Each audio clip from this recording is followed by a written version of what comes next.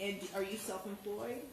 No, I'm not. It's just automotive technician. I work on a commission base. So if I don't physically turn wrenches, I don't get paid. Okay, okay. And remind me the name of your employer? On my check, it's called Pit Stop. Right. But it's a chain called Express Oil Change and Tire Engineers. Okay. And they will not compensate you? No, they will not. Okay, all right. And you've indicated that your wife does work, but that her pay will not, during this time period, would not cover all of your other bills, correct? Correct. Her job is pretty much for the insurance part of it. Right. And that's where all of her income comes from. And do you have children? I have one. One child. Okay, how old's the child? 12 years old. Okay. Okay, state any questions? No questions, Judge. Mr. McClymonds, any questions? No, Judge. Okay. All right, thank you, Mr. Jimenez. Just go back into the jury room for me, please.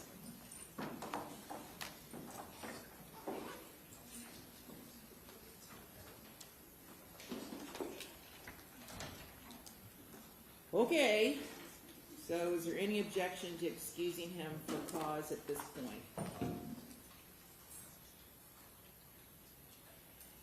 Judge, there's no objection from the state. I don't have an objection. I just hope that Right. we're not going to start Me losing too. others. Let's hope that doesn't happen. So, Is your mic on? I don't think they can hear you. who's they? They text from Connie saying they can't hear you. Oh, I gotta turn on the CCTV, sorry. You mean the audience can't hear me? They're fine. Okay. They're automatic. Okay. All right, so that's good. I'm gonna go ahead and excuse Mr. Jimenez at this time. So we still have one alternate left. And Judge, there is one other thing. Some of the witnesses that are going to be testifying, which includes victims and eyewitnesses to the case, they do have concern about their image being broadcast, concerns for their safety, and would ask that their face not be shown while Well, you they're just need to tell me testifying. who they are when they're about ready to testify. Okay? Yes, Judge. Okay. All right, let's bring Mr. Jimenez in. Hey, Judge, we missed one juror, but he's running into traffic, maybe about 15 more minutes. That's fine. Judge, I'm also hearing it was Fox 13 this morning when they were reporting about opening statements. I think they reran an interview with Mr. Malcolm and Mr. McClymonds talking about the evidence. Okay. What is the issue? It was Fox 13 this morning, aired your interview. And I just have concerns that the jurors overheard any of it, and Well, I just I'll would inquire. inquire. Thank you, Your Honor. Okay, Mr. Jimenez, I have spoken with both the state and the defense, and they have agreed to go ahead and excuse you at this point in time due to financial hardship. No, thank you. Okay? All right, thank you so much. Thank you so much. Yep, good luck, safe travels. Goody. And who is it we're waiting on? Mr. Kagawa? Stephen Kagawa? Okay. But you've heard from him and he's on his way. Yes, ma'am. Traffic About is- 5 minutes yeah. ago, he said he was 20 minutes away, so it should be Yeah. 15.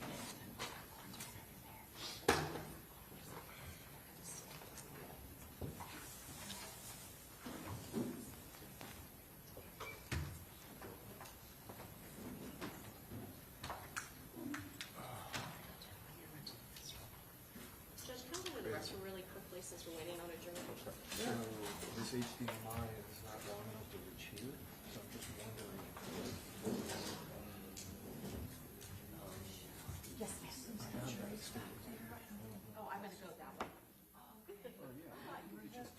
No, the door's there. Okay. But thank you.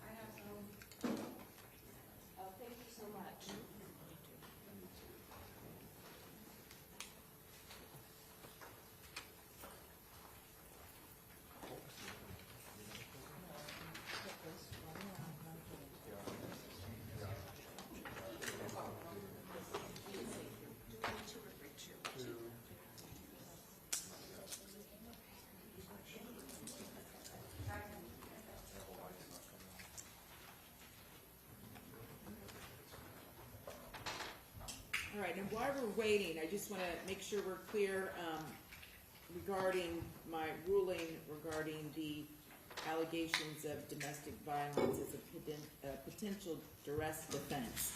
I indicated yesterday that defense could, if they choose, talk about that with the understanding that evidence only comes in if the defendant testifies. There had been a previous motion for order in limine regarding prior incidents of domestic violence between the defendant and Isaiah Chance, and motion to strike defense witnesses Jewel Jordan and Jakayla Robinson. That motion had been granted without prejudice to revisit if that testimony became admissible. So that ruling stays in effect. So if Ms. Andrews decides to testify, and if the state cross-examines her, and it appears that the state is challenging whether or not these allegations of domestic violence even occurred, and then that would open the door potentially to the defense being able to call these other witnesses to support the challenged or the credibility of Ms. Andrews' testimony that she was abused by Isaiah Chance. Okay, but at this point, it's an inadmissible unless the door is opened, and then we'll discuss it before those witnesses can testify. Okay. Judge, just a brief point on that. So Joelle Jones was listed by the state as well. So I guess the motion that Is as with, I think the motion was limited specifically to discussions that those witnesses had had or correspondence with Isaiah Chance regarding the domestic violence allegations, correct? That is correct. That's what it says. So sure, and so it's limited to that as far as what you cannot get into in opening statements. okay. But if there's other relevant evidence that she's going to testify to, then of course it's fair game. There just has to be a good faith basis for you to believe whatever the evidence is, and that's going to come into evidence, be admitted. Understood. Judge, the other thing I wanted to bring up to the court's attention was the state filed an in limine motion specifically directed at defendant's self-serving hearsay statement. So if she's not going to testify and counsel doesn't have a good faith basis to believe that, then these other witnesses' statements about what she told them would not be proper opening statements. So. Well, again, and we discussed this yesterday, and it's the defense call. So the case law is clear that duress is a defense to the state of mind necessary for premeditated intent to kill. And as we've discussed numerous times, however, that defense only comes in if Ms. Andrews testifies. So defense can make the decision whether or not they want to open that door on opening statements or not. All right, I'll be back in a few minutes.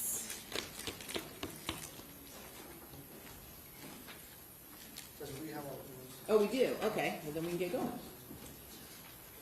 right.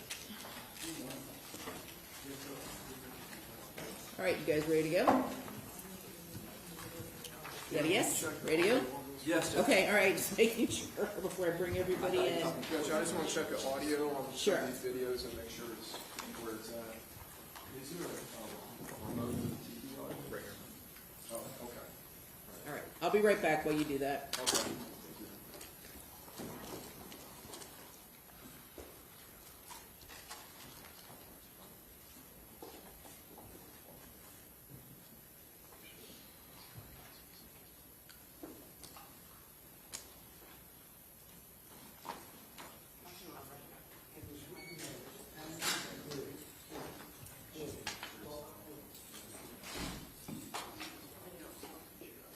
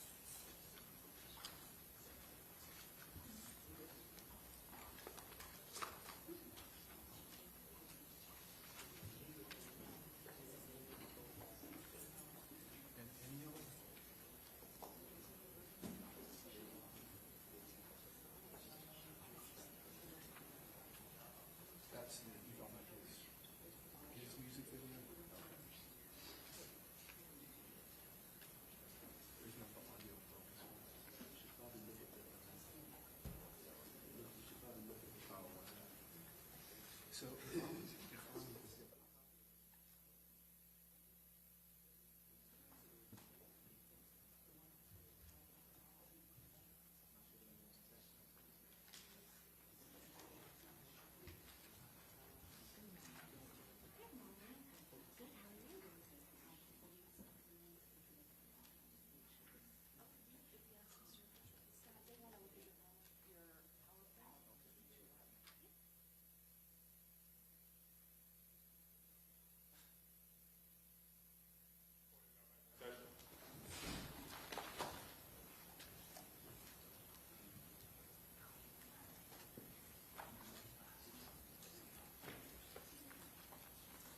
Okay, very good, let's bring in our jury. Judge, could we have one moment? I think there's an issue, and the defense also wanted just to look at the PowerPoint. Sure.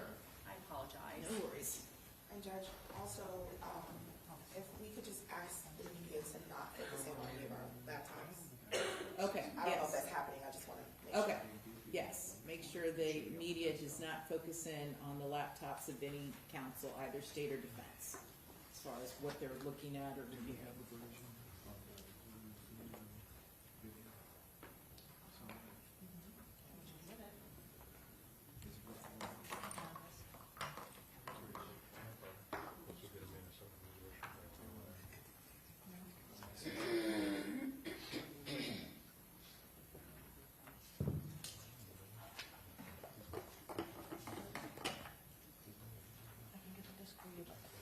You'd have to exit the.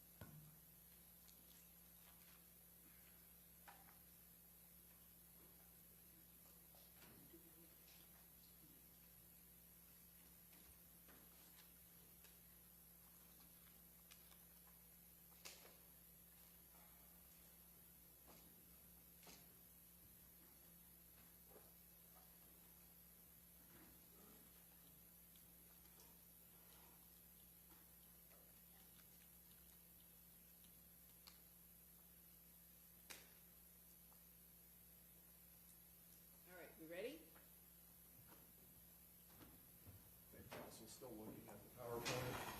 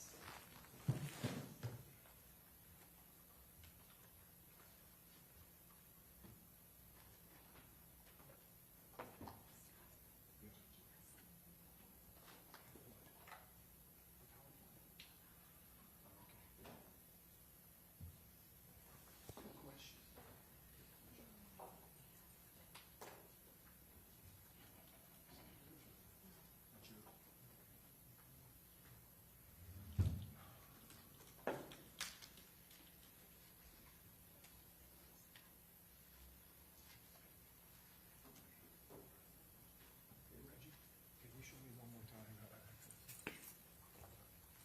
So when you're ready to switch it to your HDMI 1, yep, and then that. And then it'll be on there. And then when you want to get back to the Elmo, just hit the X right there. And then kind of give myself your HDMI 1. And then back out. Yep, okay. You got it. Thanks, man. You're welcome. I appreciate it. You're welcome.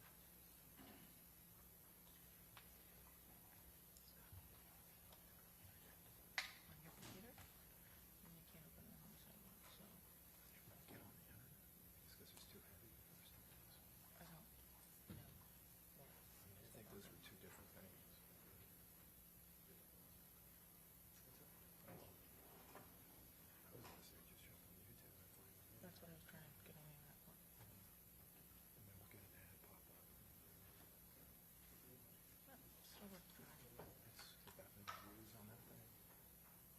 I don't even know how the audio works, because even when I click it, it's not.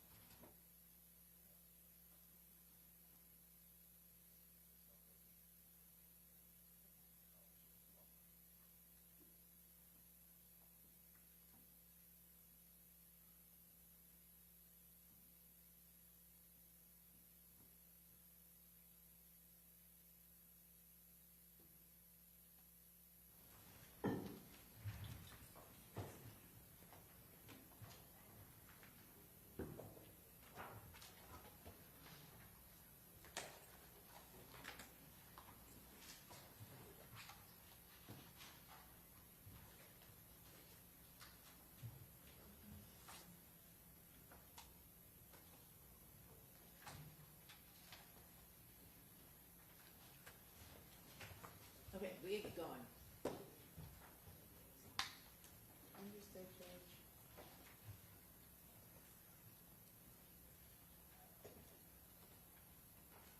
Just gonna delete that slide to get the weight out of the power.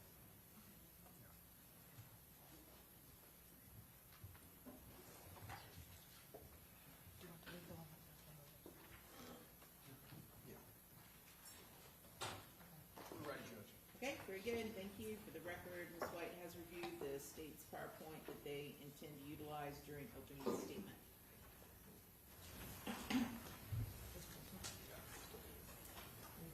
Okay, you guys ready to go? Let's bring in the jury.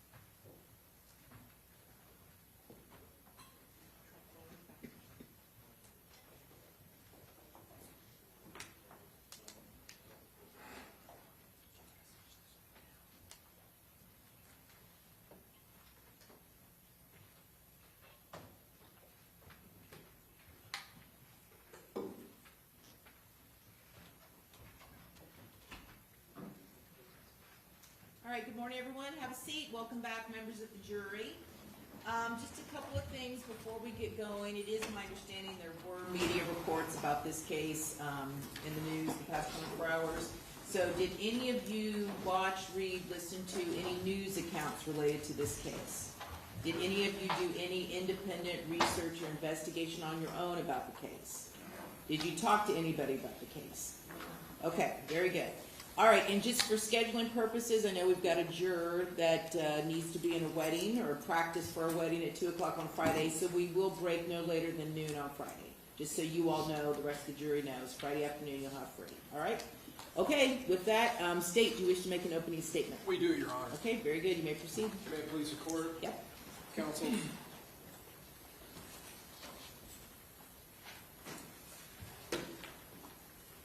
He didn't know, because there was no way he could know, that his time here was limited. Very limited. That he was in fact breathing his last breaths here on earth. Living the last moments of his just barely 27 years of life here on this planet. He didn't know, as he was out with friends celebrating his birthday, that he was being watched, that he was being followed. He was being stalked. Stalked and observed while he was celebrating. Stalked and observed by a group of killers, a group of conspirators who were now executing a very premeditated plot that had been hatched and birthed days before. A plot that had been hatched between them with every single one of their collective evil intentions directed into one common purpose, one common goal: the premeditated murder of Charles Jones. This group's collective hatred and animosity, which drove the conspiracy that existed between them, this evil and despicably wicked conspiracy. He didn't know that now all of their planning, all of their surveillance, all of their advanced coordination was now coming to fruition. Coming into fruition in such a precise way that he only saw his killers for mere seconds as they rapidly closed in on him, dressed from head to toe in all black, like ninjas coming out of the dark. Disguises that included balaclavas and ski masks. Disguises that these conspirators had decided well before this moment that they were going to wear, to use to hide their identities from the ever-present and ubiquitous cameras that permeate our culture. As Charles Jones sat there in the front passenger seat of his Dodge Charger, their plan came perfectly together. He was now the perfect target, caught completely, entirely off guard, completely blindsided. As these gunmen appeared, seemingly, you will see in this evidence, out of nowhere.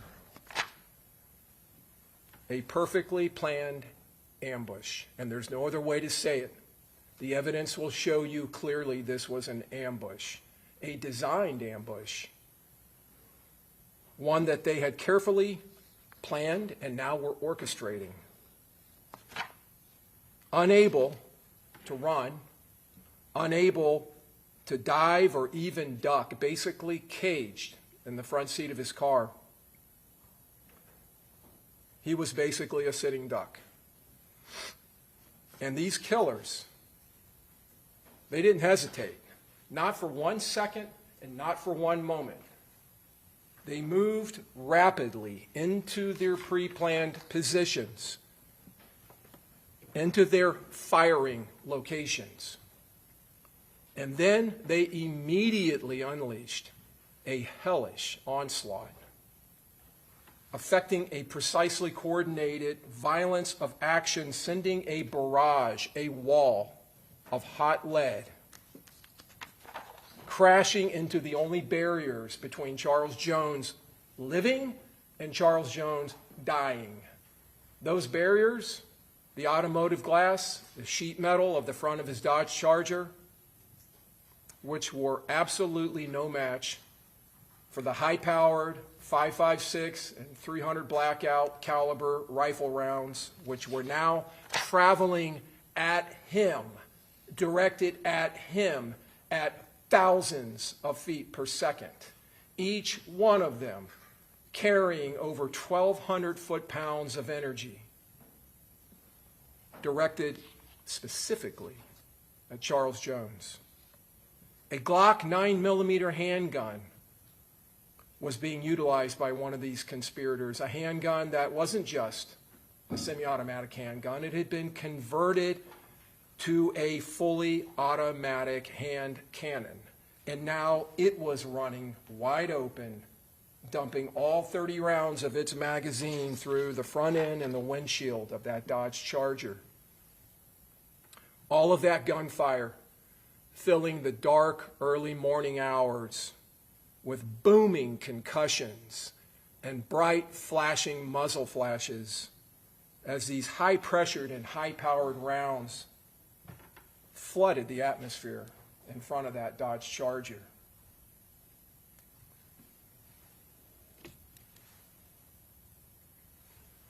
Charles Jones. You've heard his name in the indictment. That's his face.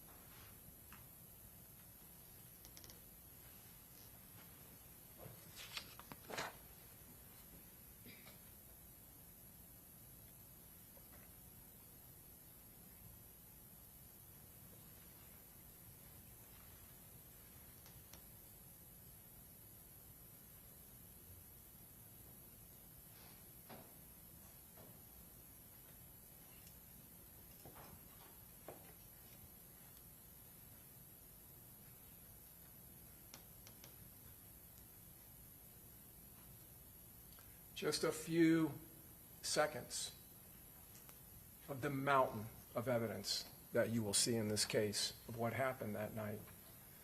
Evidence that will show you clearly that these co-conspirators hatched this murderous plot not minutes, not hours, but days before this, formulating in their hearts and minds this agreed upon collective and confederated plan with one common agreed upon goal: death, violence, and murder. A conspiracy motivated and hatched days before, hundreds of miles away from Tampa. A conspiracy that would span through those days and over 500 miles of travel. Reservations were made, uniforms, disguises obtained and selected, gear was obtained, weapons selected, weapons loaded, and weapons modified and made ready. Transportation was obtained, vehicles with specific purposes, and a plot that required advanced planning and logistics to include housing, communications, and transport would materialize and become reality. A criminal, murderous operation.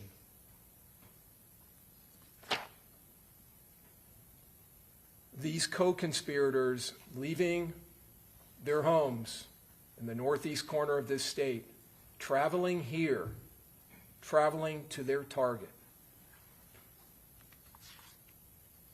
Conspiring to murder Charles Jones, not in his home, not in Jacksonville, not on his home territory, not at his residence, but here in Tampa, while he was on a birthday trip, while his guard was down. And you will see in this evidence the clock-like precision of these co-conspirators, how they worked together as a team in this team effort.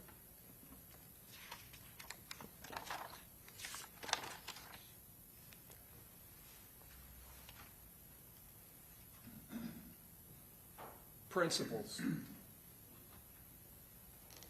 This is a law that you heard a little bit about. You'll be instructed on it at the end of this case, after the evidence is given to you by the Honorable Judge Sisko. She will instruct you on the law of principles, as well as the law on murder and all the other laws that you will need to render your verdict in this case. The law of principles: if a defendant helps another person to commit or attempt to commit a crime, that defendant is a principal and must be treated as if they had done all the things that the other person or persons did, if we prove this beyond a reasonable doubt, that they first intended that the crime occur and did some act or said something, anything, that was intended to and that did incite their co-defendants to commit this murder, cause them to, simply encourage them to, assist them, or advise other persons to actually commit that crime. Now, incite, cause, encourage, assist, or advise the other person to actually commit or commit the crime. For first-degree premeditated murder, we must prove that this defendant intended that Charles Jones be killed. It is not necessary for the principal to know every detail of how a first-degree murder will be committed, as long as they intend that it occur. And they did some act or said something that was intended to help or did help the murder to occur. But almost more importantly, the principal, the defendant, does not have to be present when the crime is committed or attempted to be committed. But in this case, folks, you will hear that this defendant, Alicia Andrews, was right there, driving right next to that Dodge Charger in the seconds before this murder happened.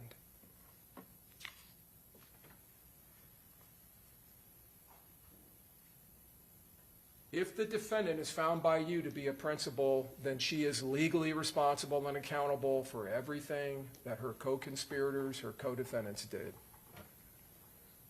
Alicia Andrews, these are her co-conspirators.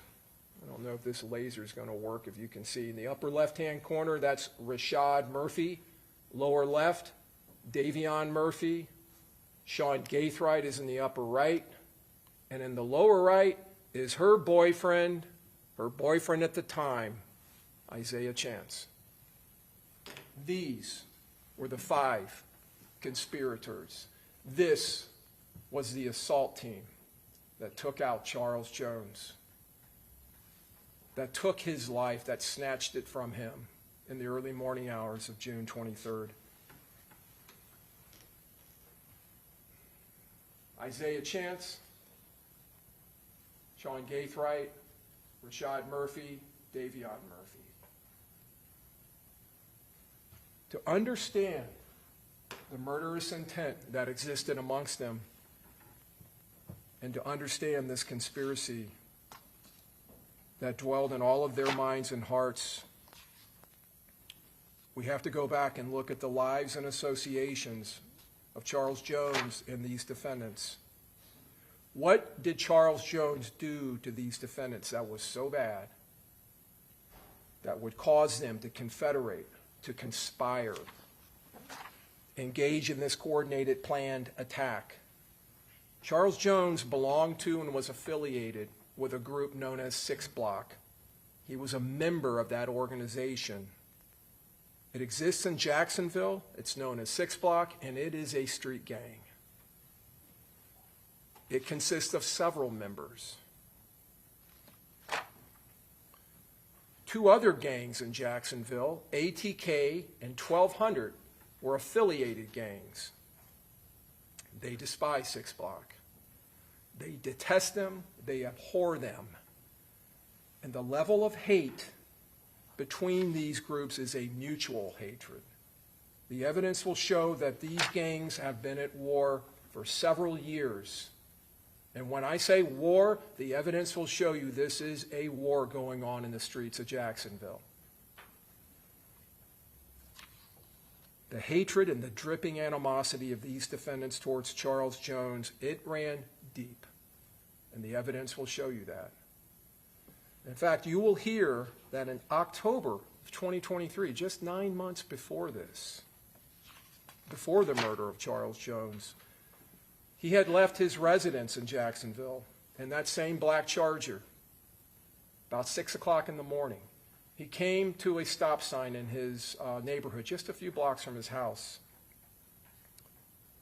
when a shooter with a high-powered rifle opened fire on his car, striking his car several times and striking him in his lower leg, spraying bullets all over that neighborhood.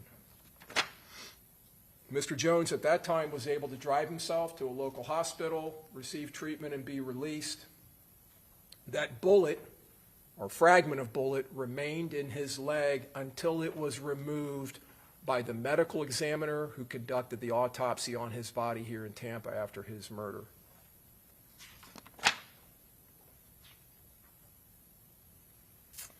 Earlier that same morning, a member of ATK, a man by the name of Tilly, was shot and killed at a high school football game.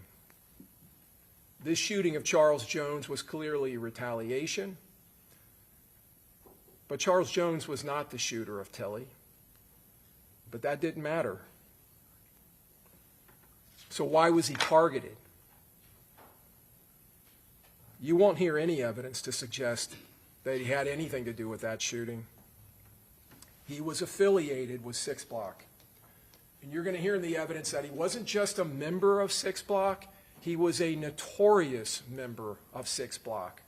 Probably the most well-known member of that gang. In fact, he was the public face of 6 Block.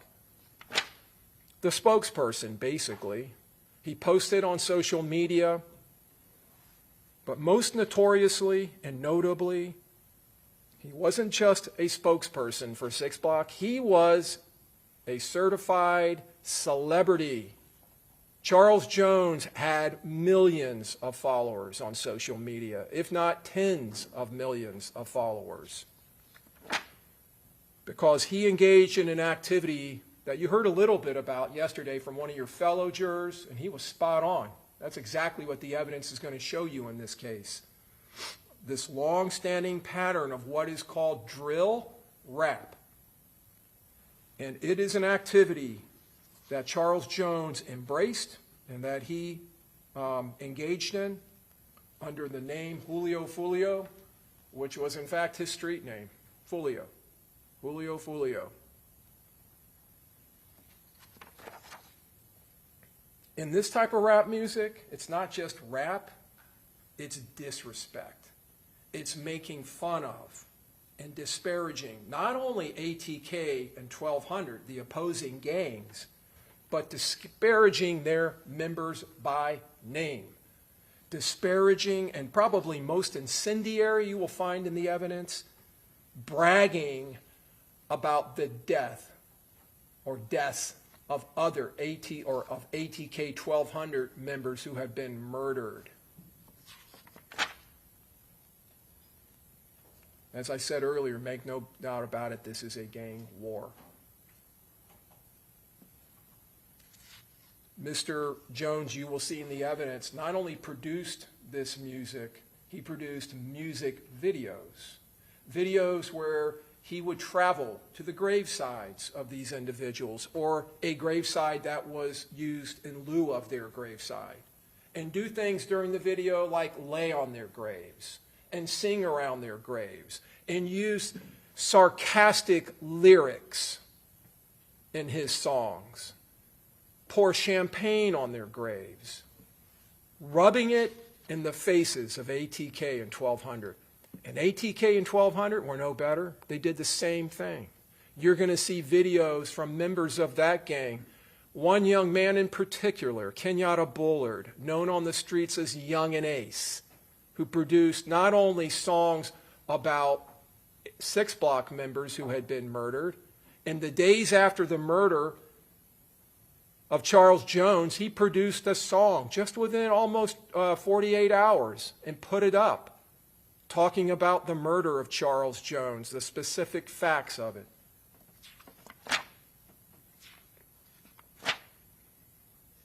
This created in those 5 individuals, in their minds and in their hearts, a vendetta. This was revenge. Because he ridiculed them, and he ridiculed their gang, which was their family. He ridiculed their friends, which were their family members. They were close, deep running bonds of loyalty in this organization. Because they have each other and they defend each other. They defend not only each other, but they defend each other's honors. And they defend their affiliations.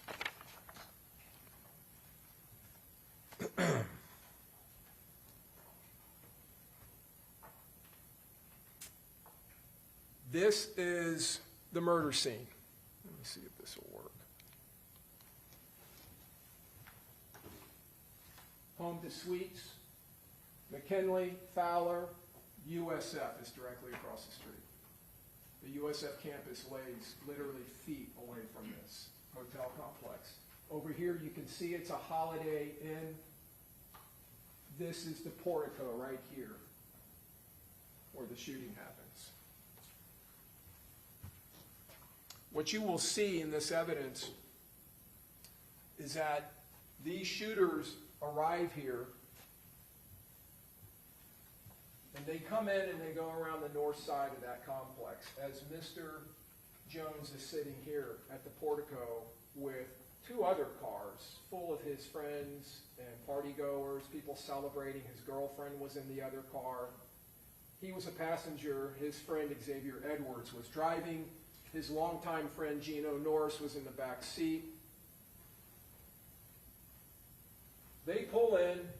The shooters come in this way. They go around. They come down here, and they park in this area here. And then they act on foot, and they come around here, surprising Mr. Jones.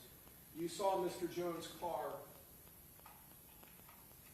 try to evade the shooting and go this direction. He goes straight up here. There is no road here, but they make a road in their desperate efforts to get away. They go right past this dumpster, and the Charger ends up here.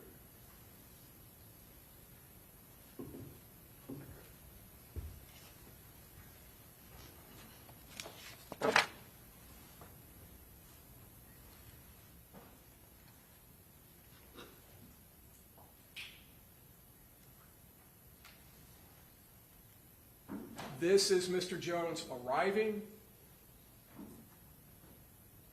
He's been out celebrating, you will find in the evidence.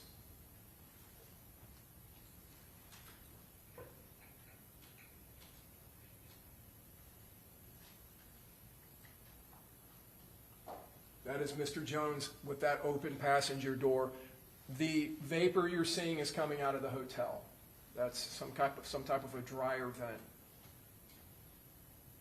Mr. Jones in the red stocking cap pulling up his shorts. He walks in the hotel. As you can see on the timestamp, which is slightly off by a few minutes, this is about 4:30 in the morning. They had been out through the night. They had gone to a couple of clubs. Mr. Jones appeared at one club and performed, and then he went to an after party at another club. He had attempted to make a reservation here, but because they appeared so late, it had been given away. You'll see him come back and get into his car.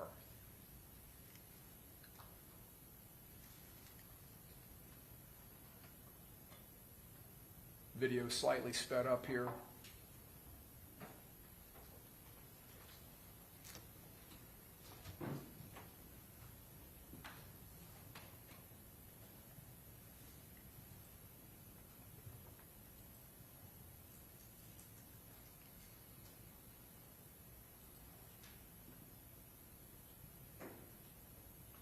That car entering right there, that's the assault team. And as I said, they go northbound around the north side. They avoid driving near this entourage, Mr. Jones and his friends.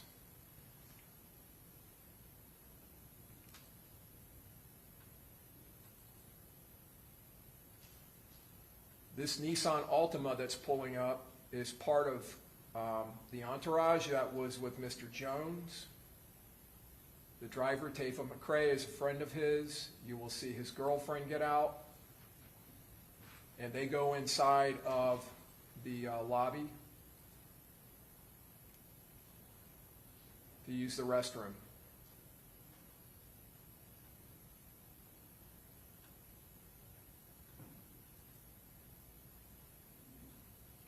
So Tafa and his girlfriend, Aaliyah Albritton, they walk in to the lobby, and they're actually inside there in the bathroom when the shooting happens. Now, you probably didn't see it, but when Tafa got out of the driver's seat of that Nissan Altima, Camilla Bentley slid right in behind him. That's another friend of Mr. Jones and friends with these folks. She's sitting in that car at the time of the shooting. She takes a round through the arm.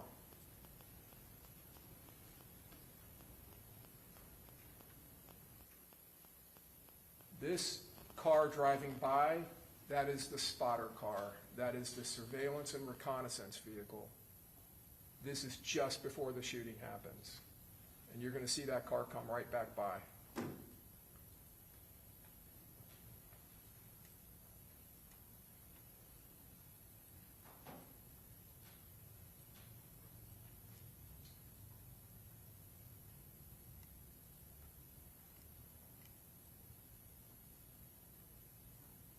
It goes down, does a three-point U-turn, and comes back.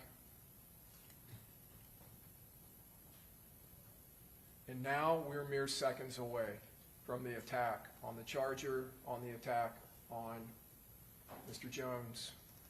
You'll see the Chevy Cruze go southbound on McKinley.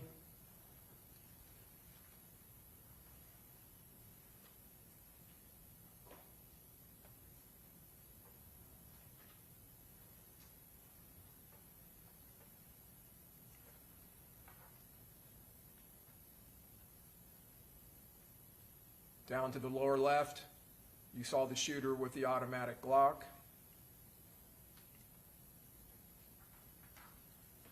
That's him in the lower part of the photo.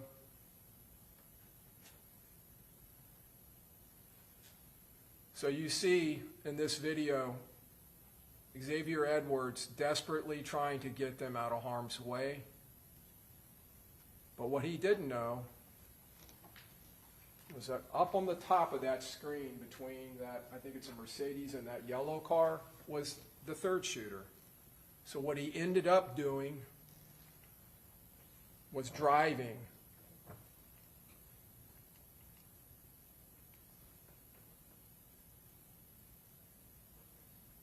and you'll see it come to fruition here, directly into a vortex of high-powered rifle fire.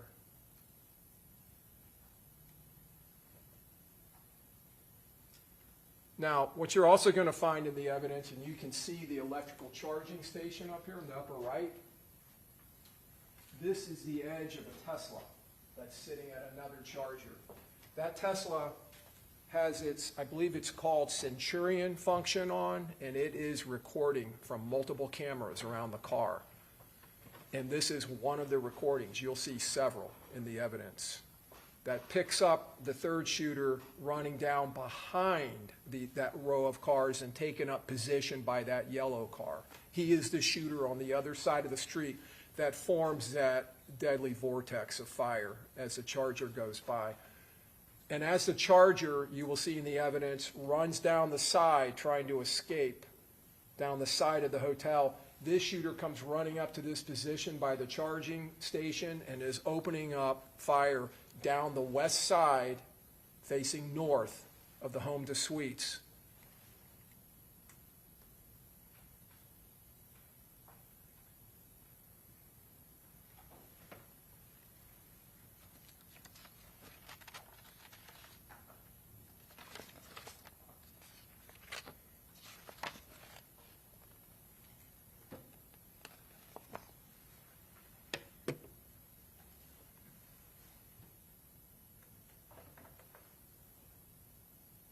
That is the headlights of the Charger fleeing up the west side of the hotel, heading north.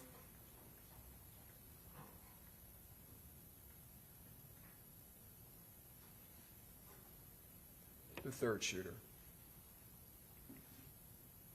That's the Charger at the impound lot at the Tampa Police Department. You can see the impacts. Every one of those yellow stickers on the hood, the side, and the windshield are all impacts. That's the Altima that Camilla Bentley was sitting in. It took 2 rounds to the back window.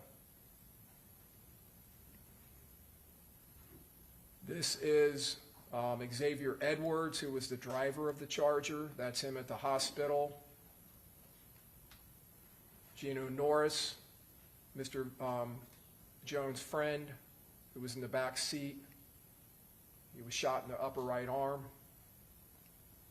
And Camilla Bentley, who was shot in the upper arm. These were the other partygoers.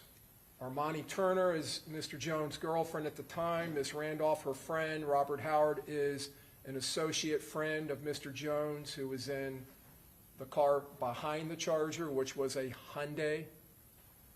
Tafa McCrae and Aaliyah were the ones in the Altima.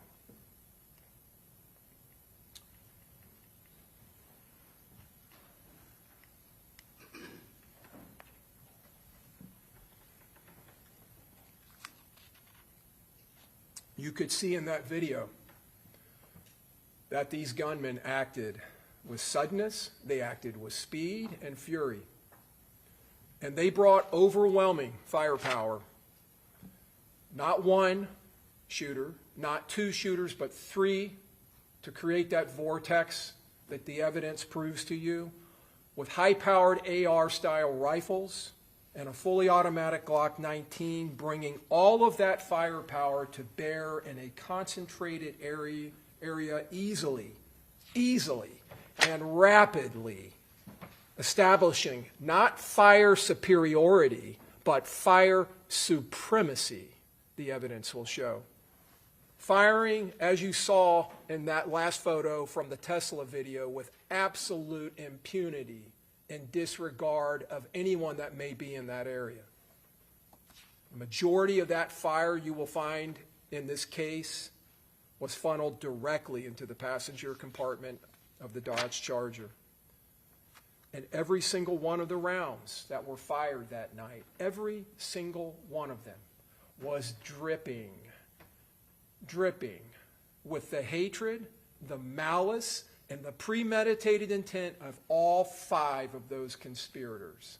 The evidence will prove to you. Mr. Jones attempted to evade the gunfire. He was leaning up against the dashboard. You may have seen in that photo, on those videos, but you'll see it during the trial. Look for it. His feet are up on the dashboard. He's leaning back. He's on his phone. The evidence will show trying to find a hotel, trying to find lodging for them. He barely has time to pull his feet down. The evidence will show he attempted to jump into the back seat, to go through and across the center console. Before he could do that, one of these rounds smashed into his chest, and that round tore through his heart, through his lungs and through the largest vein in the body, the aorta, a gigantic artery that supplies blood up and down your body. And when he turned and kind of flipped over to try to crawl into the back seat, he took 2 more rounds to his back, those rounds ripping through not only the muscles of his back, but into his liver.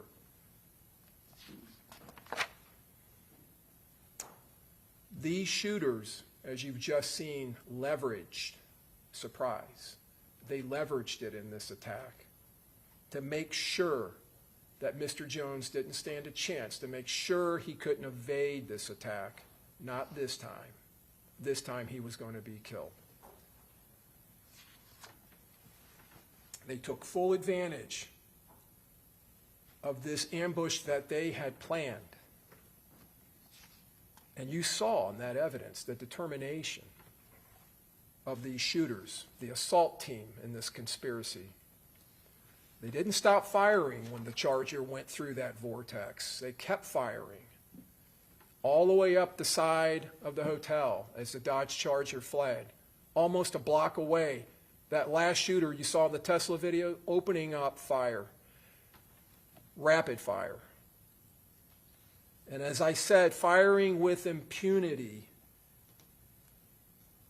This was a perfect ambush spot because Mr. Jones' car was stuck.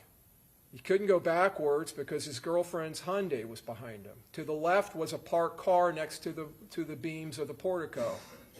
On the other side was the hotel. A hotel. And on the other side of the wall in the glass of that hotel was high-density humanity. That didn't stop these killers. That didn't give them any pause for concern. You're going to see in the evidence impacts around that portico, numerous windows that are blown out in the front of that hotel. And not only in the lobby and in the front of the hotel, up and down the west side of that hotel, impacts. Impacts through windows that coursed through hotel rooms where people were sleeping, families. That hotel was packed with people. Parents there with their student children that were there for orientation at USF. People were there with their small children here in Tampa sightseeing. This overwhelming firepower and violence of action had an effect of confusion. Now, it wasn't confusing to the killers because they slipped away into the darkness. They were gone almost immediately. But it had that effect on the victims.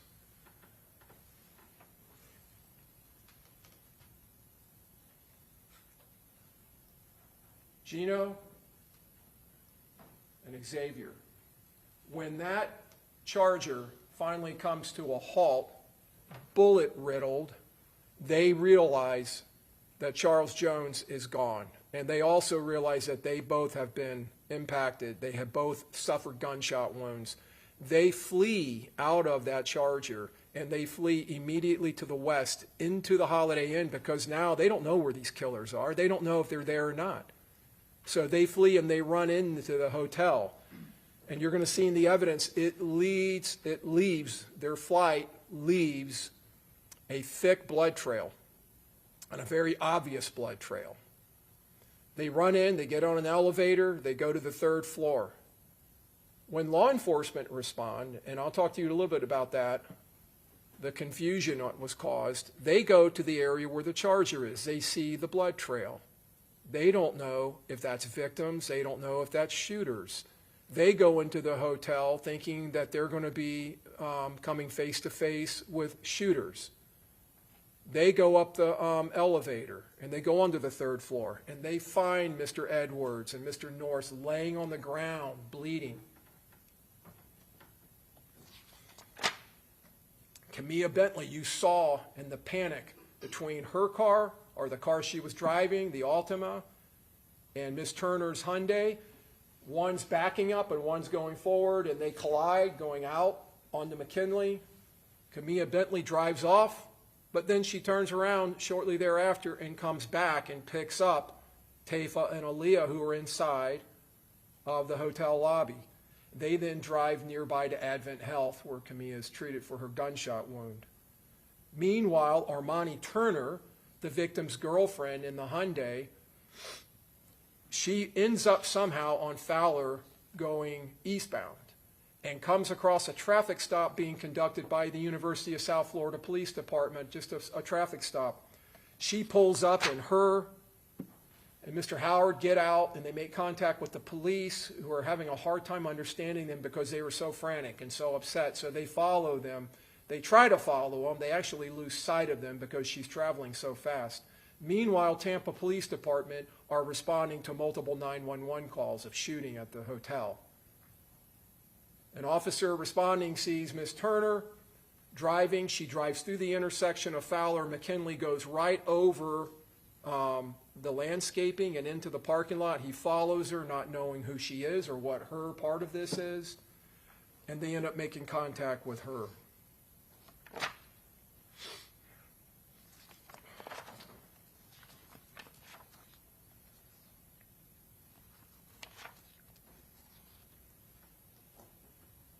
Officers end up driving down to the south end because it's brought to their attention that there are impacts and broken glass all over the south end of the home to suites where the shooting actually happened or began.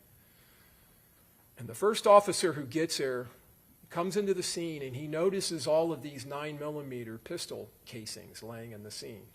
And he's looking at the impacts, and he's already seen the Charger. And he's wondering, where are the rifle casings? Where are they? Well, you're going to hear in this evidence there were no rifle casings, even though 2 rifles were firing at a high cyclical rate in this attack.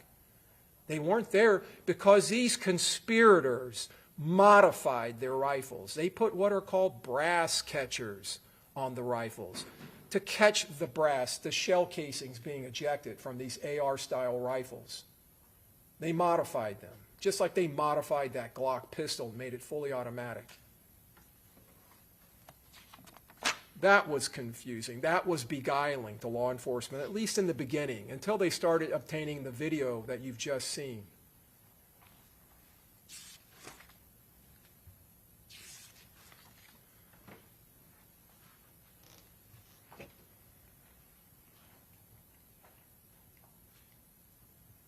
So how does this conspiracy unfold? How does all of this start?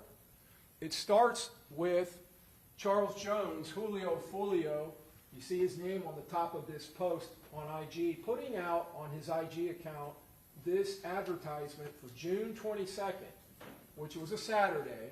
The murders happened in the early morning hours of the 23rd, going into Sunday morning. And you see Mr. Jones in the middle, advertising he's going to be appearing, Julio Foolio, at Teasers on North Nebraska in Tampa, hosted by Kenny Kay. And he puts at the bottom, my Airbnb pool party, June 21st. And that's when he arrived here. He and party goers arrived here that Friday. They had rented an Airbnb in Holiday in Pasco County. And they ended up on Saturday night leaving the Airbnb because he had started sending out, telling people, send me messages and I'll message you back with the address. And so many people appeared that eventually the owner of the Airbnb pulled the plug and told them to get out. But you see down here at the bottom, my official birthday party, June 22nd at Club Teasers, and gives the address. So he is making it very well known when he puts this promotion out, where he's going to be, what address he's going to be at, and when he's going to be there. This is another flyer that he put up. 8 p.m. to 3 a.m., June 22nd, at Teasers. He even puts a photograph here of Tampa. My Airbnb pool party. DM me for address. And my official birthday party at Club Teasers gives the address again. So he's advertising his whereabouts. He's advertising his whereabouts. Now, Miss Andrews, the defendant, sitting right over here at counsel's table, this is a message that she sends, and you see on the top there, "Oh, that's red." That is her Instagram account. You will find that. You can see on the top right her registered email to that account, verified Alicia Andrews 72 at yahoo.com. She sends that this message on June 21st. That's Friday at 10:52 UTC. That's early morning the 22nd, or earlier that day, sorry. UTC, if you're not aware of that, is Universal Time Code. It's Greenwich Mean Time. So you got to back up 4 hours. So she's sending that on the Friday night. "Hey, could I book a B&B in Tampa?" This is 2 days before the murder. To a Kiera Axe Marie. "Hey, what's dates you need?" "Tomorrow, but what day do you have available? How many bedrooms?" "Like 2. Logistics. This is the beginning. She's trying to find lodging. Trying to find lodging for this operation.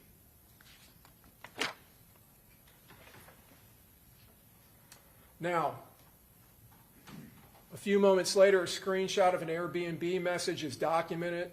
The message is addressed to Rashad Murphy, confirms his reservation at Lagoon Oasis 9703 Gazebo Pond in Tampa, June 22nd to June 24. And in the message of that message there from the owner of the Airbnb, "Our HOA requires for security purposes that all guests booking with us provide a valid ID," which he obliges and sends his valid ID.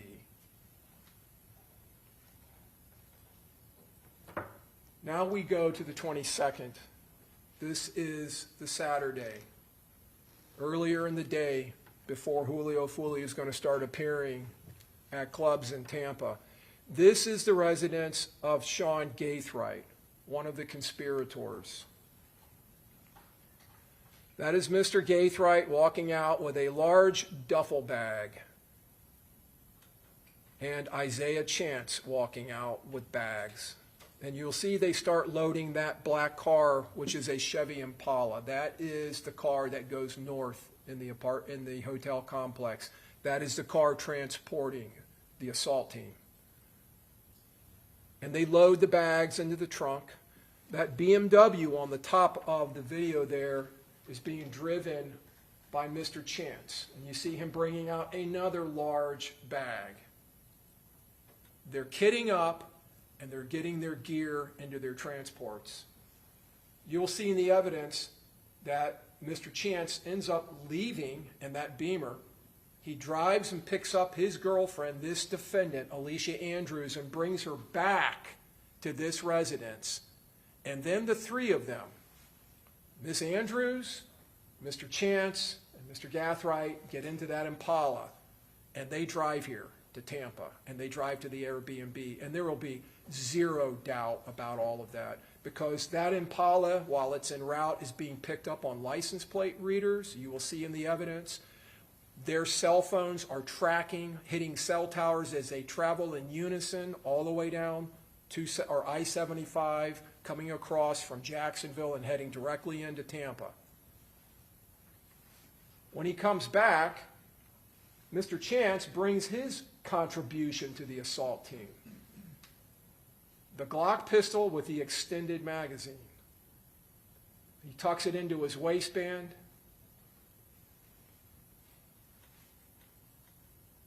You can see the extended magazine sticking out in the trigger guard and the slide and the dust cover of the pistol. Just a more close-up photo of it. You can see it bulging out of the right side of his warm-up pants he's wearing. So these three, Chance, Gaithright, and the defendant, get in that Impala. And they drive. You'll find in the evidence that Gaithright in the middle and Chance, the defendant's boyfriend, are very tight. They were close friends. Mr. Chance calls Mr. Gaithright his little brother.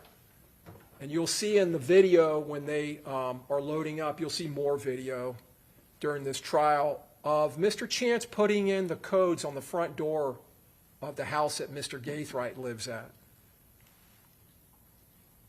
Now, the second car, the one that I pointed out to you, the surveillance vehicle.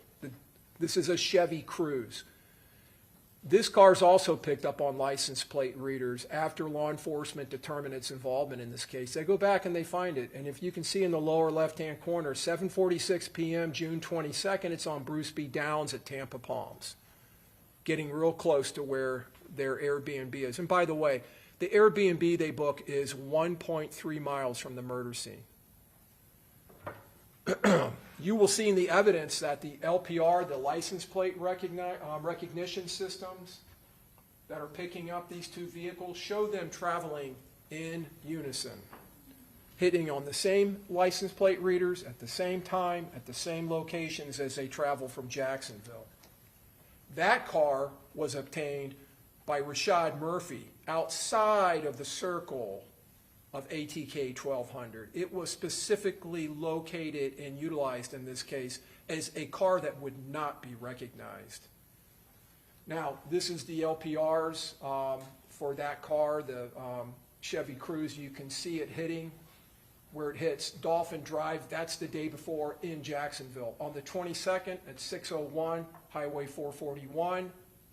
At 1809 Highway 326, it's traveling through Gainesville. And then at 1947, 7:47 p.m., Bruce B. Downs, Tampa Palms Road, and then at 0342 Hillsborough, and then we get into the surveillance and the time before the murder. The ones at the bottom are the return. That's when they're returning to Jacksonville. This is showing you in these license plate readers the Cruze on the top and the Impala on the bottom, hitting simultaneously on the same dates, 1809, 1947, 1945, 0341, 0342, at the same exact locations. These cars are traveling in unison because they are part of a team. This is the Airbnb that they stayed at on the night of the 22nd, going into the morning of the 23rd.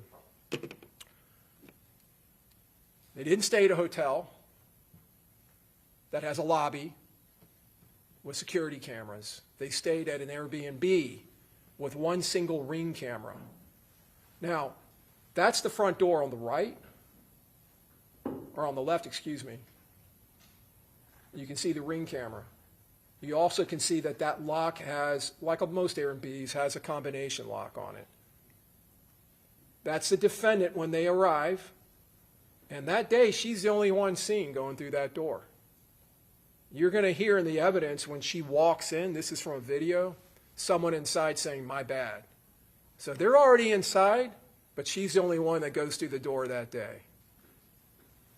The other ones, the evidence will show, this is back the back side of that same building, and down the back, and there's the back door. Must have entered, the evidence will show, through that entrance. Later that night at about 1:40, this is going now into June 23rd, 3 hours before the murder of Charles Jones, and less than an hour before they begin to hunt and stalk him at Teasers, where he's appearing. Her phone leaves the Airbnb and starts tracking by hitting off cell towers to a nearby McDonald's at 22nd and Fletcher, 2205 East Fletcher. You can see in the upper right-hand corner, if you've never seen these before, that's the cell tower. This is the area of the cell tower, or the part of the antenna that's being utilized, and it falls within that area. And you can see there Fletcher, Advent Health.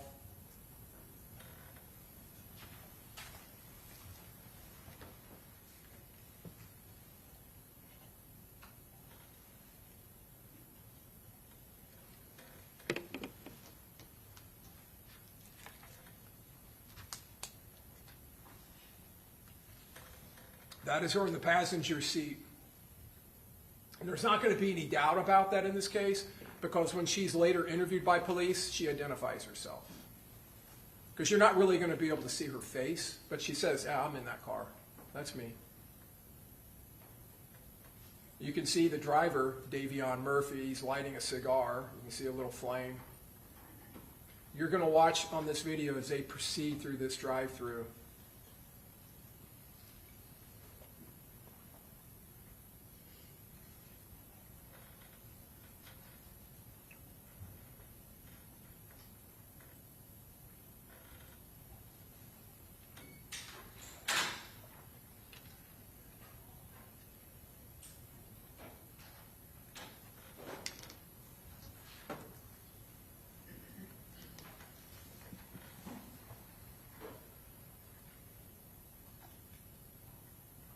You just saw her turn to her left.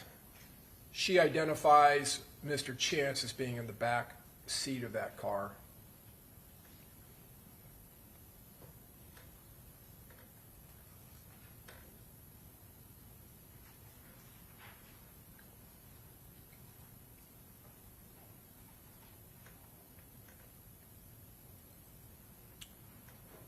That's Davion Murphy in the driver's seat. They eventually drive off, but what you're going to find in the evidence is they buy a lot of food. This is not food for one person, it's a lot of food. And that's significant because later she tells the police that they went there because she was hungry and wanted something to eat. She also tells them she doesn't know who the driver is. You can't give an explanation for how he even came to be in that car or how she came to be in that car. Now, this is outside of Teasers. As you saw, Teasers is a club that is on Nebraska here in the city of Tampa. So, as you saw in the evidence of the shooting, the success of this conspiracy, this plot to murder, this attack hinged on the element of surprise. It absolutely hinged on that. And they leveraged the surprise that they had, catching Mr. Jones off guard. And to have that type of surprise, they had to act with a coordinated knowledge, and they needed intelligence. They needed intel. They needed real-time information. Where is he? What's his route? They needed to know exactly where he was. They needed to know his positioning, his routes of travel. And like any good operation, the key to success is intelligence, critical intel. Now, to obtain intelligence like that and to do so surreptitiously, secretly, the surveillance has to be done.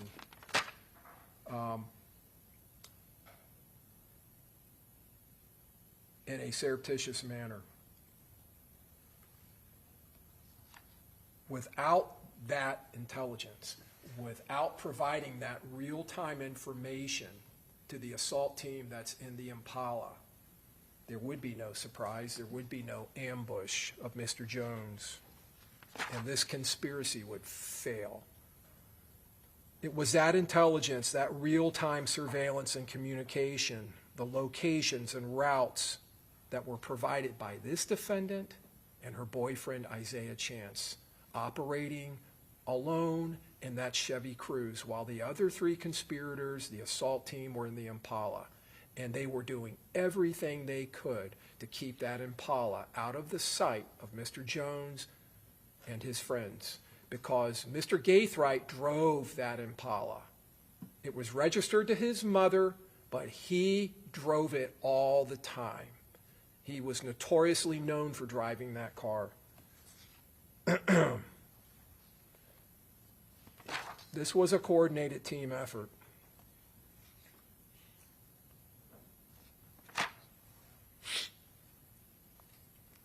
In order to remain secretive and to not alert the target that they were conducting surveillance, they utilized several different techniques.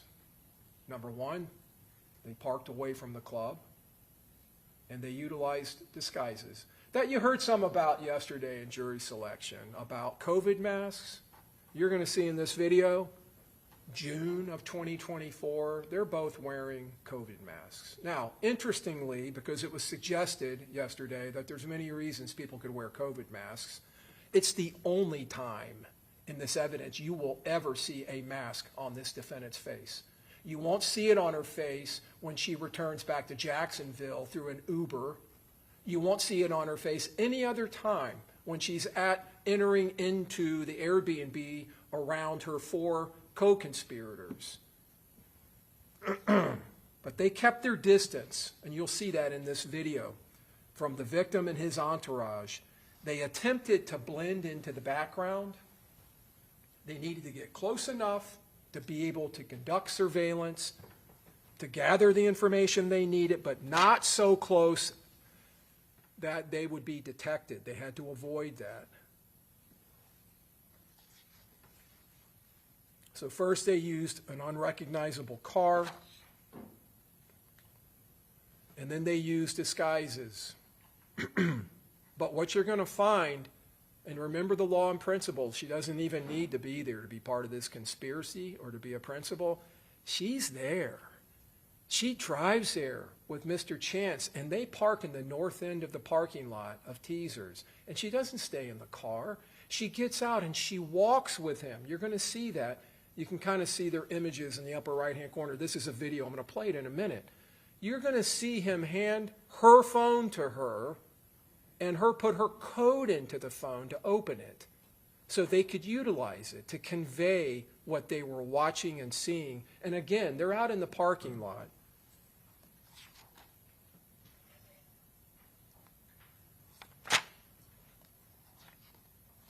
She was there with them in the field, shoulder to shoulder, in the thick of it, on the ground, in the action. So they're wearing these masks, and it's not just like some costume mask. Obviously, a COVID mask is not going to necessarily draw that much attention, but it is going to hide their identities. Mr. Chance has a hoodie up on his head, along with the COVID mask. They are clearly trying to disguise themselves. But again, she didn't stay in the car, she got out. And there was a reason for that. Because instead of allowing Mr. Chance to walk around in this dark parking lot with a hood on and a mask on by himself, Objection, Your Honor. Argument. walking. Overruled, go ahead. Again, this is opening statement, members of the jury. It's just a chance for the lawyers to tell you what evidence they believe will be admitted in this case. But again, it is not the actual evidence, all right? Go ahead. But instead of allowing him to walk around in that parking lot by himself, a single man with a disguise on, she went with him. Because now they would be a couple. They would fit in. They would be non-threatening. So she acted not only helping in conducting the Objection, Your Honor. reconnaissance, Argument. Overruled, go ahead. she acted as camouflage. She acted as a disguise in and of herself. Now they're a couple. Now it's not just a single person who may be seen as threatening or may draw attention. This is just a couple walking around in the parking lot in a club where a lot of people are milling about in groups. In groups.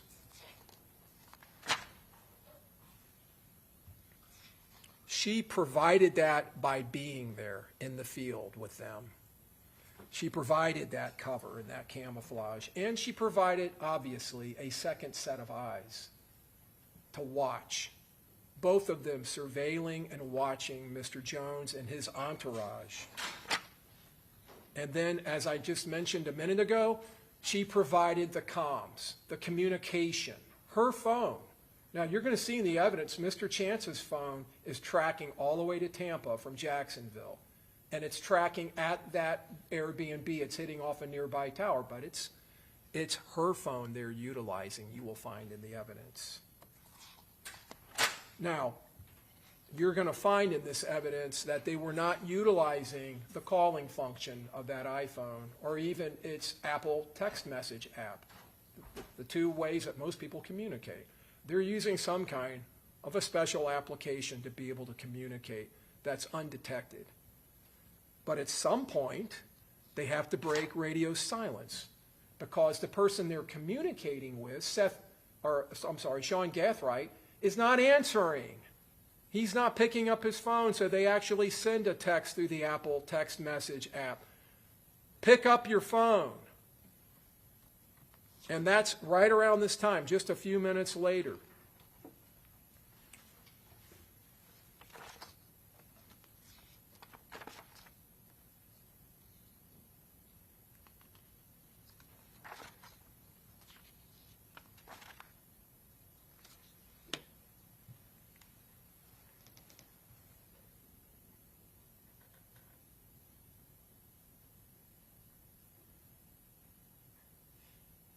You see the defendant opening the phone for Mr. Chance, and you can see their COVID masks. One is wearing the blue COVID mask that was so prevalent in 2020, 2021, and she's wearing a black one.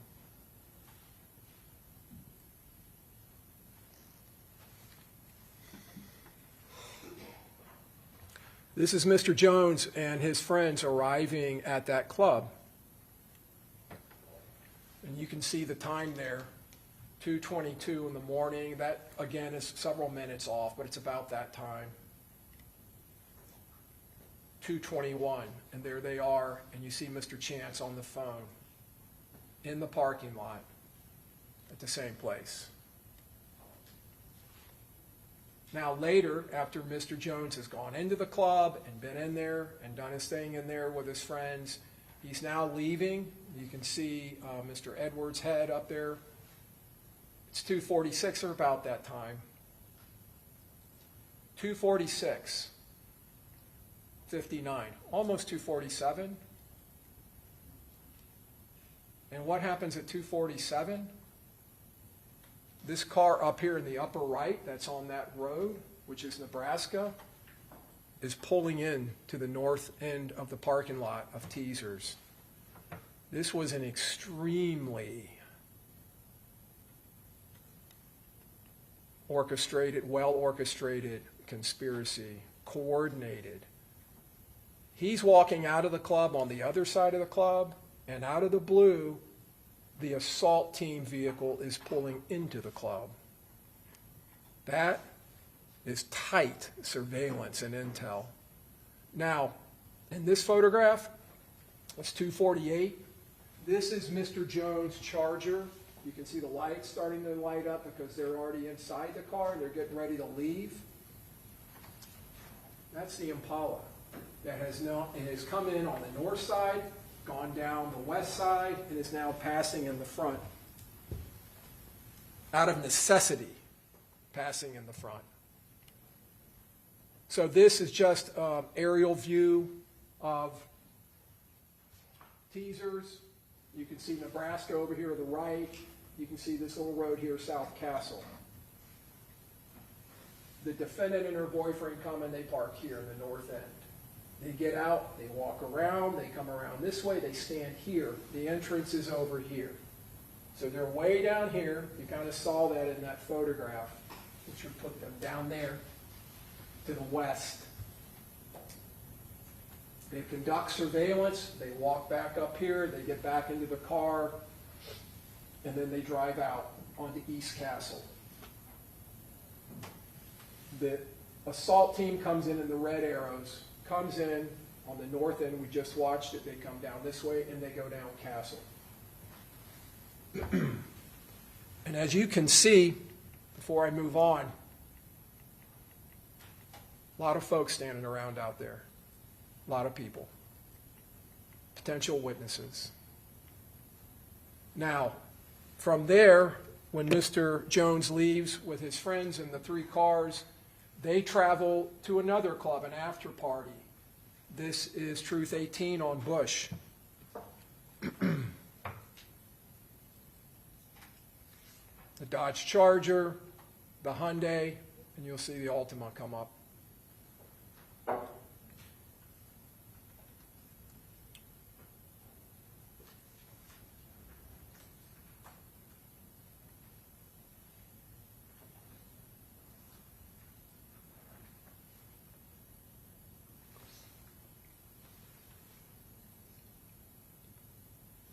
Down here to the lower left, you can see some of the party, Miss Bentley, Miss Albritton, Tafa McRae in the light blue.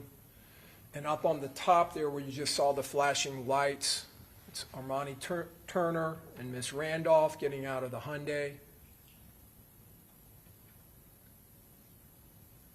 And there's Mr. Jones in the lower right with the red hat, very recognizable. So they go up to the second floor of this strip mall where this club is.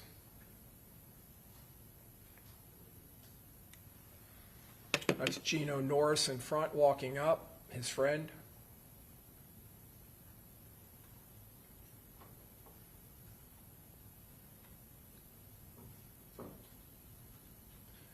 And again, this is for an after party.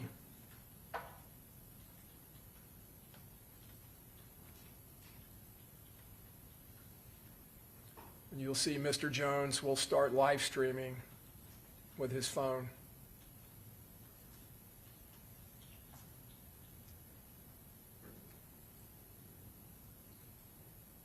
Again, advertising his location.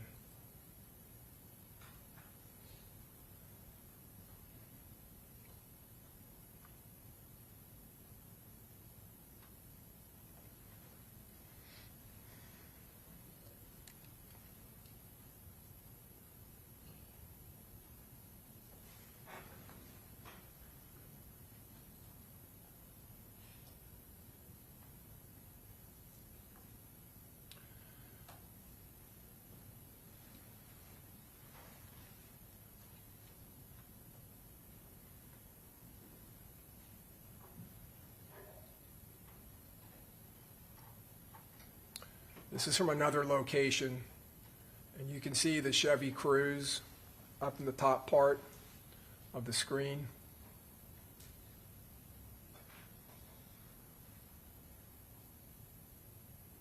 And now, in the top of the screen, the hooded individual, the defendant, and Mr. Chance conducting more surveillance.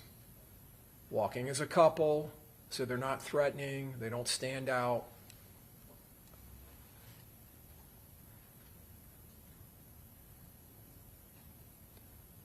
With her phone to his ear.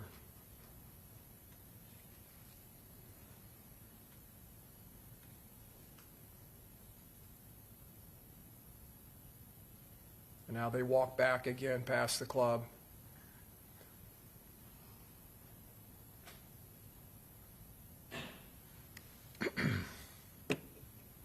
Mr. Jones and his friends leaving.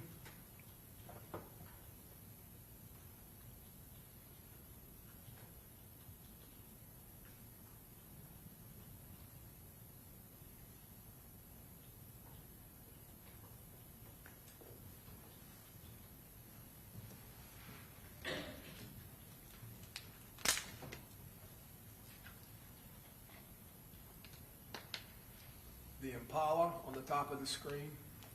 This is that's across the street.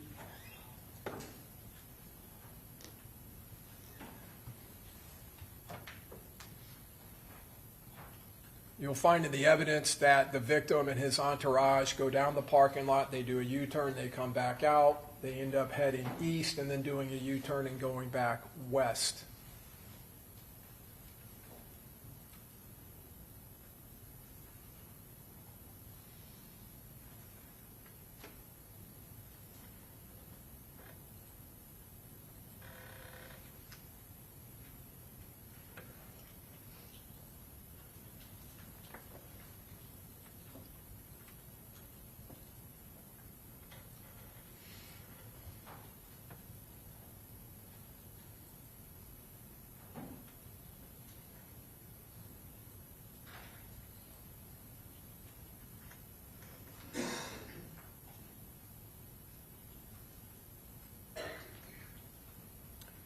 The Impala just crossed the street. Now it's back up at that stop sign in the upper right-hand corner. And you'll see it'll just sit there for a while.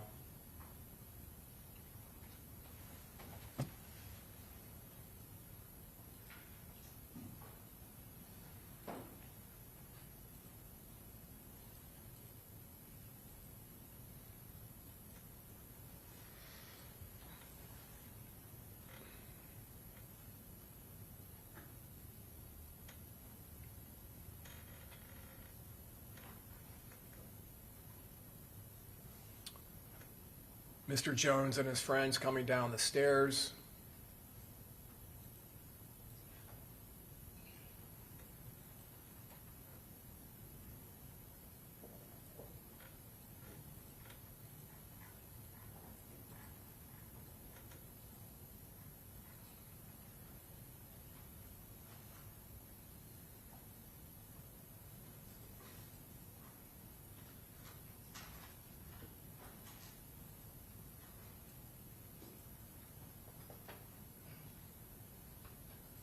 A lot of people milling about, a lot of cars, the evidence will show.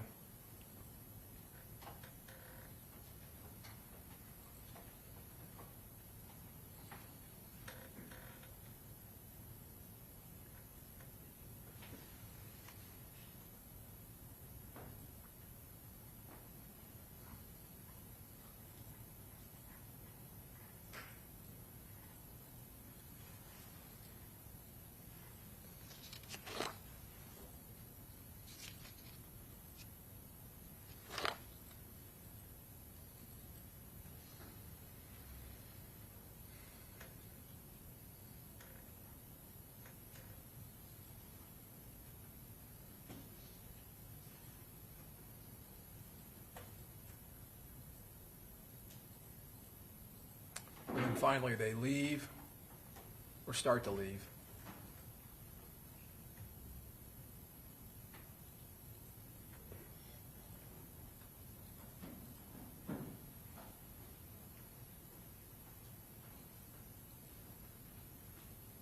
And they come back.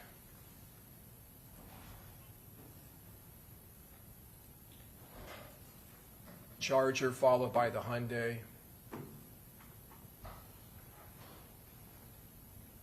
Followed by the Altima.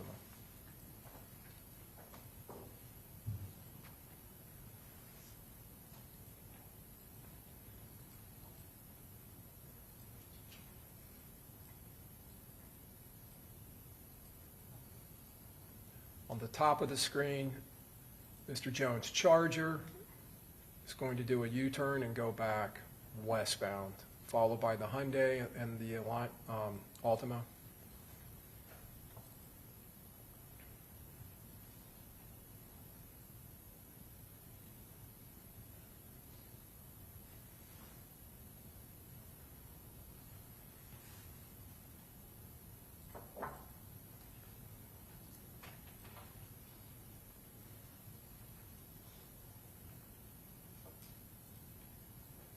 There goes the Cruise,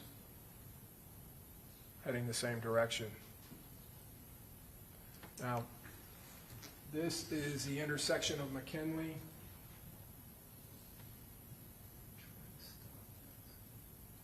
Well, let me let it play through. This is the intersection of McKinley and Fowler. This is the Home to Suites and Holiday Inn complex in the upper right-hand corner.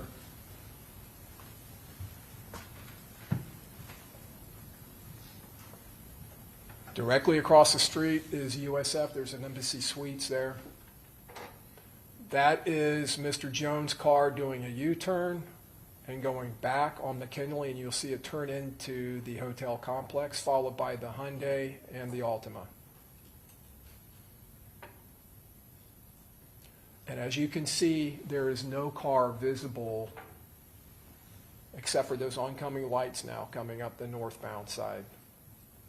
That is the Chevy Cruise. It goes eastbound. No other car on McKinley can be seen.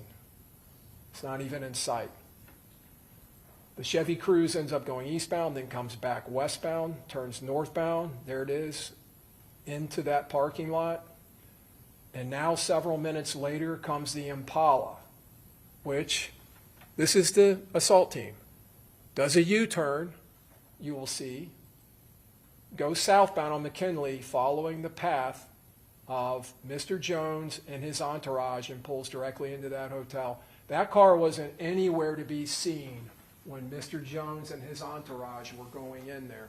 But the Chevy Cruise was there with this defendant and Mr. Chance, providing critical intelligence to them with this defendant's phone.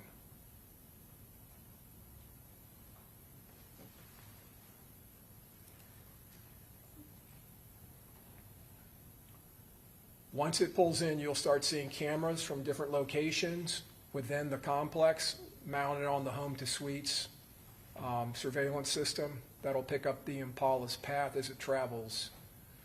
So the Chevy Cruze, at one point after the Impala goes in, blows through a red light on Fowler to get over there and turn in to the hotel. By that point, the Impala is all the way around on the west side, you will find in the evidence, of the hotel, and setting up for the attack. But now the Cruze has to come, the evidence will show, to drive by and confirm where is Mr. Jones.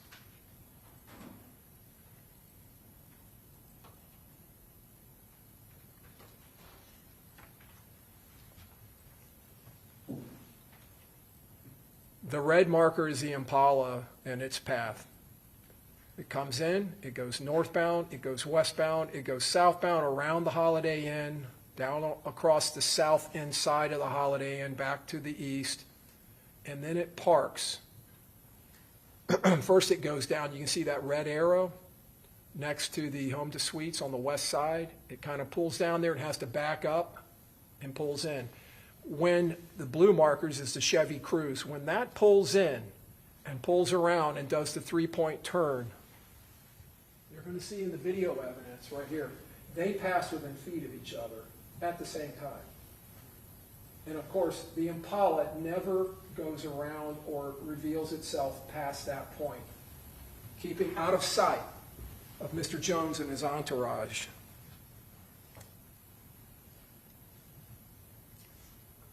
This is a camera mounted on the east side of the home to suites, pointing to the southeast, and it is picking up the Impala now, pulling into the complex and going northbound on the east side of the hotel. This is going to go to a camera facing north-northeast, showing it passing, still going northbound.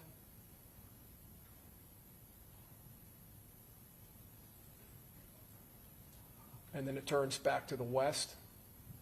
This is a camera that's mounted on the north side of the home to suites that picks up the Impala as it passes and turns towards the west. And now the Impala is on the west side of the hotel. There's this pool and this patio area here that's on the west side of the hotel. Going around this way would be the portico. This is the west side of the hotel. The charging stations are right here. And you can see the Impala comes and stops. It does not go around that southern end of the home to suites. It's avoiding the southern end at this point. And here comes the Chevy Cruze passing directly past in the car that's not known by anyone, the victim. Goes to the north where the Impala is. Goes right past the Impala. Does a three-point U-turn and comes back. This is another camera picking up the Impala and the Cruze. That's on the Tesla, part of its security system. You'll see the Cruze kind of do a little turn there, back up, and come back to the south.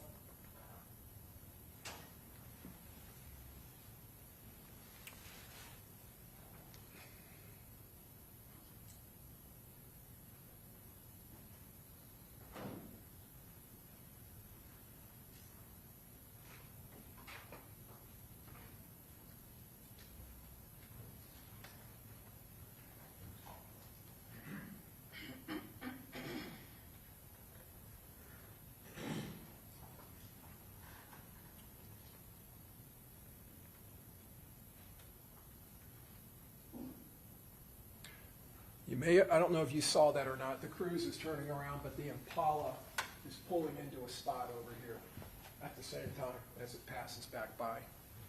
Objection, Your Honor. This is cumulative. Overruled. This is opening statement. Go ahead. So now the Cruze is coming back, doing one last pass, and now we're within seconds of the attack, the murder itself. You can see individuals at the top of the screen moving.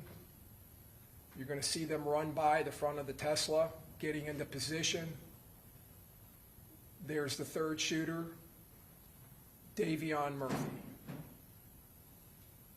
And now they come around the pistol shooter, Rashad Murphy, and the shooter on the top of the screen right there is Sean Gathright. You see the collision between the Altima and the Hyundai as they're trying to get out of there. You see Mr. Murphy come out of hiding and Mr. Gathright opening fire. You'll see Mr. Gathright and Mr. Murphy running back to the north. And you saw this, there's the muzzle flashes of Mr. Davion Murphy's rifle. And you saw the Charger going to the north.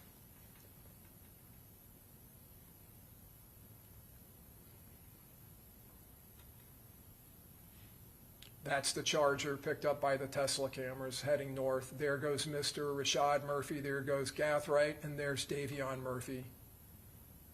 And you can kind of see the blocky image of the brass catcher on the side of that rifle. Another view from the Tesla of Davion Murphy running back to the Impala.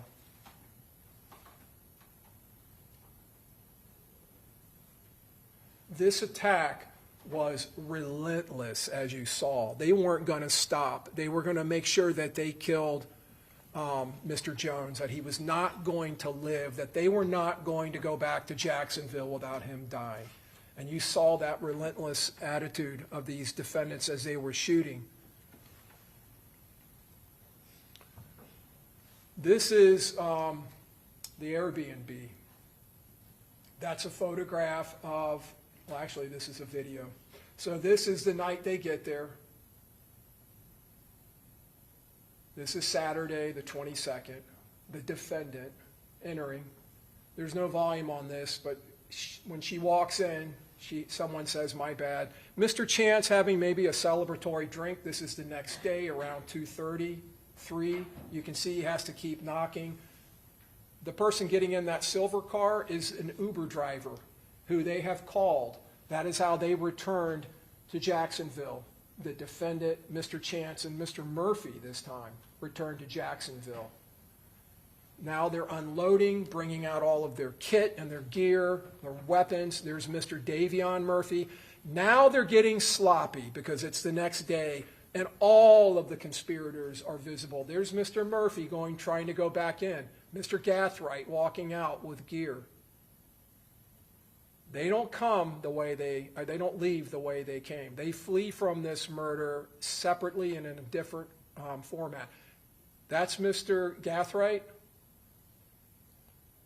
He leaves independent of the others in the Impala. Objection, Your Honor. Counsel is now reading the evidence, stuff that's not even been introduced, Your Honor. Well, because it's opening statement. He's just telling the jury what he believes the evidence will show. So I'm going to overrule the objection. You can see Mr. Gathright goes over to the side, to the back, and that's how they got in the day before. The evidence will show Mr. Gathright, Sean Gathright, whose house they all started at with the Impala. He leaves, but he doesn't go back to Jacksonville. Mr. Gathright drives across I-4 to Polk County, to Auburndale, to his grandmother's house, where he switches cars.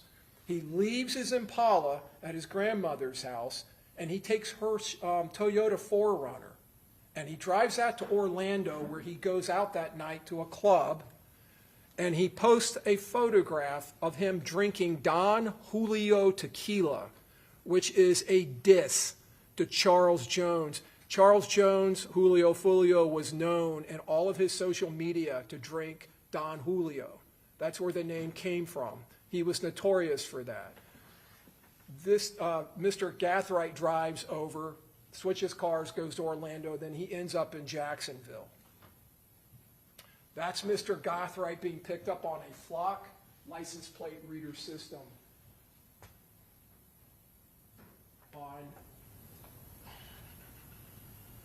This is him coming. This is on June 22nd. You can see 7:39. He's in Hillsborough County. So 6:23, he's eastbound on I-4 at 4:13. Eastbound on I-4. This is the Sunday after the shooting. 6:25, southbound Florida 559 and Fred Jones Parkway in Polk County.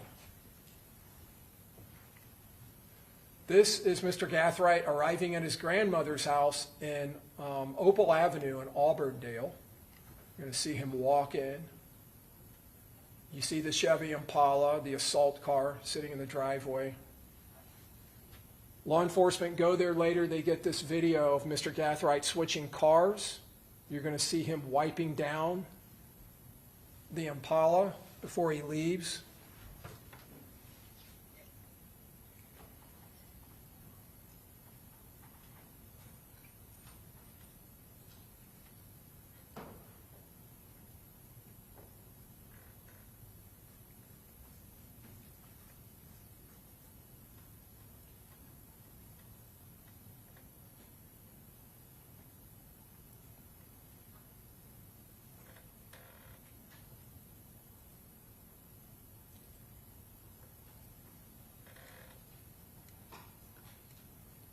And there he is leaving in the Forerunner,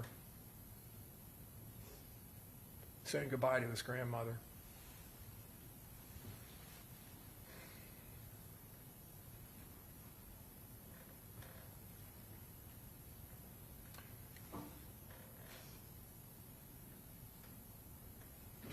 That 626 date in the upper right-hand corner is wrong, 623.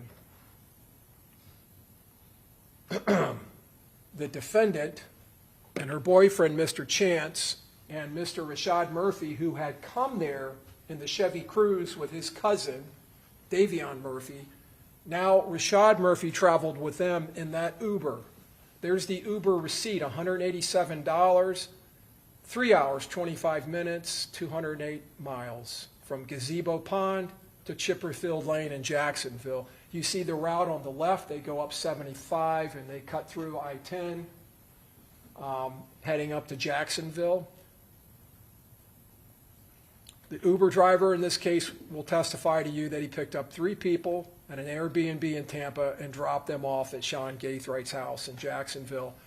That this defendant and Mr. Chance sat in the back seat, and the whole way they're on their phones, and they're not wearing a mask. This is them arriving at Sean Gaithright's house. He's in Orlando or in Auburndale at his grandmother's house. Again, Miss Andrews is not wearing a mask. She's unloading along with Mr. Chance, and you're going to see Rashad Murphy here with some kind of a hat on, like a beret, with the same bags that were loaded up into the Impala. He's handing something now to the defendant.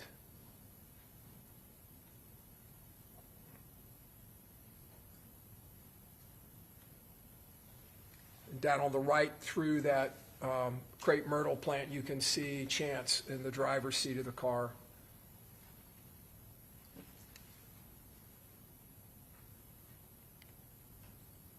Mr. Murphy wearing the same jeans that he was wearing when he got arrested 2 days later in Gwinnett County, Georgia, northeast of Atlanta, driving the Chevy Cruze. He was with his girlfriend, Charmaine Steiger. They had picked up a hotel that morning, early in the morning. Law enforcement pick up the tag on flock cameras in Norcross, Georgia, and Gwinnett County. In Gwinnett County PD, you will hear from 2 officers from that agency who will tell you, the first officer being the one who arrests Mr. Murphy, that he came into contact in the hotel parking lot, pulls in behind the car, the Chevy Cruze. Mr. Murphy pops out of the driver's seat. He's yelling at him at gunpoint, "Show me your hands, show me your hands." Mr. Murphy doesn't hesitate. He takes off running. The officer chases him and tases him and knocks him down, where other officers stick guns to his head, and then they cuff him, wearing the same torn-up jeans or type of jeans that he's wearing in the photograph from Jacksonville 2 days earlier.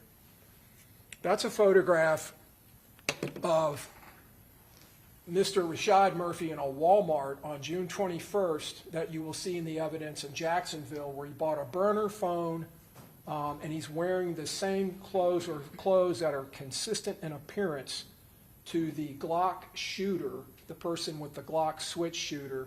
You can see he's carrying it. You can see the similarities in the belt. You can see the similarities in the shoes. And you can see he's carrying it in his left hand, which is confirmed through investigation he is left-handed.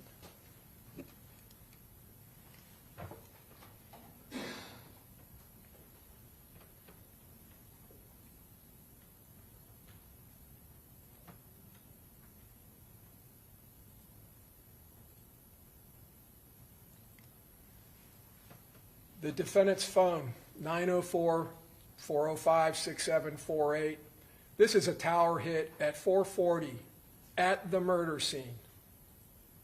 She identifies herself as being in that Chevy Cruze, but you don't even need her own words. You can see it in this evidence. She's in that Chevy Cruze, providing the critical last minute, last second intelligence to the shooters, to the assault team, as they drive out of the parking lot. Those shooters, when they came around the corner, and the evidence will show, directed their fire directly at the passenger side of that Charger. They knew exactly where Charles Jones was. Now, this is 7/6. This is a couple weeks later. This would be what? 13 days later. This is the defendant, and she's messaging from that Ooh, That's Red Instagram account with Tarnisha. He keep telling me to wait a week. That's why I've been sitting. She's talking about Mr. Chance, and she's sitting at his house. The person she's messaging, just have them bring you tomorrow. Okay, why wait a week? Down at the bottom, to make sure no police sitting around before I go there. Did you get your phone? No, the lady said, the detective said we have to wait, but until his charge dropped. But that's weird, it was only resisting arrest. So Mr. Chance had been arrested for resisting arrest, and they had obtained during a search warrant of that house, they had obtained the defendant's phone, and this is about her getting her phone back. Ms. Tarnisha responds, oh, July 6th, well, let them keep that phone. And Ooh, That's Red, this defendant texts back or messages back, yes, that's what I said, laughing my ass off, LMAO. It was a whole different one. Oh, well. Okay, now this is later, July 9th. Police here looking for you. The defendant messages back. Where are they at now? Waiting. Outside. Oh, okay. Oh, never mind. She texts back, WYM. I don't see them no more. And then the defendant, not text, messages back. They somewhere waiting, probably. So what is that all about?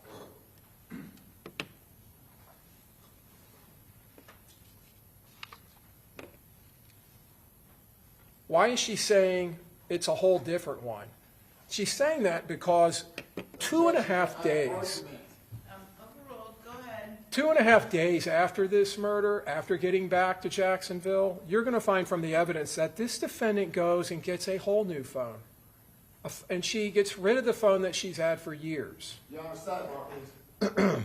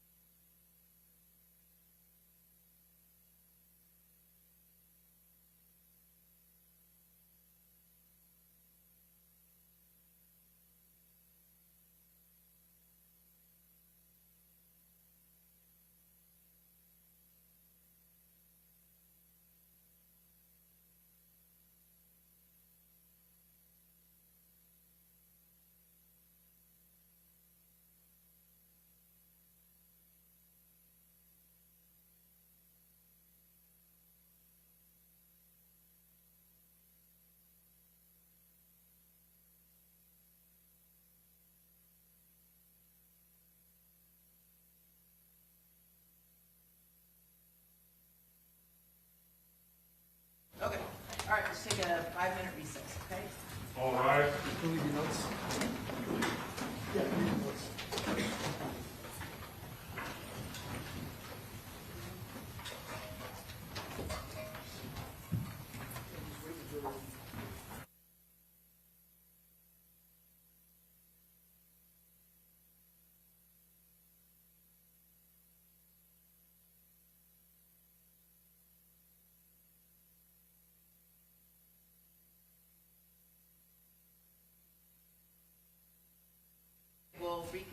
11:20.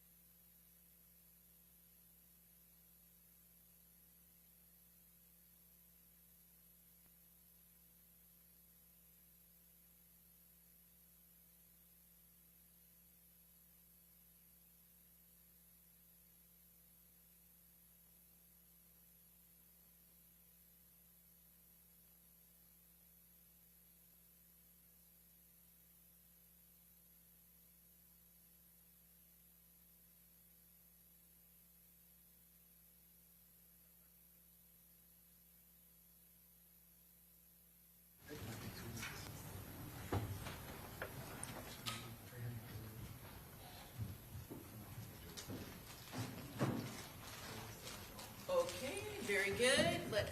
Everyone's present, so let's go ahead and bring the jury back in, all right?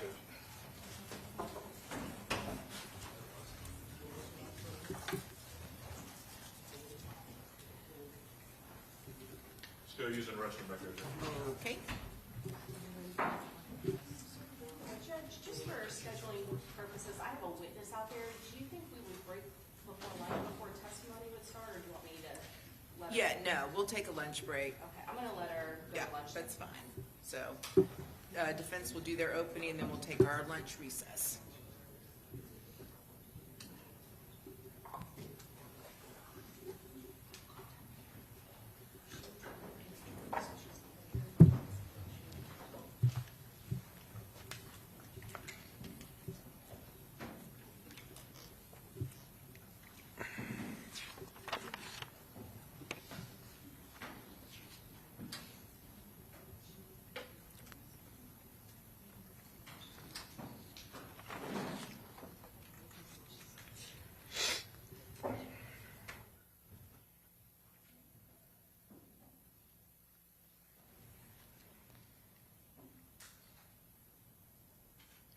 Okay, I can't remember what's WY.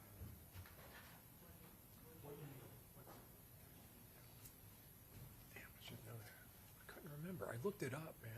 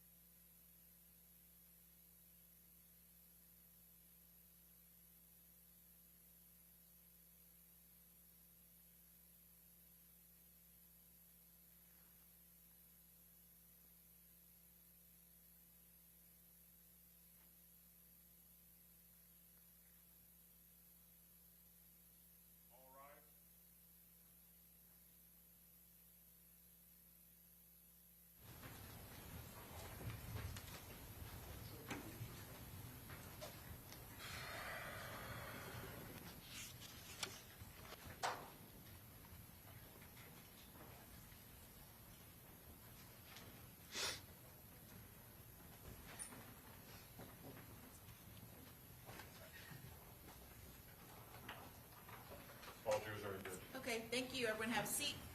And Mr. Harmon, you may continue. Please support.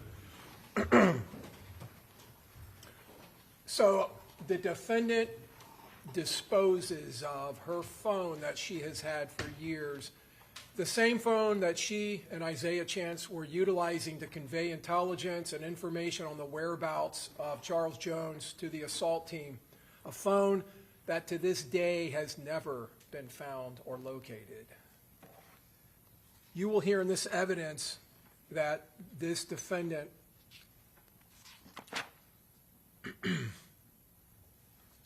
did everything that she could in the days after this murder to protect herself and to defend and protect the conspiracy that she was part of.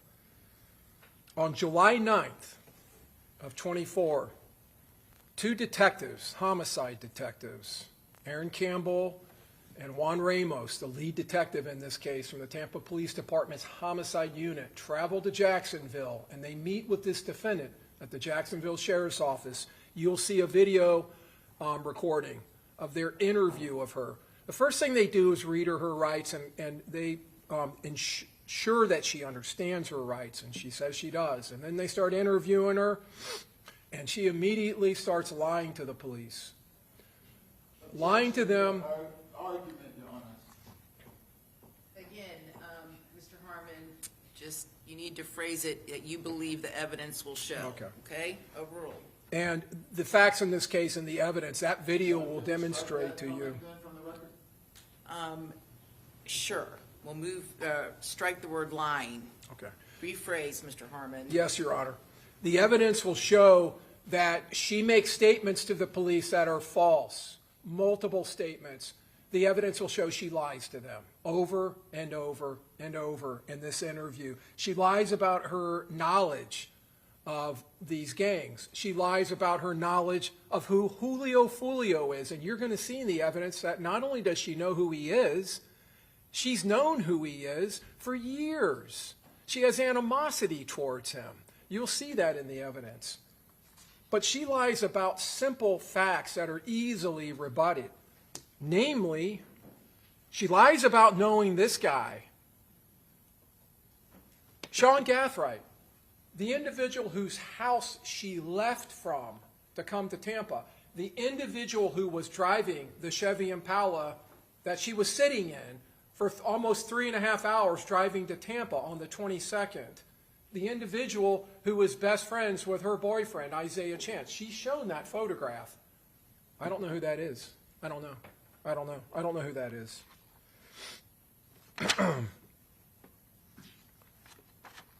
And you will see in the evidence that these lies are nonchalant lies. Her demeanor with these homicide detectives. They show her video. They show her all this video. And in the middle of this litany of lies that's coming out of her mouth, there's a couple little kernels of truth. Namely, she identifies herself in the teaser's video in the parking lot with Isaiah Chance wearing the mask. She identifies herself in the Truth 18 video. She identifies herself, like I said earlier, at the McDonald's in the Chevy Cruze. But she doesn't know who Davion Murphy is. They ask her, well, who is this guy? How did he end up driving this car that you're in? I don't know. I don't know.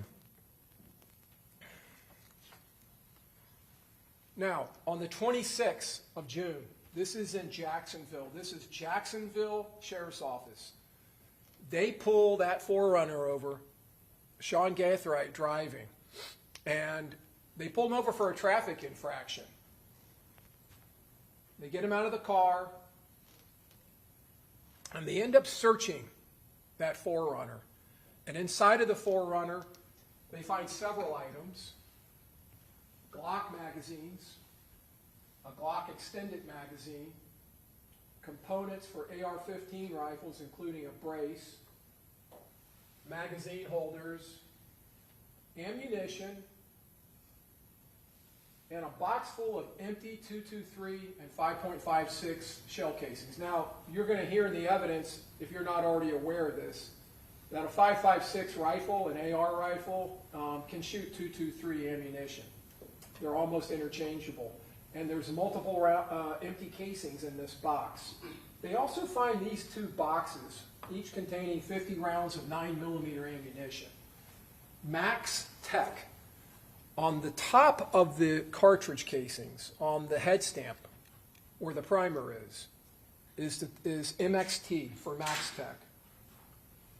That is the exact same ammunition as the 9mm shell casings found in the crime scene. All of those shell casings found, and there was 31 of them found outside of the home to suites. They're all Max Tech, all the same ammunition, the same as these is ammunition found in Mr. Gathwright's vehicle. And I'll come back to that. These shell casings, 223 5.56, those shell casings are later provided to the Florida Department of Law Enforcement, which is a statewide agency here in the state of Florida that maintains crime laboratories throughout the state. We have one right here, a regional laboratory here in Tampa, and there's one in Jacksonville, and they're both involved in this case. And they are submitted to the firearms section, to firearms analysts, who analyze those shell casings, comparing them to the shell casings from the October 7th attack on Charles Jones, where he was shot in the leg. And they are fired from the same weapon. The analyst will tell you. They were fired from the same weapon. She will tell you that was shell casings. She examines them microscopically and compares them and looks at markings that are left on the shell casings. Markings that are left by the breech face of the gun, by the extractor ejectors inside the firearms, and by primer shear, as it's called, when the primer goes off. And by primer, talking about this little dot here in the middle of the gun where the firing pin hits, causing a very teeny explosion that then ignites the gunpowder inside the shell casing, the gunpowder that sits behind the bullet, and pushes it out. She examines all of those areas, and she came to the conclusion those were fired from the same gun that was used to attack Charles Jones on October 7th in Jacksonville.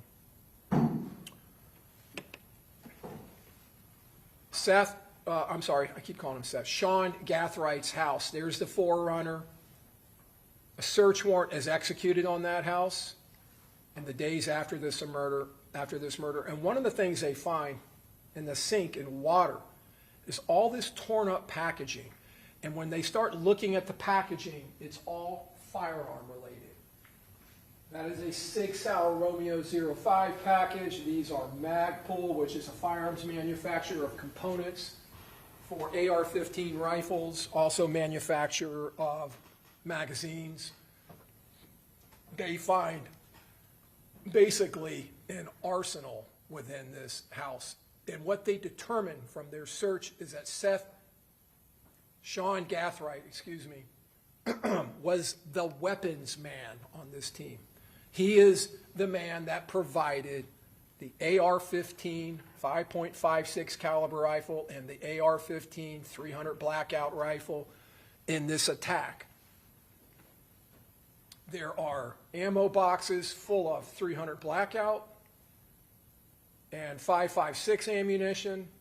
In this safe, they find multiple weapons to include rifles and brass catchers. That is a brass catcher.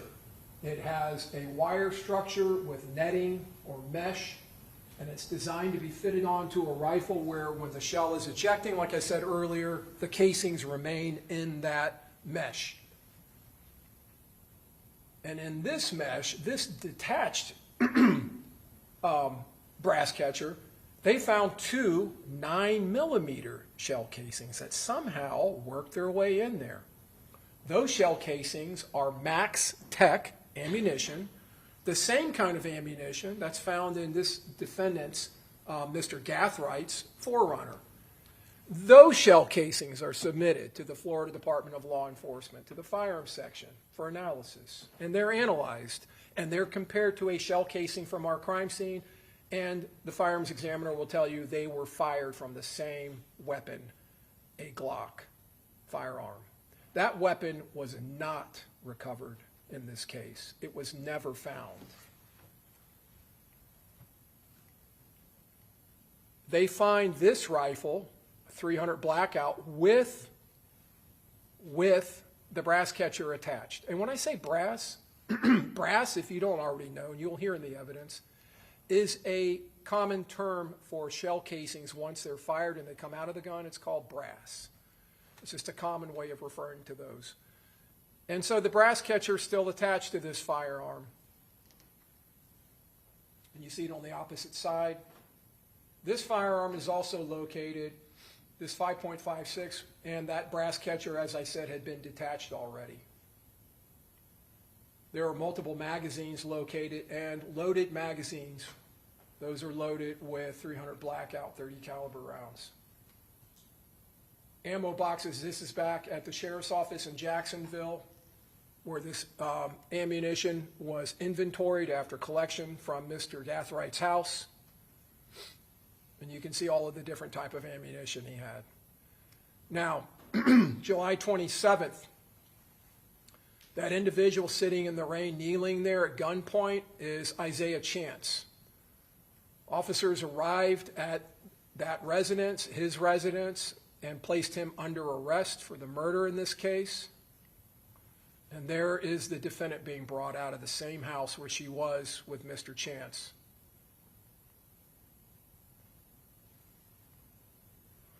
Davion Murphy. This is after his arrest months later, after being dragged out of an apartment in Jacksonville, Florida.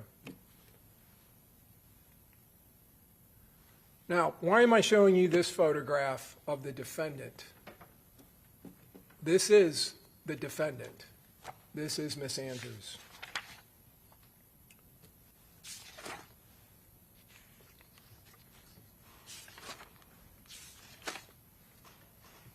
In the interview with the officers, in the very beginning of the interview, the officers are asking her about Isaiah Chance, her boyfriend. Isaiah Chance's street name, gang name, and social media name is Gutta, or Gutta Man, Gudda. And they're calling him Gutta. And this is the defendant's response in the interview. Why are you calling him that? Why are you calling him Gutta? Like, you're idiots. Why are you calling him Gutta? Saying those words. Saying those words. Okay, again, Mr. Harmon, just keep your statements And as it's a far as misstatement of the evidence, Your Honor. Pardon me? And it's a misstatement of the evidence. Okay, well, when the jury, again, ladies and gentlemen of the jury, as I told you, what the attorneys say in the opening statement is not the evidence, and you're not to consider it as such. They're just telling you what they believe the evidence will be.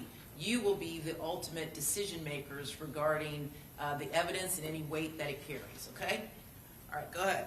The evidence will show that as those words are leaving her lips, tattooed on her body, underneath her clothes, is the name Gutta. Not only on her chest, but on her neck. Over the next week, the state of Florida, through the evidence that we will present to you, we will drag this conspiracy out of the darkness of the early morning hours. We will drag it into this courtroom for everyone to see, for everyone to know its evil and sinister and murderous nature. It will be exposed, and there will be no masks for this defendant to wear to hide from the state's evidence. The truth in this case, the truth will be clear, crystal clear, at the end of the state's case. There will be no Uber drivers waiting to whisk Miss Andrews away to avoid your verdict when you find her guilty. Guilty of conspiring with these 4 men, and guilty as a principal to first-degree murder.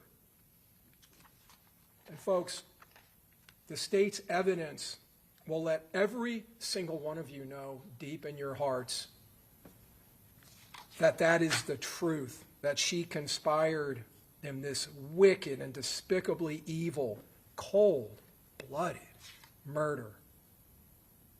That she followed this man, watched him, encouraged her co-defendants by her actions and words, tried to find lodging, that she assisted in every way, and then, after the fact, did everything she could to defend this conspiracy. At the end of this case, there will be no doubts in your minds. There were discussions in the last couple of days about proof beyond a reasonable doubt. The state's case will prove to you clearly, beyond any doubt, that this defendant, Alicia Andrews, as she sits over here in this courtroom right now, is guilty of conspiring and committing first-degree murder. All right, defense, do you wish to make an opening statement at this time? Pardon me? Okay.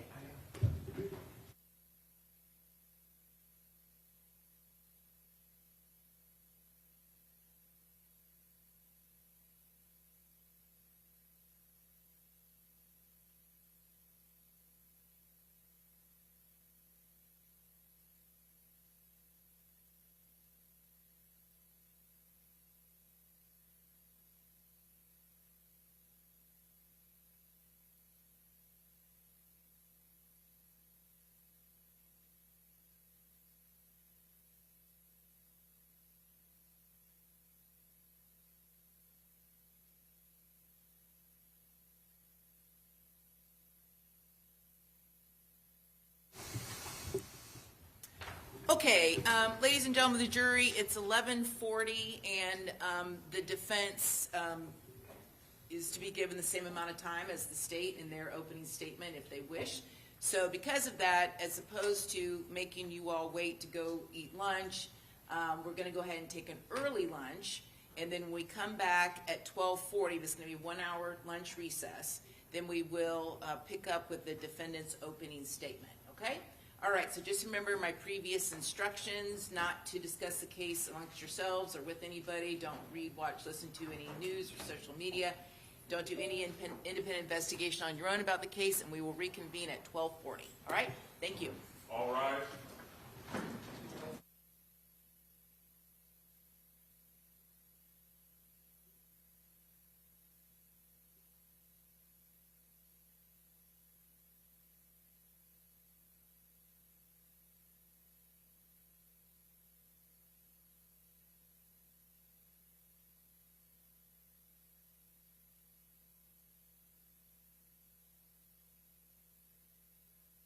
At 12:40.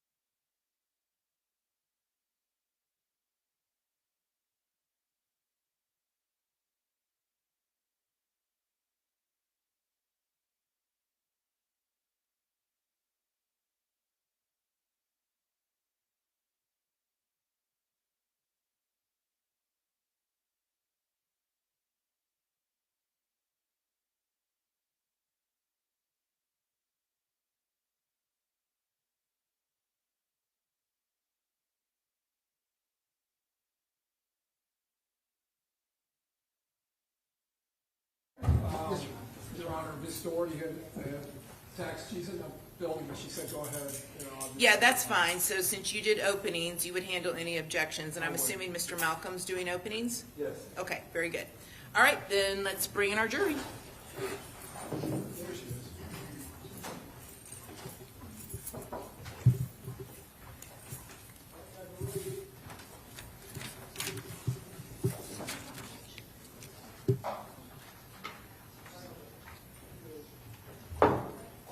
All rise.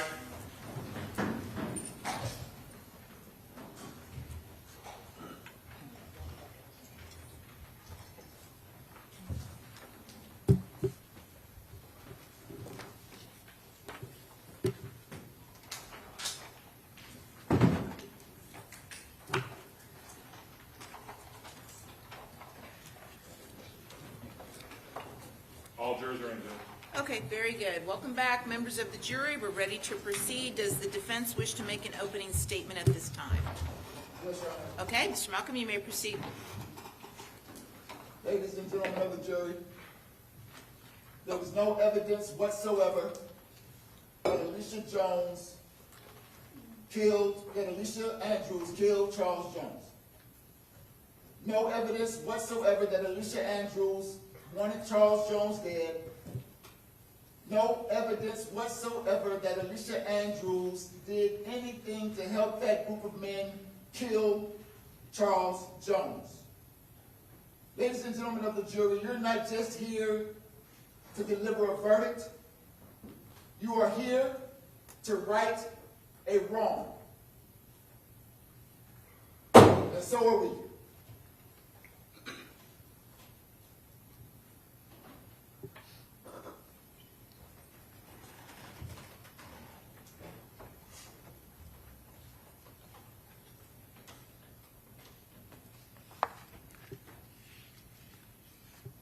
There are a few things that you should keep in mind throughout this trial. 1, on the weekend Charles Jones was killed, Alicia Andrews was on a weekend trip with her boyfriend with only one agenda: to be with her boyfriend. 2, Alicia Andrews is not in a gang. 3, with the exception of her boyfriend, Alicia Andrews did not know any of those men in that group, and none of those men in that group knew Alicia Andrews. As a matter of fact, if there was some conspiracy, Alicia Andrews was not in the loop because she was not in the group. 4, Alicia Andrews is not a part of the drill rap culture, nor the drill rap scene. 5, Alicia Andrews did not have any physical evidence on any weapon displayed by the state. You would not find DNA, fingerprints, no physical evidence whatsoever linking Alicia Andrews to this case. 6, Alicia Andrews did not have a motive. In other words, there is no evidence whatsoever to support this case of conspiracy or first-degree murder against Alicia Andrews. I'm sure you're wondering, if there's no evidence against Alicia Andrews, then why are we here? We're here because of the perception of the facts of one man, Detective Juan Ramos. But ladies and gentlemen of the jury, perception is not reality. Detective Juan Ramos is the lead detective on this case. Let me tell you a bit about him. Detective Juan Ramos had only worked homicide for about 4 months when he got this case. became a homicide detective in February. This murder happened in June. His first time as a lead detective on the case, and he lands perhaps one of the biggest homicide cases that the Tampa Police Department has seen in a while. Not by any merit, not by something he did to deserve it, simply luck of the draw. The Tampa Police Department handles 40 to 60 homicides a year, and they put their detectives in rotation. And so, luck of the draw, Detective Ramos gets this case. He shows up to the scene, speaks to a couple of his fellow officers, and begins to talk to witnesses, gathers some information about evidence and what have you. But his first big break in the case came when he got some intel from the Jacksonville Sheriff's Office.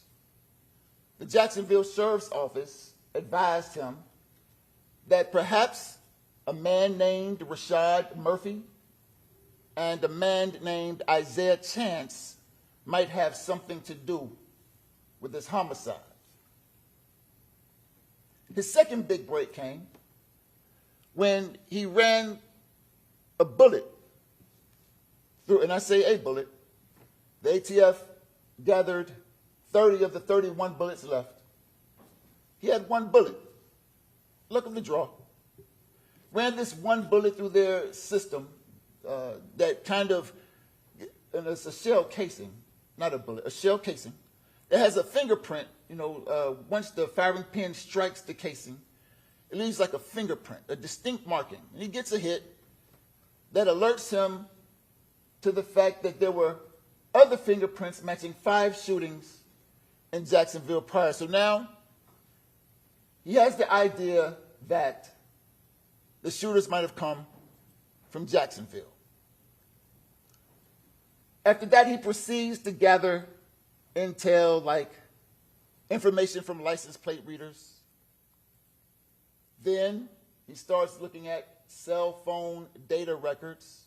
Then he uses that information to piece some other things together that leads him to a few spots in town. An Airbnb, a McDonald's, a strip club called Teasers, and a club called Truth 18. And you saw some of the video footage. When Detective Ramos first gets this Airbnb video, he sees Alicia Andrews at the front door and surmises that because he sees no one else go in, Alicia Andrews must have let them in the back door. But perception is not reality. He sees Alicia Andrews at the McDonald's with no mask, and then sees her at the club, in the parking lot of the club Teasers with the mask, and surmises that she must have had the mask on to cover her face at Teasers because she didn't have a mask on at McDonald's. But perception is not reality. Again, he sees Alicia Andrews with her boyfriend at Club Truth 18 walking with the mask on, surmising once again because she didn't have a mask on at McDonald's, but did have a mask on as she walked towards the club. She attempted to conceal her identity with that mask at Truth 18. Ladies and gentlemen, perception is not reality. It's just some human decision. Reality, however, is immovable. And we're going to talk about Alicia's reality in just a moment when I tell you what really happened. But with all of this intelligence, all of this assumption, all of this surmise, Detective Juan Ramos goes and gets Alicia Andrews and brings her into an interrogation room. And he begins to present to her what he calls evidence and tell her what his perception of the evidence is, as if it is reality. Well, it's simply not. What really happened in this case is Alicia Andrews was on a weekend trip with her boyfriend, ex-boyfriend. But before we talk about the trip, let me tell you a little bit about Alicia. Alicia, high school graduate, did really well in school, well enough to apply to college and get accepted at Bethune-Cookman University. Judge, can we approach? Yes, come on up.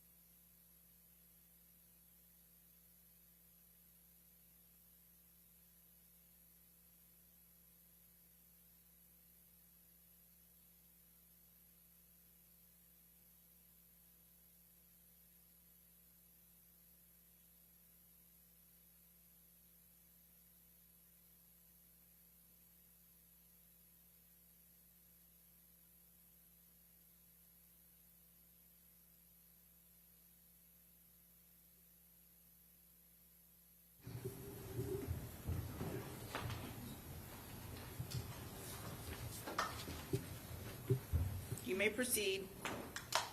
Thank you, Your Honor.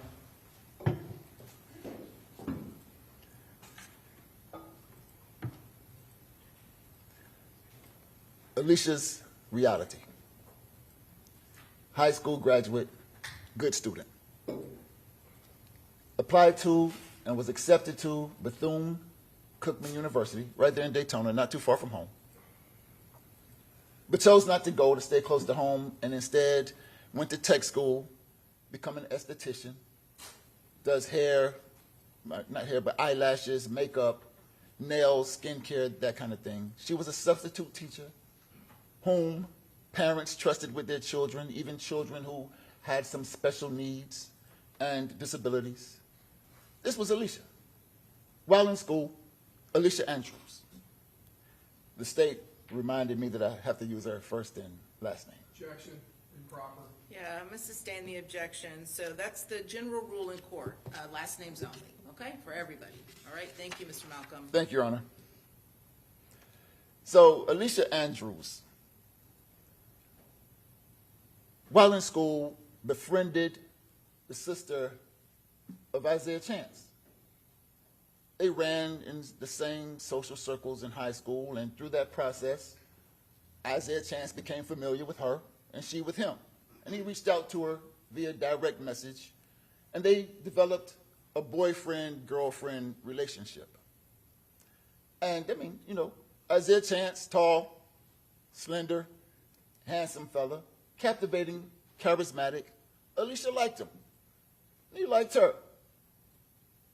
So she thought.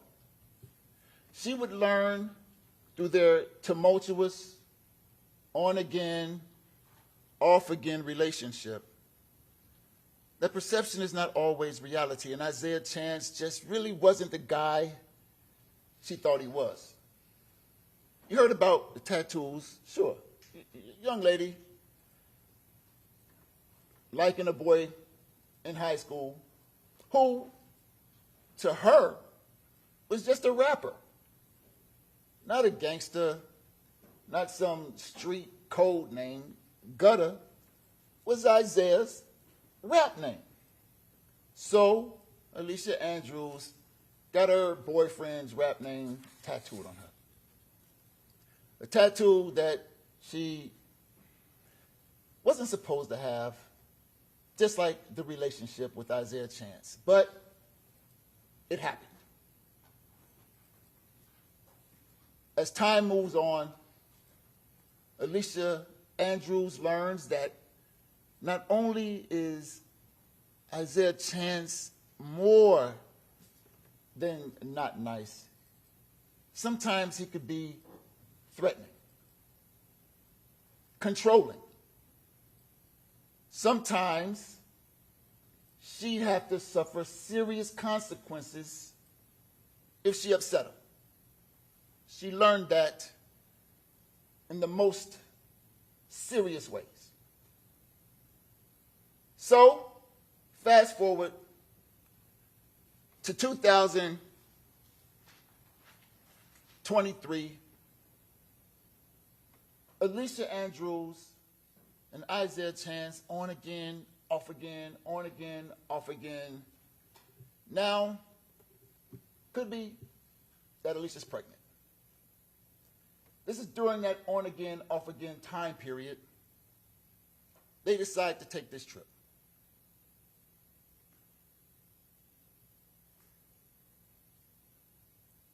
There's a big fight, a lot of fuss right before, and there's this makeup time. Isaiah says, hey, let's go to Atlanta. She didn't want to go that far away from home. Then he says, let's go to Tampa. Your Honor, I object and ask to approach. Okay, what's the legal basis for the objection? Lack of good faith basis to make this statement, and you said. Come on up.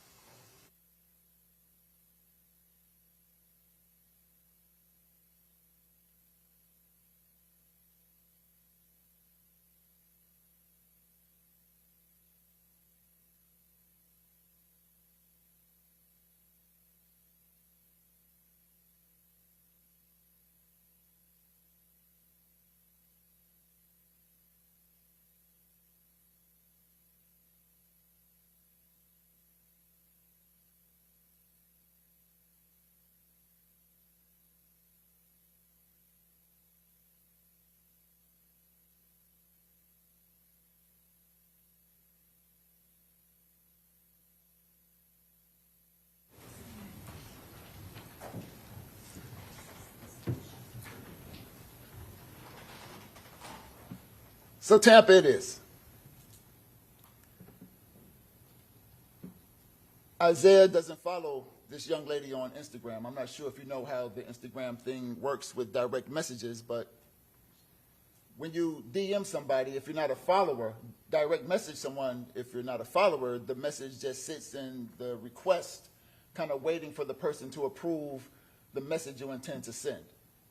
So Isaiah Chance doesn't follow this woman who does half-offs for Airbnbs and asks Miss Andrews, to reach out to the woman whom Ms. Andrews does follow and ask her to see if she can hook up an Airbnb for the weekend. Ms. Andrews does. Gets on Instagram and says, hey, half offs. Asks for availability in response. She says, or asks for a time in response, and she says, let's do it this weekend. She says, how many rooms? She says 2. Now, there's some assumption on Detective Ramos' side that because Alicia Andrews asked for 2 rooms for this romantic getaway, as he claims it to be, was some indication that she intended for this other group of guys to come to the Airbnb with them. In reality, Miss Andrews and Isaiah Chance were kind of on the outs. Didn't know if they were going to be on the in or the outs. So they got 2 rooms, bigger, more comfortable, some space for this trip that was to be a trip of reckoning and maybe reconciliation. Ultimately, though, Alicia Andrews and the friend or follower does not book the Airbnb. Somebody else does. Alicia Andrews did not know that somebody else books the Airbnb. She was out of the loop. Nonetheless, Airbnb booked on the way to Tampa. Isaiah Chance, and you saw the video, before he picks up Alicia Andrews, stops by Sean Gaithwright's house, where he packs up all of these bags.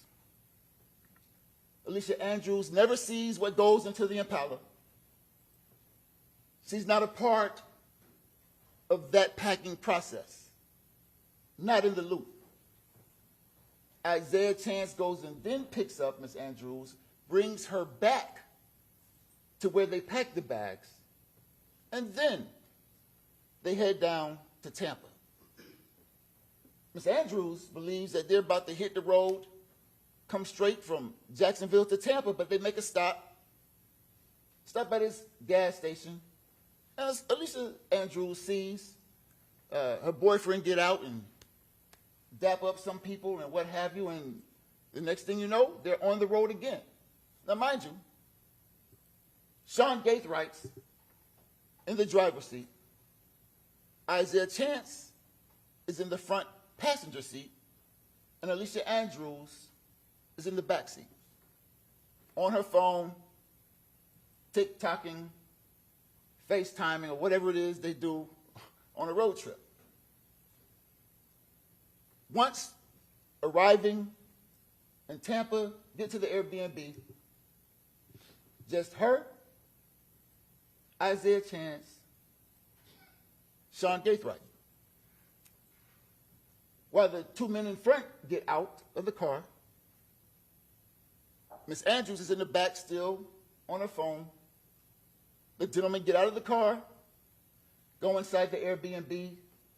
Miss Andrews then later gets out the car a few minutes after, goes to the front door. You saw it in the video. Knocks on the door and waits for someone to let her in. Now, when Detective Juan Ramos sees the video of Miss Andrews at the door, he perceives that Miss Andrews must have been the one who let the people who let her in the Airbnb because they don't see anybody else go in before her. Not the case. And the evidence will show you that. Alicia Andrews knocked on the door for the first time ever, approaching the Airbnb for the first time ever, let in by someone who was already in the Airbnb. She did not walk in the Airbnb and unlock a back door to let people come in to avoid being captured by the Ring camera. And we'll talk about that a little bit more. Once inside the Airbnb, Miss Andrews goes upstairs, takes the laundry off the bed, the linen off the bed, puts it in the washing machine downstairs, and goes back upstairs. And so she's washing the bed linen and upstairs on her TikTok, on her phone, TikToking or whatever it is, talking to her sister via text message and talking to Mr. Chance's mother about how to operate the washing machine. And so she's upstairs the entire time before they leave to go to McDonald's. Alicia Andrews does not know who's coming in and out downstairs, doesn't know that there's a Rashad Murphy coming by, a Davion Murphy showing up, no clue. When it's time to go to McDonald's, though, she finds out.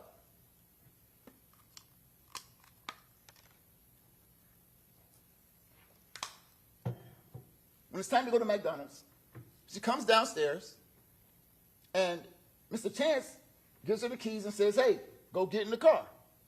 And of course she does. She goes and gets in the passenger seat of the silver Cruise that you saw in the video, expecting that Mr. Chance would join her in the driver's seat and take her to get food. However, that's not what happens. Mr. Davion Murphy, big guy, listed at about 5'9", 215 pounds, burly-looking fella, a little gruff, comes outside and makes Mr. Chance get in the back seat, and he hops in the front seat, and he drives the Cruise to the McDonald's. And you see Davion Murphy in the driver's seat, Alicia Andrews in the passenger seat, and Isaiah Chance is in the back. Now, in the interrogation room, Detective Ramos tells Alicia Andrews that she must not be wearing a mask at the clubs to conceal, she must be wearing the masks at the club to conceal her identity because she's not wearing the mask at the McDonald's. But the reality is, Alicia Andrews thought that it was just going to be her and her boyfriend. No reason to wear the health mask, the medical mask. Then, she didn't know that Davion Murphy was going to bum rush the ride and take control of the driver's seat, let alone did she expect Isaiah Chance to let him do so. So she's caught without her mask unexpectedly. Davion's in the video, you see him smoking and puffing, and Alicia wants to say something, but she can't because she's afraid to say something to this guy who just bogarted the Cruise, made her man get in the back seat, and took over. She won't say anything. Not because she was trying to hide herself. She didn't say anything because she was scared. Not because she wanted the guy to smoke in her face, because she was scared. They get back to the Airbnb, and a few hours later, they head out again. Go to Club Teasers. Now they're in the Cruise again, and Isaiah Chance is driving. Now the state asserts that because Isaiah Chance is driving and Alicia Andrews is right next to him while Isaiah Chance is on her phone, Alicia must have heard everything Isaiah said. They got that from Juan Ramos. But that's a bad assumption because there's... Objection to that comment, Your Honor. Is that proper? Anyway, again, ladies and gentlemen of the jury, this are just the opening statements. The attorneys are telling you what they believe the evidence will be. That's all that it is, their belief. Okay, go ahead, Mr. Malcolm. Thank you, Your Honor. That's a bad assumption because there's no way of knowing. Although the cell phone data shows that that line was open and there was communication between the two phones, there's no way of knowing whether Isaiah Chance was the talker or the listener. And even if Isaiah Chance was the talker, there's no way to know whether he was using explicit language that Alicia Andrews could understand. So when in the interrogation room, Detective Ramos asks Alicia Andrews what Isaiah Chance was saying, and she says, I don't know. It was the truth. She didn't know. And there is no evidence whatsoever to the contrary. When they get to the club and they get out, Detective Ramos assumes that Alicia Andrews allows Isaiah Chance to use her phone. That's not the case. When Isaiah Chance says, give me the phone, she knows it's in her best interest to give him the phone. And so she does. Isaiah Chance uses Ms. Andrews' phone all the time, whenever he wants. Nothing new, nothing strange whatsoever to Ms. Andrews. Give me your phone, here's the phone. So he asks for the code to unlock the phone, and Ms. Andrews gives him the code to unlock the phone. Nothing new, nothing strange, nothing suspicious about this at all. And you see them walking, and conspicuously you'll note that though there's an assertion that all the defendants in this murder conspired together, coordinated together, one stands out. When you see them in the video at Truth 18 and teasers, you see that Isaiah Chance is dressed in all black, face covered with the health mask, hoodie on. You see Alicia Andrews not dressed in all black, mask on, face completely exposed. When you see the video of the shooters at the hotel, all dressed in black, from head to toe, Rashad Murphy and Sean Gaithright. Everybody's coordinated, dressed in black, covered from head to toe. Isaiah Chance, Rashad Murphy, Davion Murphy, Sean Gaithright. All of them except Alicia. She wasn't in the loop. Then they walk up to the club. You see them go out of camera, then go back to the car, and they leave. Now, the state says that everywhere they went, they were following Charles Jones. As a matter of fact, the state even said Alicia was driving. Said that twice. Alicia Andrews doesn't even have a driver's license. Doesn't even know how to drive. Never drove. Was never in control of the situation. She was a passenger in a car. Her boyfriend drove, in her mind, to get some food and to go to a few clubs in Tampa. She had one agenda, to be with her boyfriend. No mission to do anything to Mr. Charles Jones. Be with the boyfriend. But the state says, and Detective Ramos said it too, that Alicia Andrews, if she wasn't a part of the conspiracy, should have stayed in the car. Could have stayed in the car.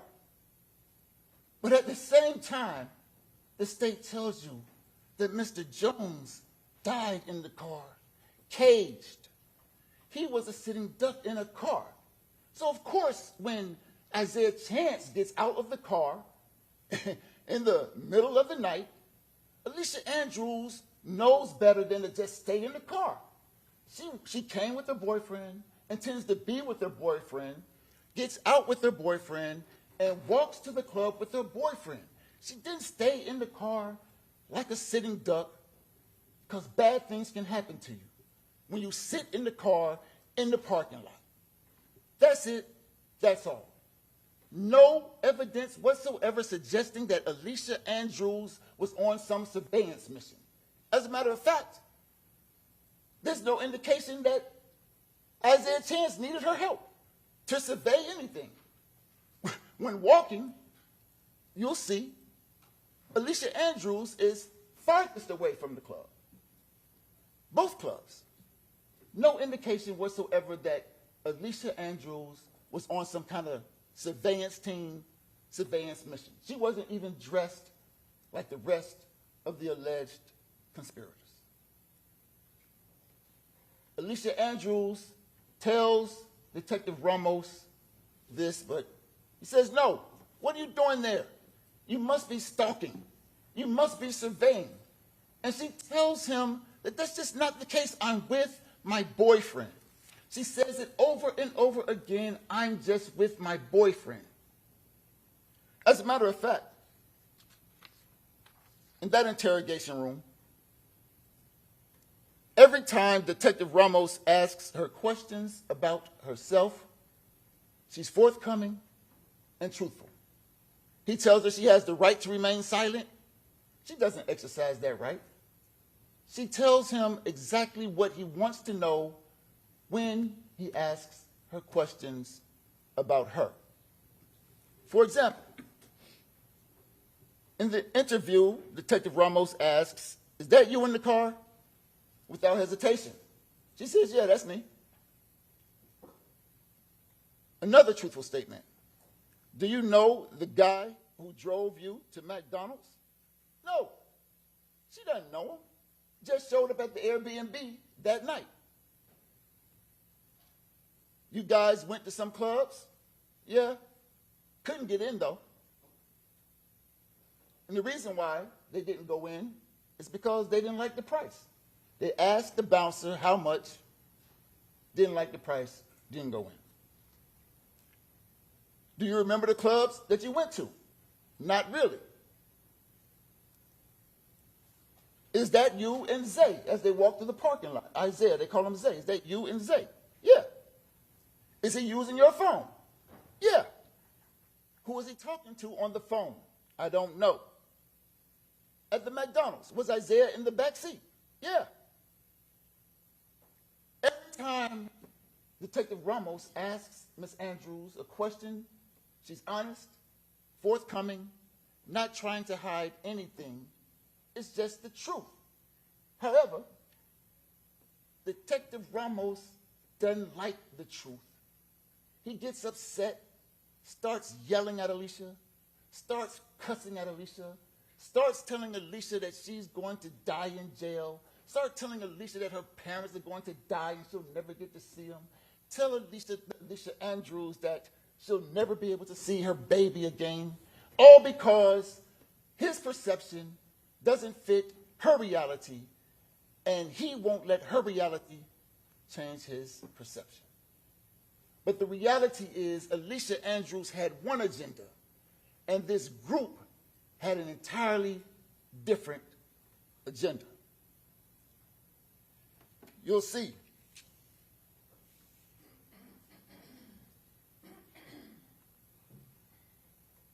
You'll see that there was no instance in time where Alicia Andrews did anything to contribute to this conspiracy. As the state spoke to you, it spoke quite a while. Never once did they say that Alicia Andrews did anything like touch a gun, touch an extended clip, touch a brass catcher. None of that. You won't find any physical evidence, no DNA, no fingerprints. You think that being a part of this big conspiracy, at least one time, ex-boyfriend or somebody in the group said, hey, hold this gun. Hey, give me that magazine. Hey, what about the brass catcher? Not one time. No physical evidence, no DNA supporting any assertion that Alicia Andrews had anything to do with this conspiracy.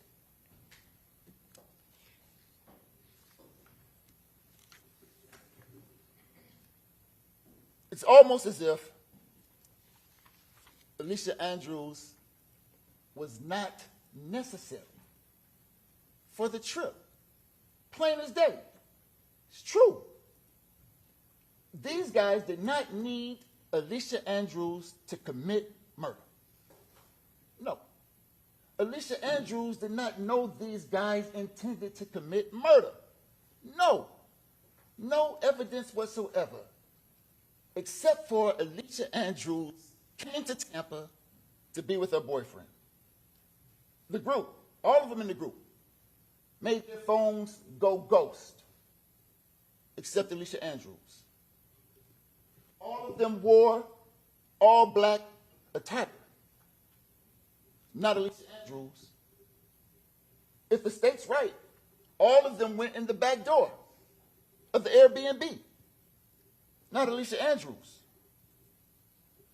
All of them brought guns to the party, except Alicia Andrews.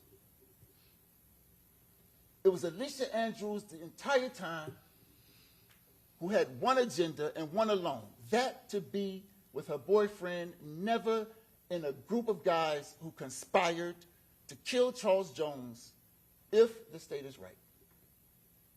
I want you to stay focused throughout this trial. While the state spoke, it talked a lot about Rashad Murphy, Davion Murphy, Isaiah Chance, Seth Gaithright, or Sean Gaithright, whichever one. But the styling of this case is the state of Florida versus Alicia Andrews. Stay focused. And you will see, ladies and gentlemen, that there is not one single shred of evidence that supports the state's claim that Alicia Andrews conspired to kill Charles Jones, let alone did anything to further such conspiracy. You'll listen to the evidence in this case, and you'll look for it. You'll look for it. You'll look to see the action that Alicia took to further this conspiracy. You'll hear the evidence in this case, and you'll look for it. You'll look to see evidence that Alicia Andrews knew something about this conspiracy to kill Charles Jones, but you won't see it.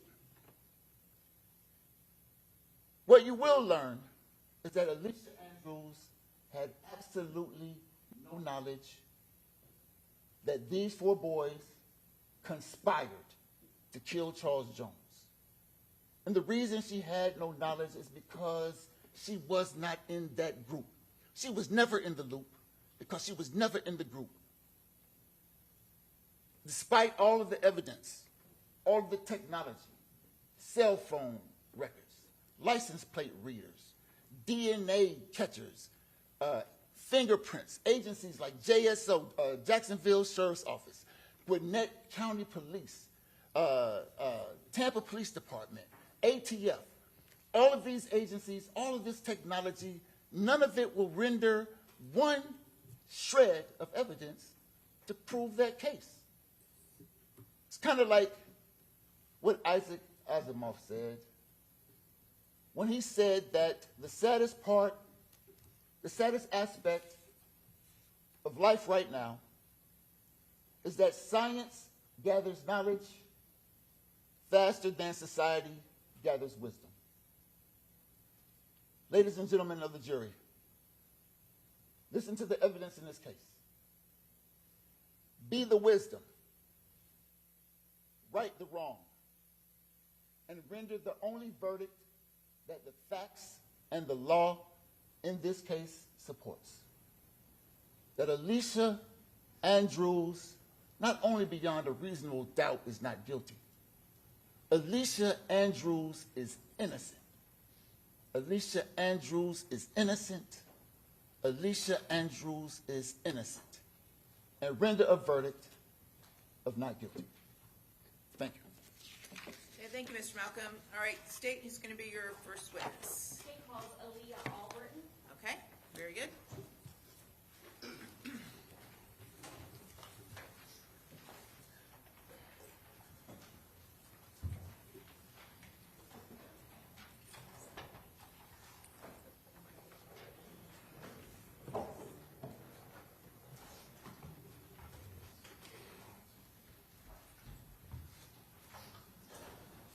Ms. Doherty, can you approach real quick with defense counsel?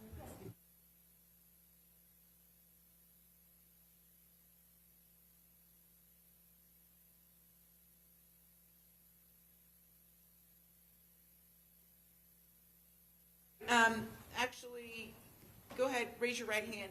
Actually, don't do that. Stop one moment. Step over here, and then I'm going to send the jury out momentarily. Okay, I'll be right back, I promise. It'll be real quick. All rise.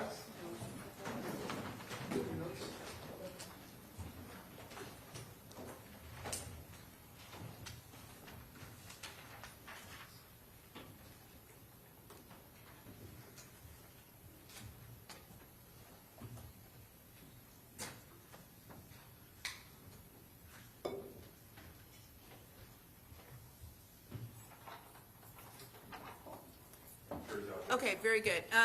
All right, the state has requested there are certain witnesses, due to the nature of this case, that do not want their identities broadcast over, or to be filmed. So this would be one of those witnesses. So I would ask that any of the media in here do not broadcast the witness's identity, including taking still photos of her, okay? All right, very good. So, actually, I'm gonna have the jury come back in, and then we'll swear you in and. Have a couple in the restroom, so Okay, that's fine. That's fine. Ms. Albright, go ahead and have a seat right here in the witness stand. We'll just wait. And then as soon as the jury comes in, I'll have you sworn in front of the jury.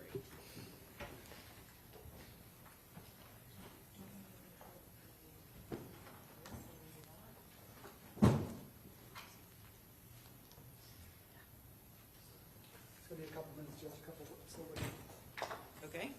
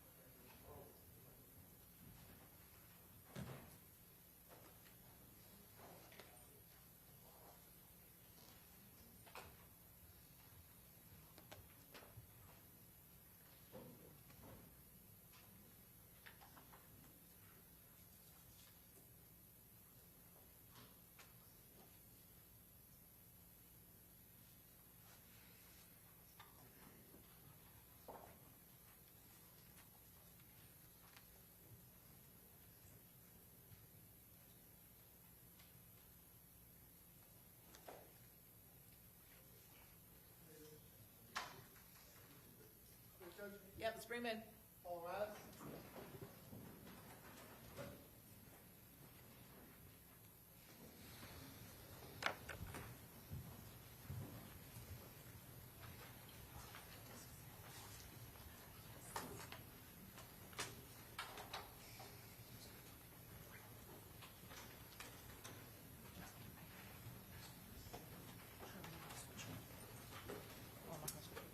All right, very good. Ms. Albritton, if you would please raise your right hand, and the clerk right here is going to swear you in. Do you swear or affirm that the testimony you're about to give will be the truth, the whole truth, and nothing but the truth, so help you God? Yes. Okay. And you got to make sure that you speak into the microphone so that you can be heard. I can tell you're a little bit soft-spoken, so, all right, you may proceed. Thank you, Your Honor. Please state your full name for the record. Aaliyah Albritton, Miss Albritton, what city do you live in? Jacksonville. Jacksonville, Florida? How long have you lived in Jacksonville, Florida? My whole life. How old are you now? 22. I'm going to ask you about some events that occurred the weekend starting on June 21st of 2024, that Friday. Do you remember that weekend? Yes. And on that weekend, did you have any travel plans? Yes. And at that time, back in 2024, you were still living in Jacksonville, is that correct? Yes. Where were you going to go that weekend? To Tampa. Who were you going to go to Tampa with? My friend, 2 of my friends, And what was your friends' names? Taifa and Camille. Okay. And when you say Taifa, are you referring to Taifa McCrae? Yes. I'm going to show you what's already been marked for identification, States Exhibit 27. Have I already shown you this photograph? Yes, ma'am. Do you recognize the person in this photograph? Yes. Is that a fair and accurate picture of the way Taifa McCrae looked back in June of 2023? Yes. Your Honor, at this time, we'd introduce into evidence States Exhibit number 27. Any objection? No objection. Okay, admitted.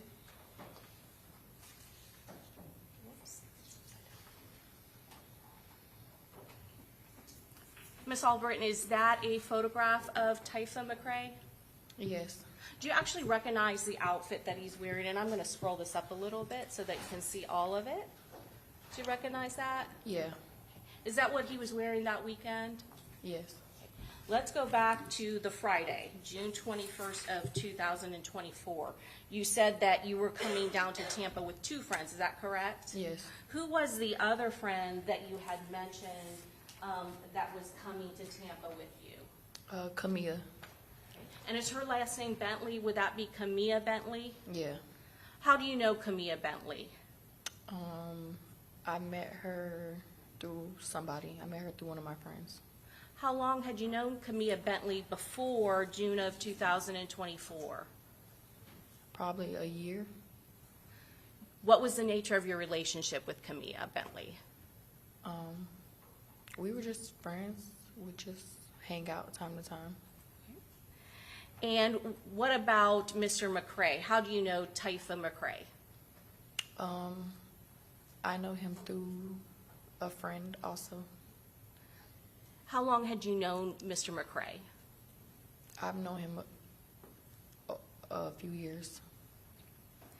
And what was the plan when you came to Tampa? What were you guys going to do together? We were just gonna hang out, have fun, go to some clubs. That was really it. Have you ever heard of a person that was a rapper in Jacksonville by the name of Julio Foolio? Yes. Okay. Do you know what his real name is? Yeah. What's his real name? Charles. Okay. And do you know his last name as well? Jones. Is there any relationship between your friend Taifa McCrae and Charles Jones, the victim in this case? Yeah, they're cousins, if I'm not mistaken. Did any of your plans in Tampa involve Charles Jones, the rapper known as Julio Foolio? Yeah. What was going to happen in Tampa that weekend of June 21st of 2024? I think he had to perform somewhere, or he had like to show up at a club or something like that. And going back again to that day on Friday, who were you traveling to Tampa with? Taifa and Camille. How were you getting to Tampa? How did you get to Tampa? Taifa's car. Where did he pick you up at? Camille's house. And did he drive both you and Camilla Bentley to Tampa? Yes. When did you get to Tampa, Florida? Friday night, I think. Friday night, probably like 9, I think. Where did you stay when you got to Tampa? Airbnb. Had you been to Tampa before then? Yeah. Did you know, were you familiar with the area at the Airbnb that you were staying at? No. Could you today even say what the address of that Airbnb No, I have was? no idea. Can you tell us what type of Airbnb it was? A house, and I think it had a pool. I think it had like 2 or 3 bedrooms. Was there anyone else staying at that Airbnb in Tampa with you besides Camilla Bentley and Tafa McCrae? Yes. Who else was staying at the Airbnb? A few of Taifa friends, Julio friends. Okay. What about Charles Jones, Julio Foolio? Was he there as well? Yeah. Were you also staying at that Airbnb the whole weekend? Was that the plan? No, they had booked a different house. So it was 2 different Airbnbs. You said 2 different houses, so one Airbnb for Friday, is that correct? Mm-hmm. And 1 for Saturday. And 1 for Saturday. Did you go to another Airbnb Saturday night? Yeah. Well, yeah. The following day? Yeah. Okay. And do you know the address of the Airbnb that you stayed at the following day? No. And we're now talking about the Saturday, June 22nd of 2024. Yeah, I don't know neither of the addresses. I don't even remember where they were at. I want to ask you who all went to the second Airbnb. Everybody. And when you say everybody, are you referring to all of the people that you previously have stated were at the Airbnb on Friday? Yes. So can you just list them for us again, who they are? Taifa, Camilla, Julio, and I think like 2 of his friends, 2 of Julio's friends. So there were additional people there besides your group and Charles Jones? Yeah. Were there any parties or celebrations that were planned for that Saturday on June 22nd of 2024? Yeah. What was going on? Julio had a pool party. Was there, when you say you had a pool party, was it just for the people that you have now mentioned, or were other people coming? It was a whole bunch of people there. How many people would you say was at that pool party at the time when most people were there? The house was full, so probably like 50 people, maybe 30 people. And did you recognize some of the people in the party? I knew a couple of them. And where were they from? Jacksonville. And of the ones that you knew, do you know what their names are? Their nicknames. Nicknames. I want to ask you a little bit about the nicknames, okay? You said that you have grown up in Jacksonville your whole life, is that correct? Mm-hmm. And you said that you knew Charles Jones as Julio Foolio, is that correct? Mm-hmm. Were you familiar with what he did in Jacksonville? Yeah. Okay. And did he post a lot of music to social media? Yeah. And what was he known for in Jacksonville? Rapping. Rapping. Are you familiar with the term drill rapping? Yeah. Okay. And I want to ask you, were you familiar with what gang that he was associated with or a member of?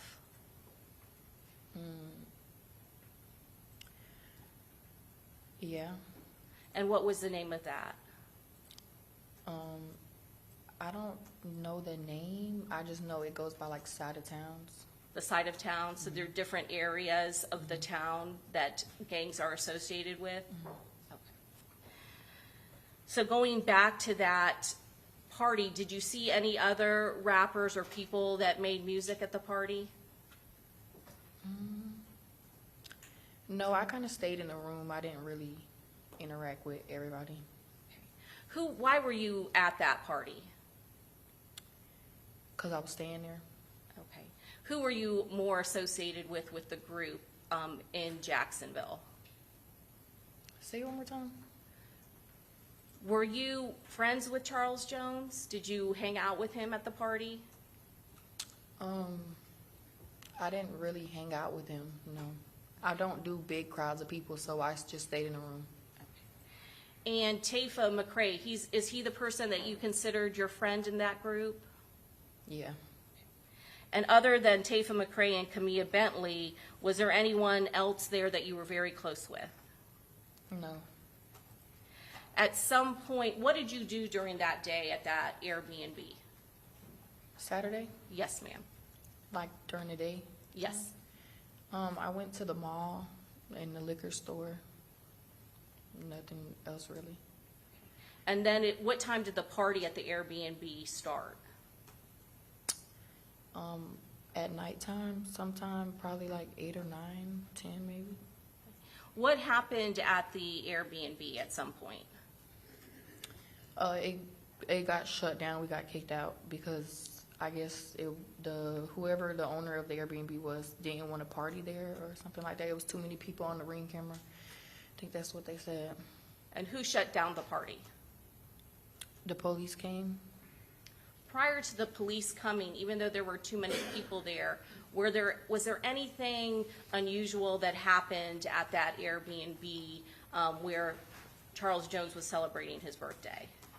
No. After the party got shut down, where did you go? We went straight to the clubs after that. And were those the clubs where you said that Charles Jones had some kind of promos? Yeah, I'm not sure. We went to a few clubs, so I'm not exactly sure which one we went to first. I think it was like the second or third one where he had to like come at. Okay. And so do you know the name of the clubs? No, I don't remember the names of none of the clubs. Who did you go to the clubs with? Camilla and Taifa. And what vehicle did you go in? Taifa's. Was there other people in your group from the Airbnb going to the clubs at the same time? I think so, yeah. What about Charles Jones? Was he going to the clubs? Oh, yeah. Do you know who he was in a car with? Two of his friends, if I'm not mistaken. Okay. And do you remember what kind of car that he was driving? Charger. Okay. And what color? Black. And then do you remember whether or not Charles Jones had a girlfriend that was at the Airbnb?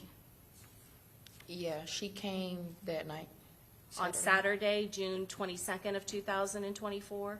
Mm-hmm. What was her name? Do you know her name? Monty. I'm not sure if that's her real name or not, but. Okay. But you remember that his girlfriend did show up, is that correct? Mm-hmm. Did she also go in a separate vehicle to the clubs? Yeah. Do you remember how many people were in her car? I think she had one of her friends with her. Okay. And did the cars go together to the club or separately? Well, the first club we went separately because I think we left before them because they had to like get all their stuff. But we eventually ended up meeting at the club. Okay. And how long would you say that you were at the first club? I really don't remember. Had you been doing any drinking that night? Yes, I was. How much had you had to drink, would you say, before you went to the clubs while you were at the pool party? A decent amount. And let me ask you this, did you feel like you were intoxicated at all? I was definitely intoxicated. Could you still walk on your own? Oh, yeah. Did you still understand what was going on? Yeah. And again, prior to leaving to the clubs, had there been any sort of incidents, fighting, or any kind of thing that would give you concern? No. And you said that the first club, the whole group went, is that correct? Yeah. And there were 3 vehicles. Yeah. Were there other people from Jacksonville that eventually went to that club as well? Yeah, I'm not sure which club they came to, but yeah, it was other. And you already said, I think, that you don't know how long you stayed at that club. Yeah, I don't remember. We went to, I think, over 3 clubs. I don't know how long we were at each club. At any club, whether it was the first one, second one, did you have any issue in the clubs? No. Did you see whether or not Charles Jones had any issues with anyone in either of those clubs? No. And at some point, what happened after you guys were done in the clubs? We had to find somewhere to stay. We didn't have nowhere to stay anymore. Well, what happened? Where did you go? A hotel. Do you remember what hotel you went to? Home to be, I think, Holiday. It was too connected to each other. You said home to, could it be home to suites? Does that sound right? I think so. Yeah. And then Holiday Inn, is that correct? Yeah. How many cars went to the hotel? 3. Is it the 3 cars that we've already talked about? Mm-hmm. What happens when you get to the hotels? I had to use the bathroom. I went and used the bathroom, and that's when all that happened outside, I guess. When you said you went to go use the bathroom, had you guys checked in at that point? No, I don't think we were able to get a room there. It was either booked or it was too late to get it or something. And were you still in Typha McCrae's house? I'm sorry, Typha McCrae's vehicle. Yeah. And who else was in the vehicle at that point? Camille. All right, I'm going to show you what's been marked for identification, States Exhibit 22B6. Did I ask you to look at this CD prior to coming to court today? Yeah. And did I also ask you to put initials on there so you could recognize it at a later time? Yeah. And does this exhibit, States Exhibit 22B6, does it fairly and accurately depict the front of that hotel, Home to Suites, where you were at on June 23rd of 2024? Yes. Your Honor, at this time, we'd introduce into evidence States Exhibit 22B6. Any objection? No objection. Okay, admitted.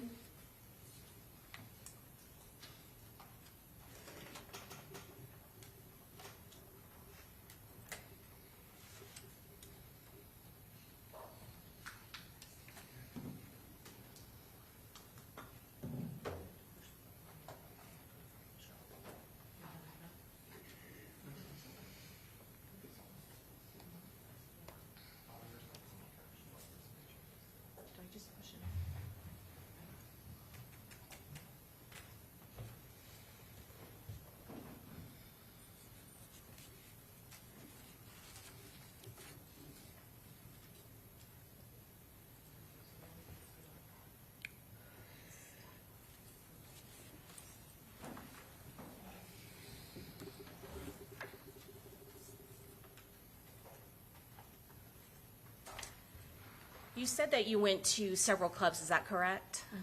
How long would you say it took to get from one club to the next club? I don't remember. Okay. And at the second club, do you remember how long you were at that club? No. I don't remember how long I was at none of the clubs. I don't know how far they are from each other. I don't remember none of that. None of that. I'm going to ask you to take a look at the monitor.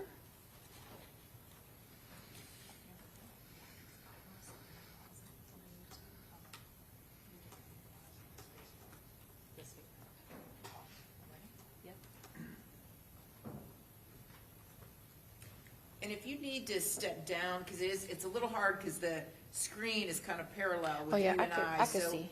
Can you see? Yeah, I can see. I just want to make sure you can see. And then if you have to point something out, Ms. Albritton, you are welcome to walk over to the screen and point out something if necessary, okay? Okay.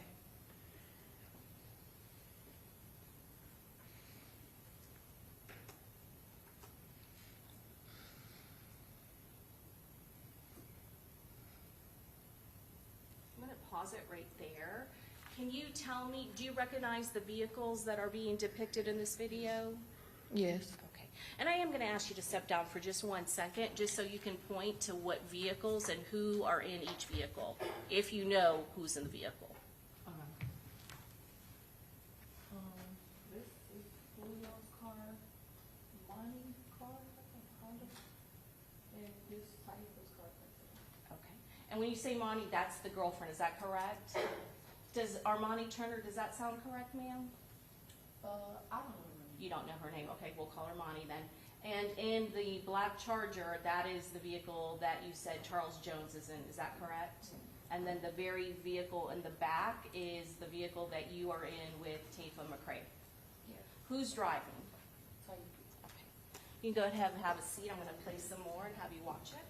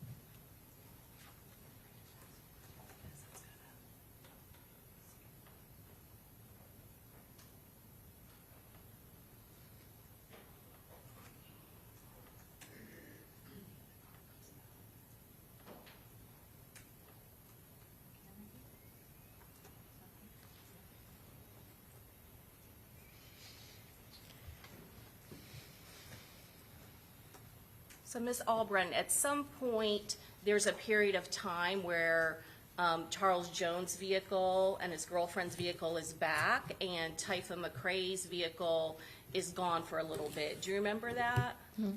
What's going on when Tafa McCrae's vehicle is not following directly behind Charles Jones and his girlfriend's vehicle? Monty was just driving a little crazy, so he didn't want to be close to her car, so he just stayed back. And can you tell us who is getting out of the vehicles now? Me and Cypher. Okay. And could you see where another person got into the driver's seat? In the video? Yes. No. Hold on 1 second, I'm gonna.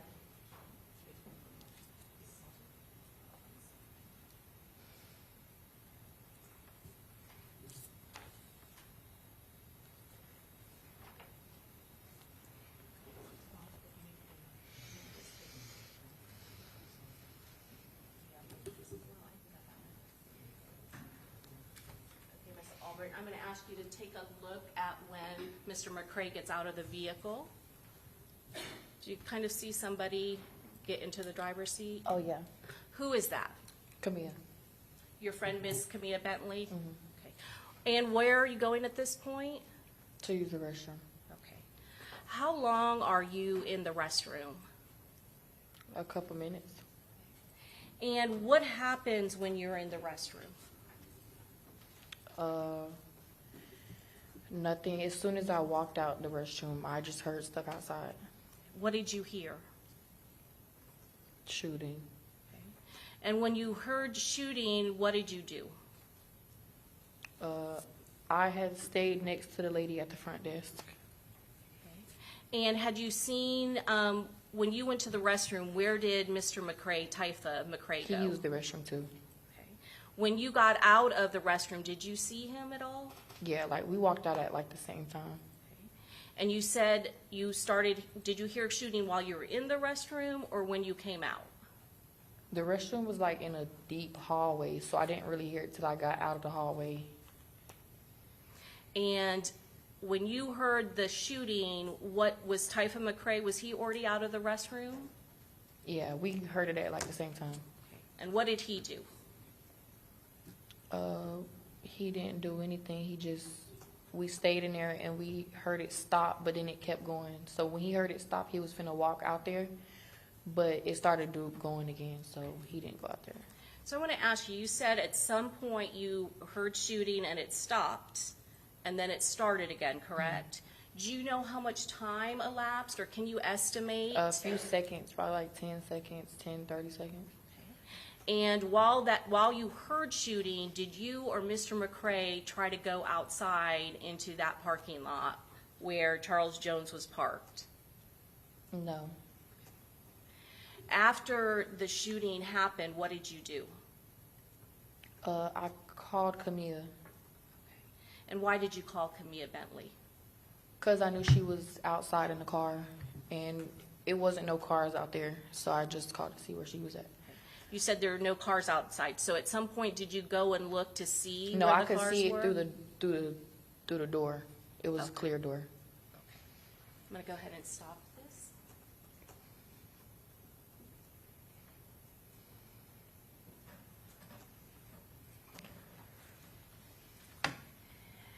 And you said that there was somebody working at the hotel, is that correct? Yeah, a female.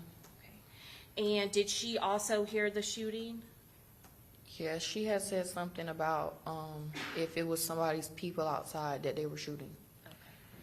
And you said you could see out of the window at some point and there was no vehicles, is that correct? Yeah, the sliding doors was clear. So At some point, without going into your conversation, did you get in touch with Camilla Bentley on the phone? yes, And again, without going into the conversation, how soon would you say you got a hold of her after the shooting had occurred? as soon as right after it happened. Right after? And how did she sound? In distress.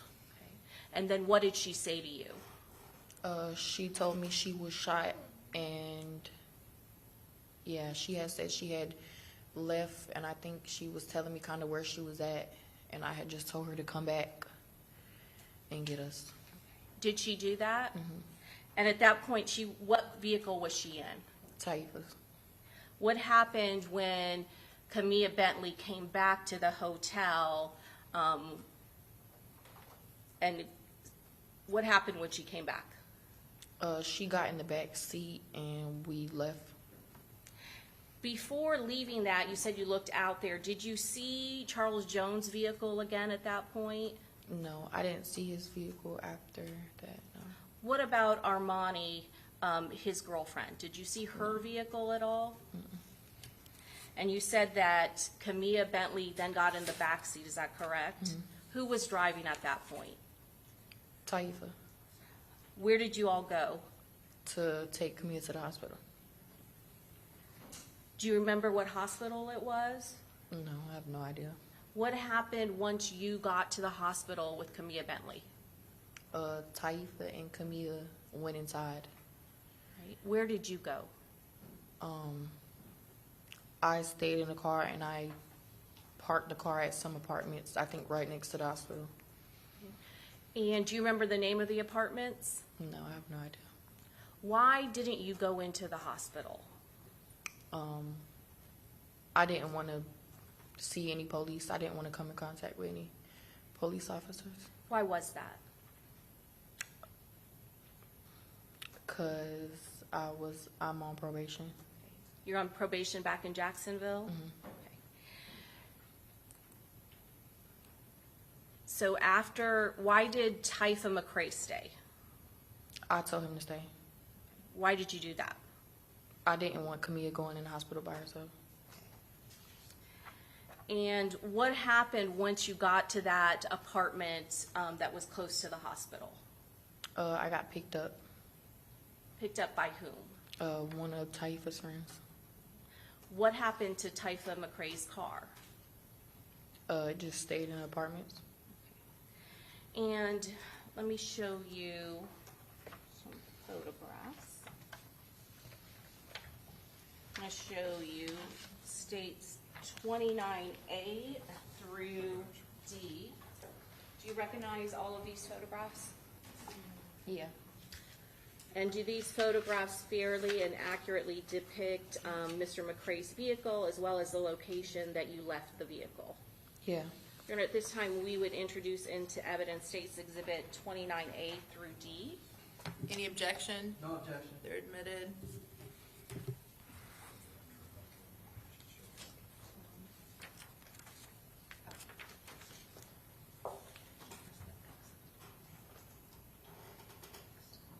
Oh, I see.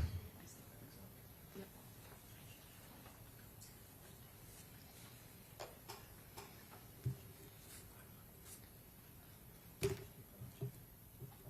Ms. Alburton, can you tell us what's in 29A? Taifa's car, Okay. And which one? the Nissan. Okay. The one in the middle, is that a Nissan Altima? Yeah. And then I'm going to show you 29B.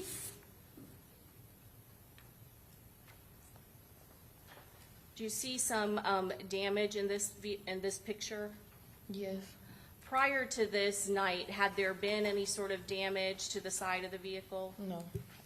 You don't know, do you know, were you in the vehicle when it was damaged? No. I'm going to show you 29C.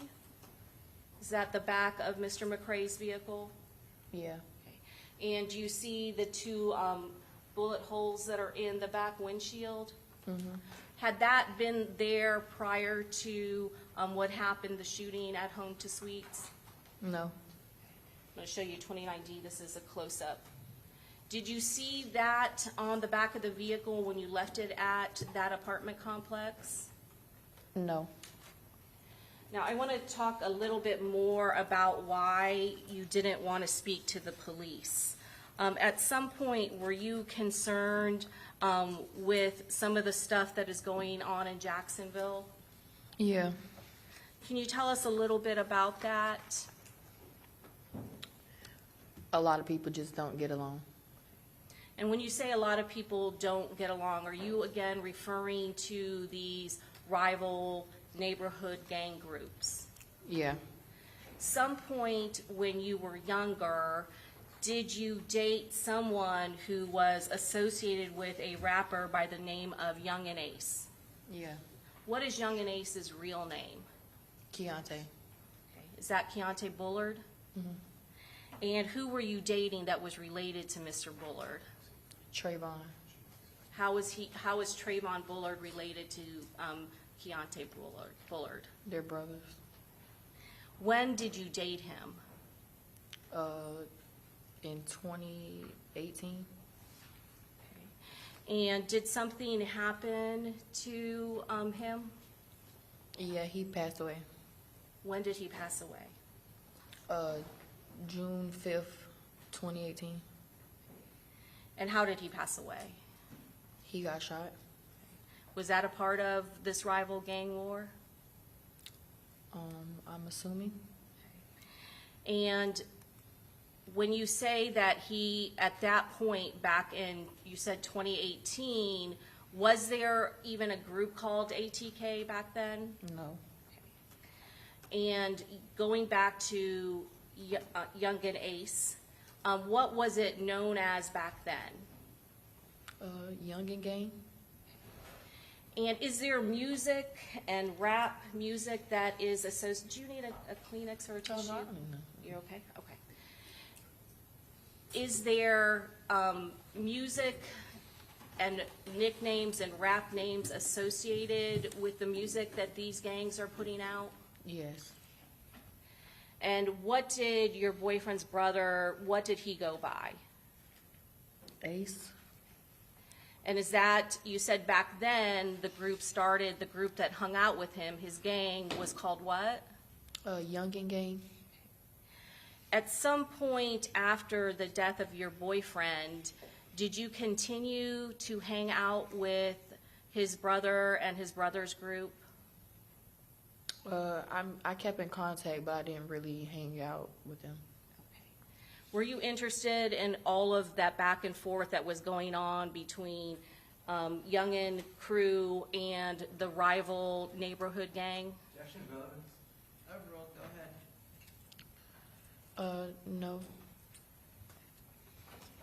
Thank you. Oh, I'm sorry. Such a- Thank you.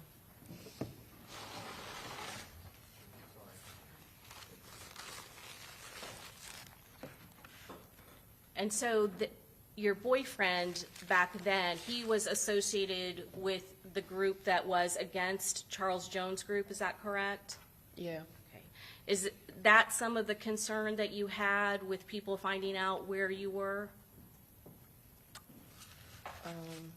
Yeah, I just didn't want to be a part of none of the media stuff. Is there a lot of social media that goes on with these two rival groups? Yeah.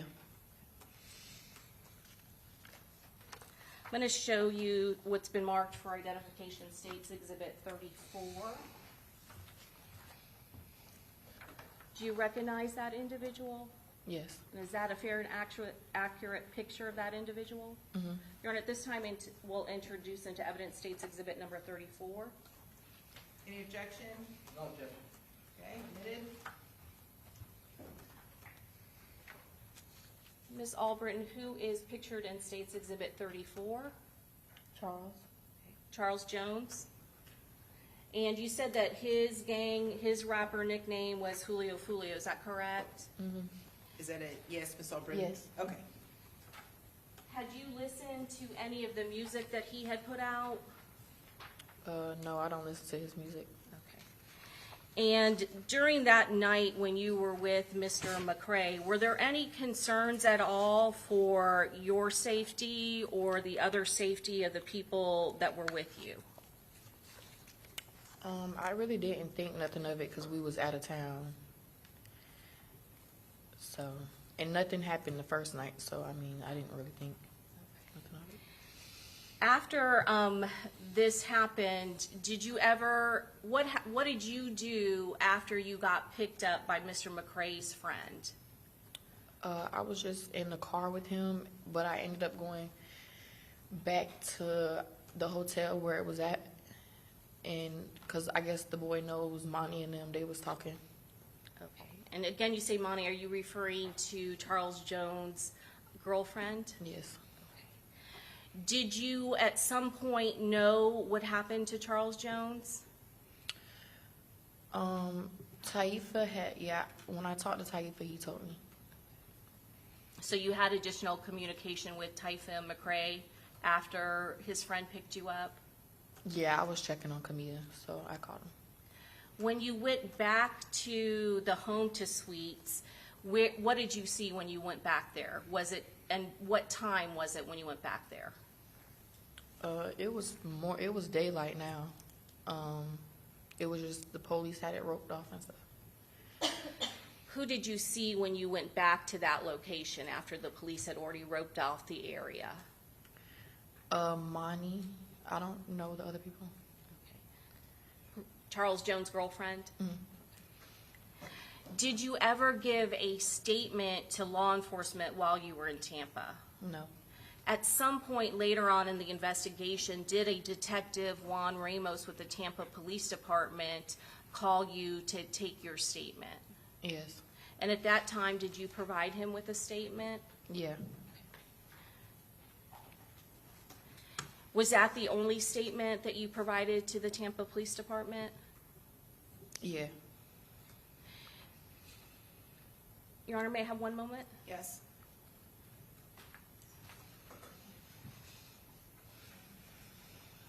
Your Honor, at this time, we pass the witness. Okay, cross.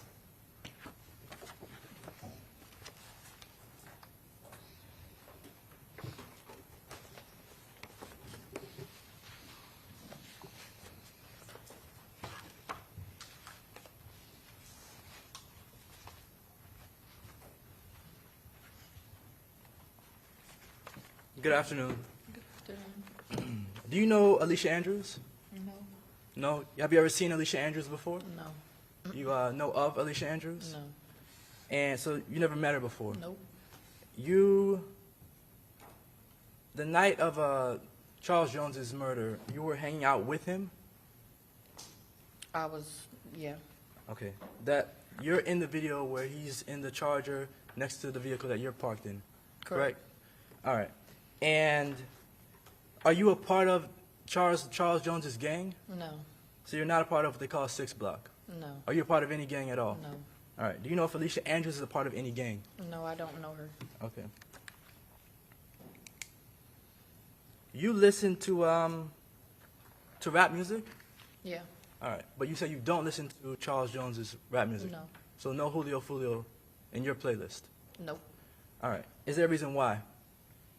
It's not my type of music. All right. But you know the substance of his music, is that correct? Yeah, I've seen it on social media. All right. And the music that he raps about, they call it drill rap? Correct. And that music is him talking about what they call opposition, ops? Yeah. All right. When Charles Jones, Julio Foolio, talks about his ops, is he talking about them in a derogatory manner? Yeah. He talks about them being dead. Is that accurate? Correct. He talks about them being kidnapped. Is that accurate? Yeah, I don't know about that part. Does he talk about them being shot? Correct. And he made fun of these things? Yeah. All right.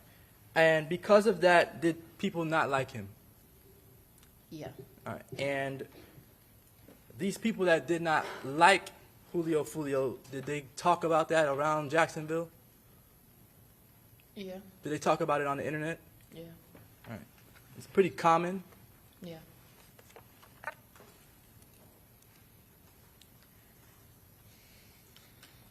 You've seen music videos of Charles Jones, Julio Foolio making fun of dead people before?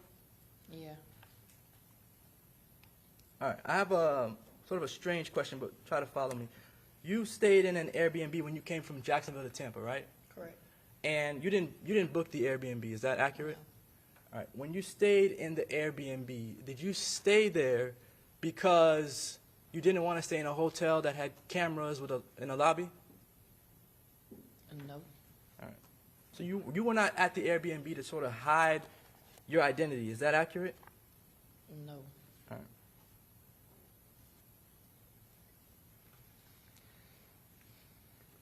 Did you pay or contribute any money to the Airbnb?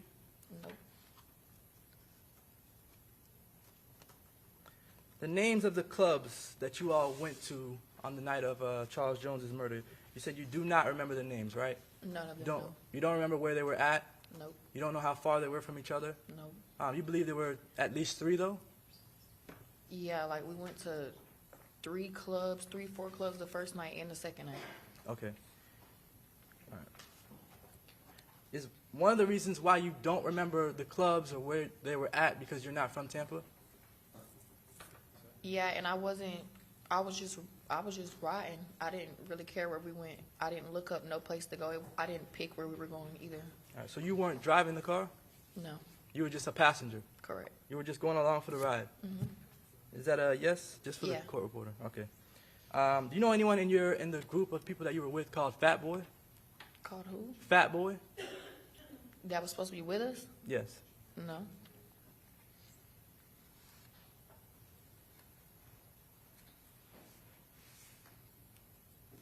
All right. Even though you don't listen to Julio Foolio's music, do you know about the issues that Julio Foolio has with other people in Jacksonville? Kind of, sort of. Kind of, sort of. You know that the people, you said earlier, people just don't get along, right? Correct. All right. And that's because you don't live under a rock, right? Correct. And you see things that whether it be on social media, right? Mhm. Or whether it be on just in your personal conversations, correct? I don't talk about it. You don't? Mm-mm. Okay. Let me ask you this. You dated Youngin Ace's brother. Is that accurate? Yeah. His name is Trayvon? Trayvon. Mhm. Okay. Trayvon, when you say brother of Youngin Ace, is that his blood brother? Yes, same mama. I think they have different dads, though. Okay. And to your knowledge, did Youngin Ace get along with Julio Foolio? No.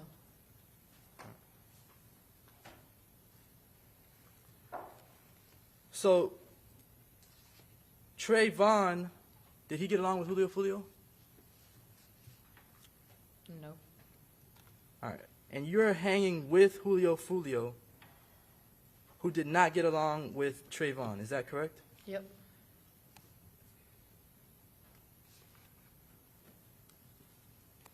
All right. Trayvon was shot? Yes. Did Julio Foolio ever rap about Trayvon being shot? Yeah. Did Julio Foolio ever make fun of Trayvon, your former boyfriend, being shot? Yeah.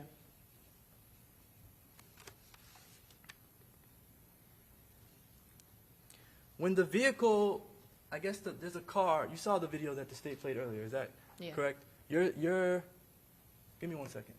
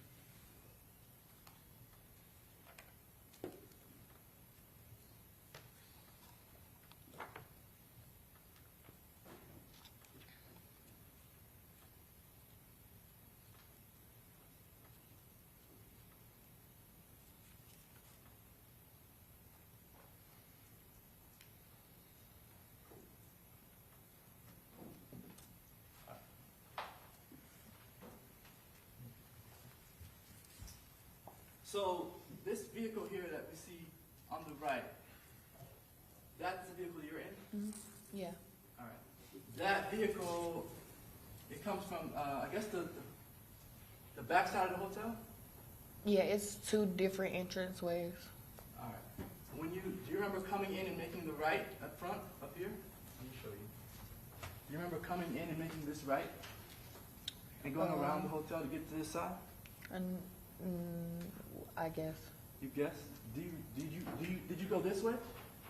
Straight? I don't really remember, but seeing the video, we went right. Okay. It makes sense that you would have went right to come around the hotel. Is that accurate? Yeah. Now, is there any reason in particular that you went around the building to come to the spot here where you're at? I wasn't driving. So you didn't make that decision? No. All right. So you don't know why the vehicle is faced in the opposite direction? No.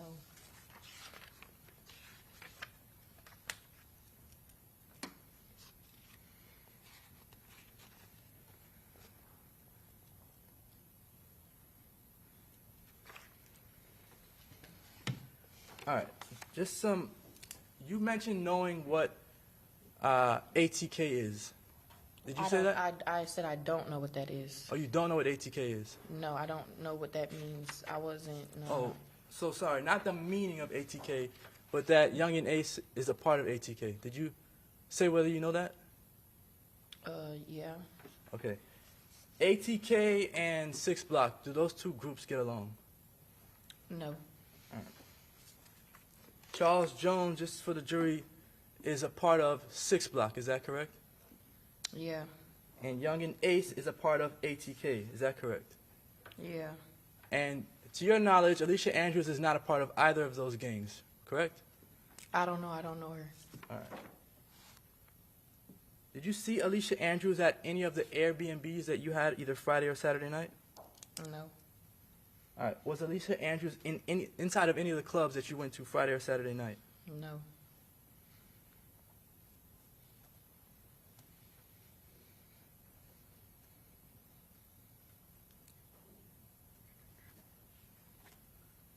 All right. You mentioned being on probation. Are you on probation now, or were you on probation during this time I'm period? still on it. You're still on probation? All right. Has your probation officer given you any trouble about this issue, being out of town? No. All right. No further questions. Redirect? Yes, Your Honor. Ms. Albritton, going back to these drill rap videos, in particular the song of Charles Jones about your boyfriend, is that When I See You? Is that the song that you're talking about?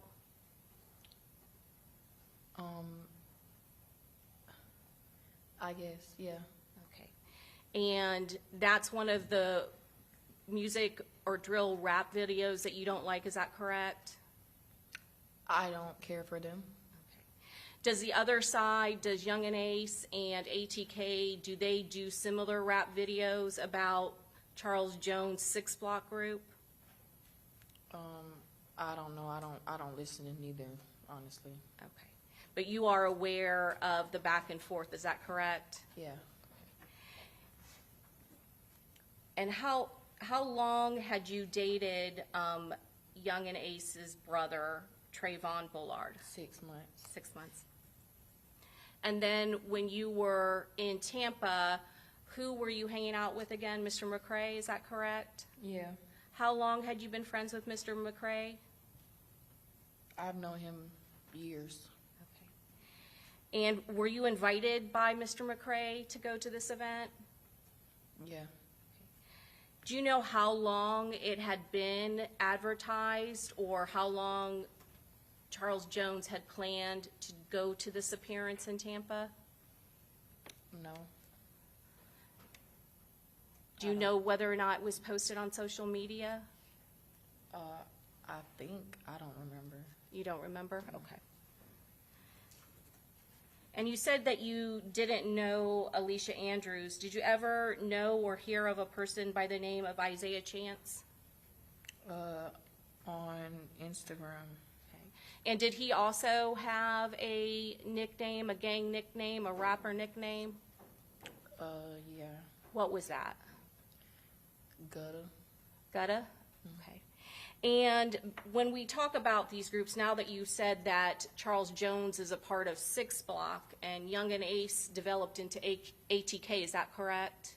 Yeah. Those are the rival groups? Yeah. Would Isaiah Chance, Gutta, would he be friends or enemies with Charles Jones and 6 Block? I wouldn't know. I don't know. You don't know what side that he's on? No, I've never really heard of him till this occurred. Oh, okay, all right.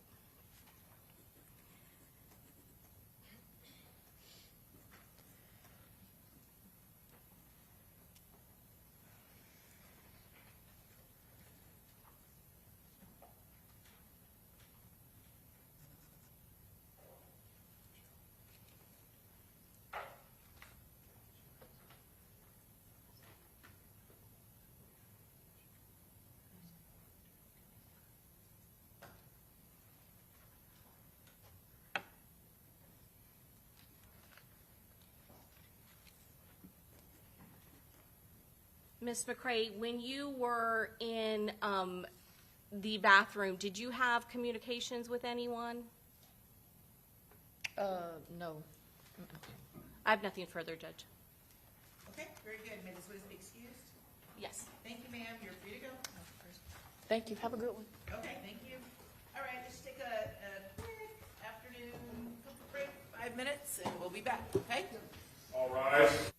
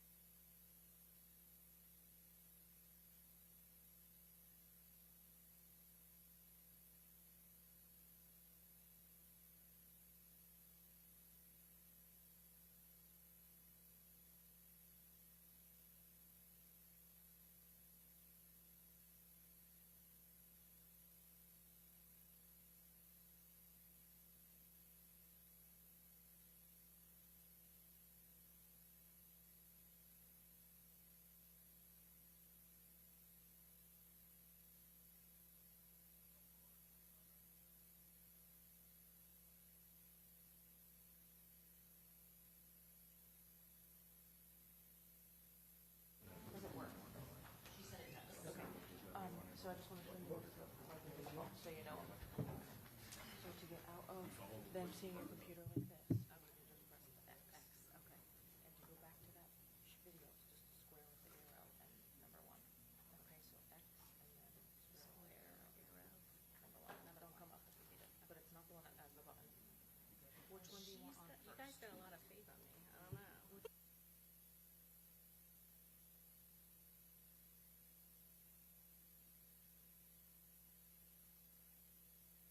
Yes, but I can go grab them right now. Yeah.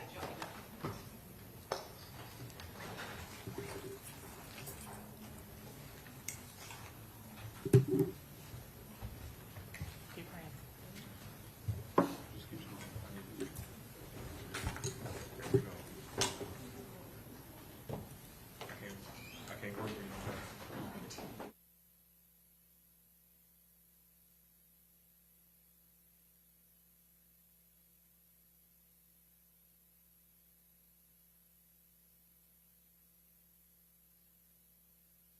Not want to be filmed, Gina. We're calling Gina. Okay. Okay, so that would be,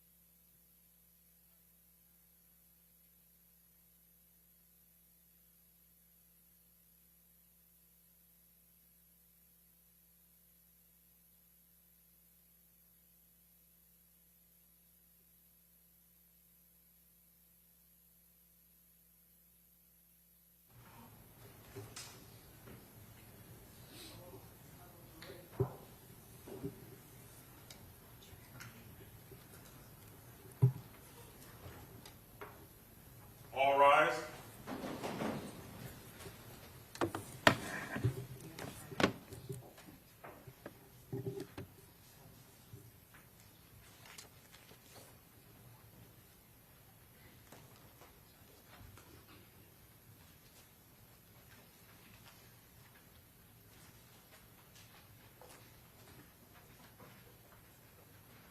All yours are in the- okay, very good, welcome back, and,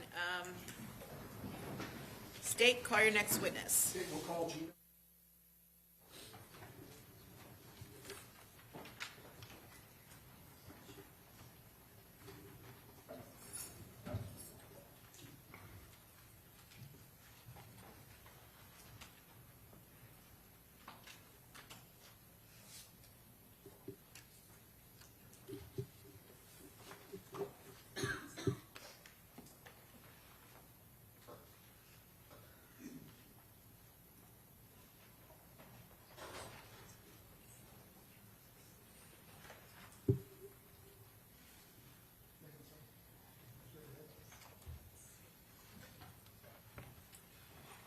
Just come this way. Okay. Just raise your right hand, be sworn in by the clerk, right there. Do you swear or affirm that the testimony you're about to give will be the truth, the whole truth, and nothing but the truth, so help you God? Yes, Bill. Okay, so, Mr. Norris, I can see you're upset.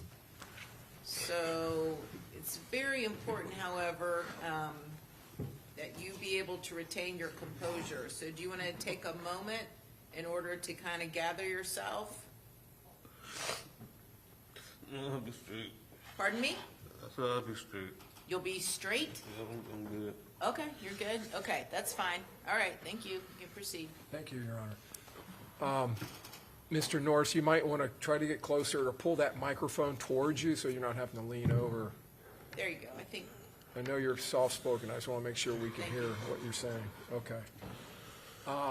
Good afternoon. Would you please state your name and spell your last name for the court reporter?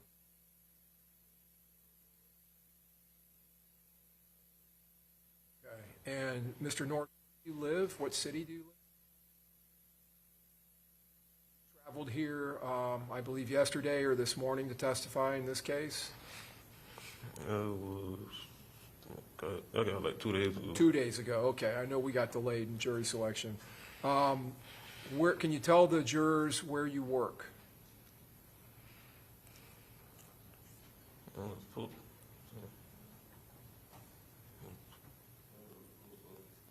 work at the post office? Yes. Okay, what do you do for the post office? I'm a mail handler. A mail handler?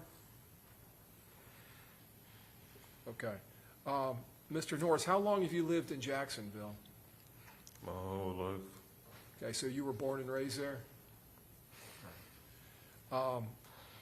Did you go to high school there? Yes. Okay. Now, did you know Charles Jones, the victim in this case?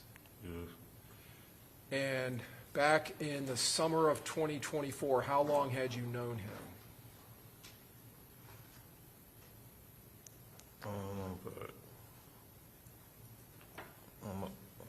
About 10 years. About 10 years? Do you remember how you met him? Not exactly. Not exactly. Okay. Now, your friendship with him back in June of 2024, was it just that, a friendship? Yeah, like cousins. Like cousins? In this case, at some point, you were interviewed by the police. Did you refer to him as your cousin? Yes. Maybe? Okay. I'm going to call your attention back to that summer of 2024. It would be June of 2024. Do you remember coming here to Tampa from Jacksonville? You talking about before everything happened? Yeah, coming down here for that trip? Yeah. When everything happened in this case? Yes. Okay. And did you come down here with Charles? Yes. And did you actually drive with him? Yes. And were you driving in his black Charger, his Dodge Charger? Yes. Do you remember what you all were coming down here for? Celebrate his birthday. Okay. Do you remember how old he was turning? That's 26. 26? Yeah, 26. Was there someone else that traveled in the car with you and Charles? It was Robert. Robert Howard? Okay. On the way down here, did Charles Jones and Robert Howard, did they switch off driving? Each of them driving for a part of the trip down? Yeah. Okay. When you all came down here, do you remember coming down on a Friday? Yeah, I think that's the night. I think that's the night we got here. Okay. And did you end up staying at a Airbnb or a house down in St. Petersburg? Yes. Okay. And then the next day would be Saturday. Did you all leave there and go to another Airbnb, another house? Yes. Now, when I came out to talk to you a minute ago, you were sitting next to Miss Randolph out there. Do you remember her being there? They got there that night. That night? The night it happened, they got there that night. That night, okay. All right. And do you remember a woman named Armani Turner also coming? Yes. They rode together, they got there that night. They rode together, okay. Now, that Saturday, the house you all are at, do you recall that being in Holiday up in Pasco County? No, I don't know exactly. I don't really know. I don't know this place like that, so I don't know. Yeah, I was going to ask you, do you know Tampa very well, or the Tampa Bay area? It's my third time being here. Okay, so this would be the second time you've been here? Third, because I came here before y'all rescheduled the last trial. That's right, we did, you're right.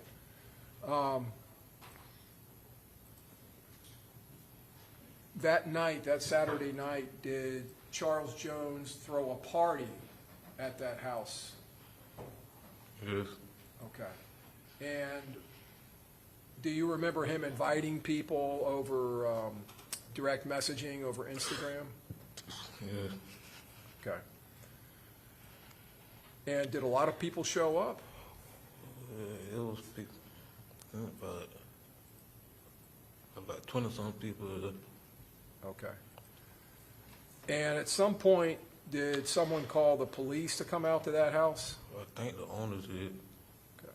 And did the party kind of get shut down? Yes. And did you all have to leave the house?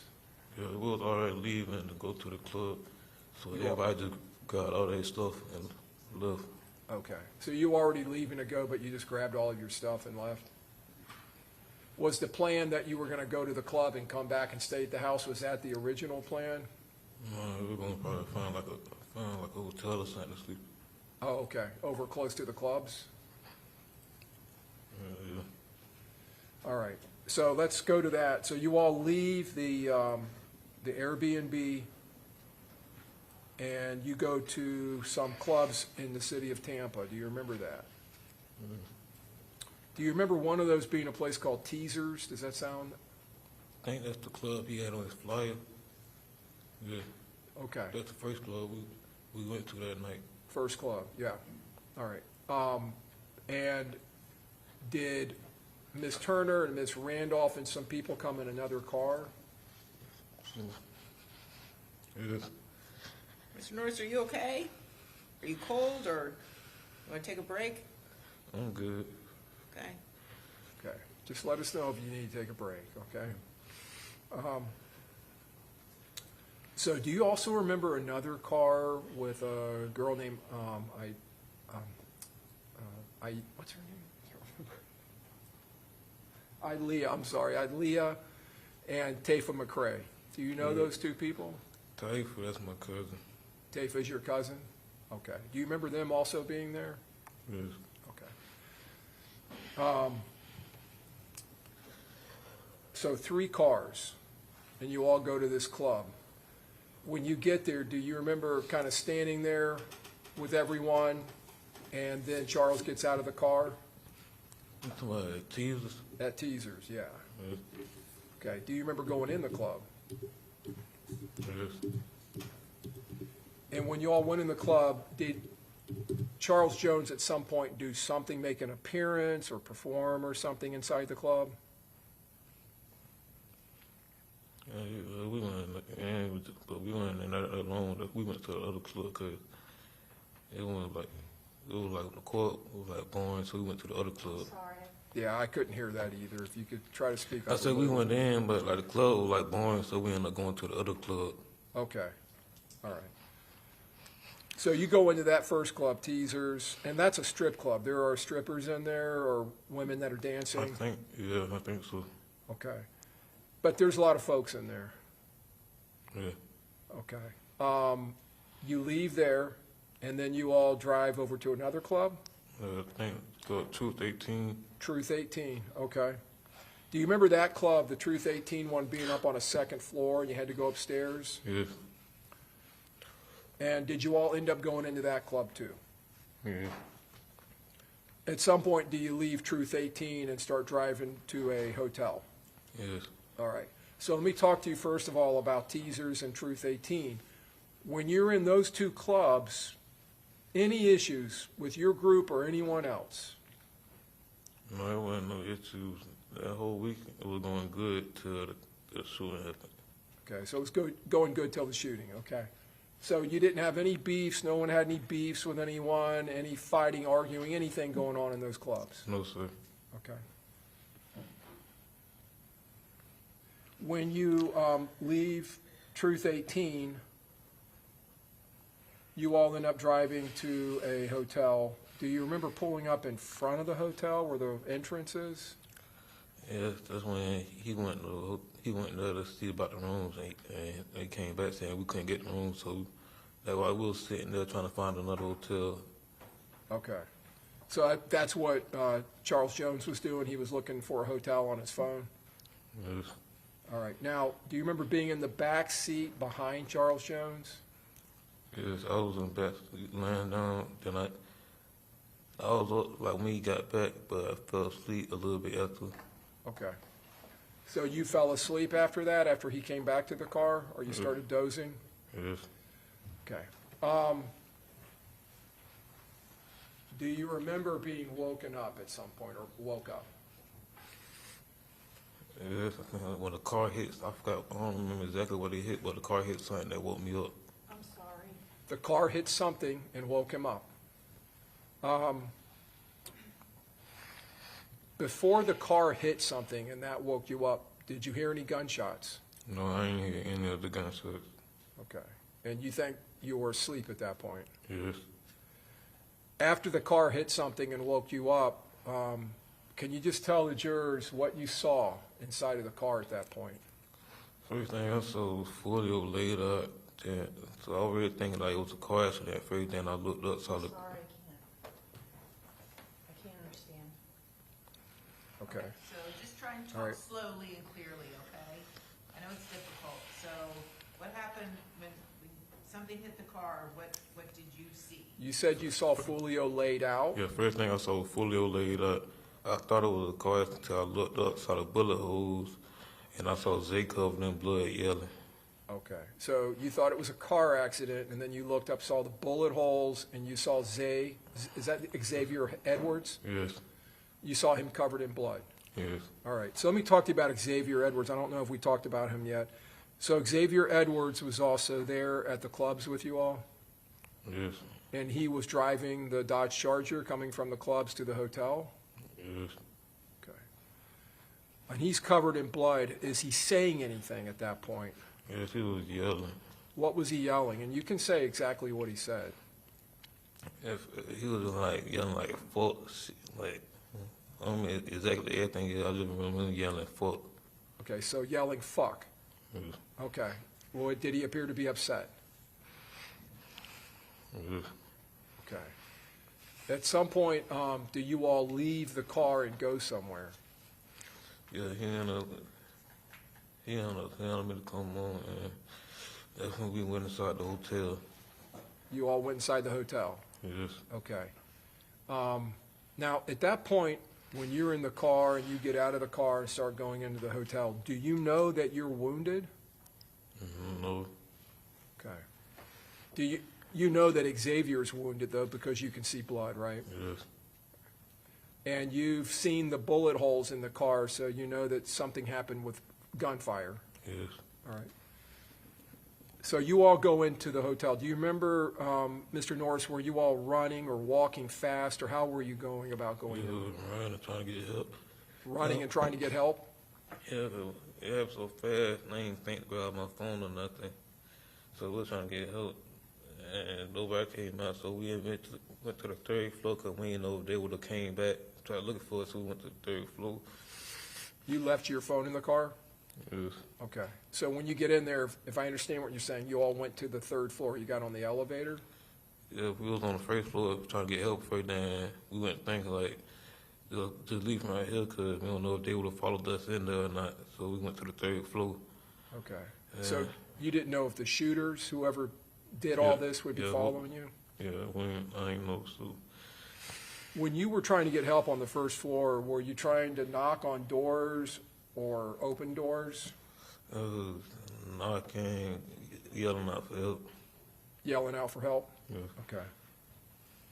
So you all get on the elevator, you go to the third floor. Do you get off the elevator on the third floor? Yeah, we got out the elevator, and he ended up, like, felt like he was finna pass out and land against the wall.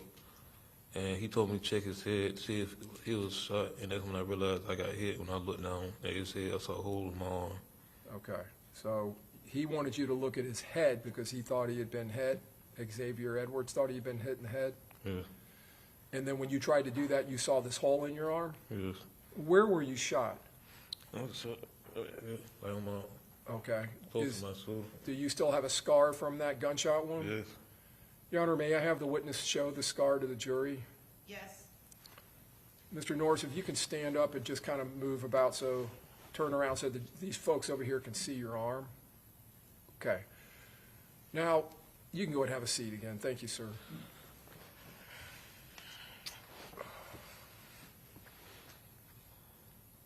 Do you obtain Xavier Edwards' phone and try to call for help? Yes, when he had realized he had his phone, so he told me to call for the police to get an ambulance, so I called. Okay. And at some point, did police officers come off the elevator? Yes. And when the police officers came off the elevator, did they come down the hall towards you all? Yes. We were like directly in front of the You were right in front of the elevator? Yes. Okay. Did the police at some point try to help you with your wounds? Yes. And did they call for fire rescue, for EMT or paramedics? Yes. And did those paramedics come up to the third floor eventually and assist you and Mr. Edwards? Yes. Do you remember being taken out of the hotel on a stretcher? Yes. Okay.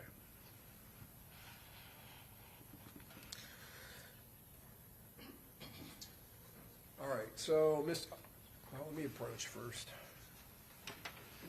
Can I approach the witness, Your Honor? Yes. I'm going to show you what's been marked as Stage 68A, and just ask if you recognize what's in the photograph. Yes. You recognize that? Okay. Do you recognize that as Charles Jones' black Charger? Yes. Okay. You okay? I'm good. You sure? Yes.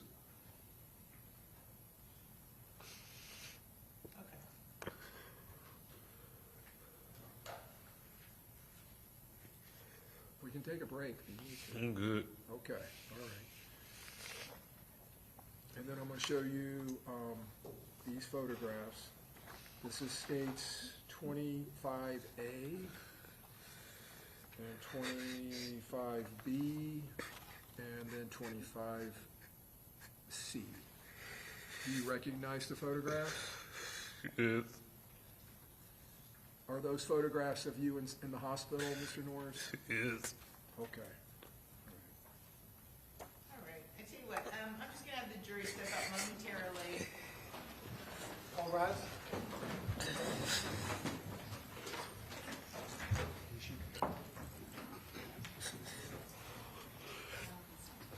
There's tissues right there.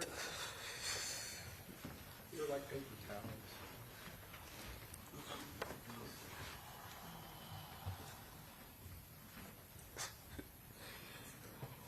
All jurors are off.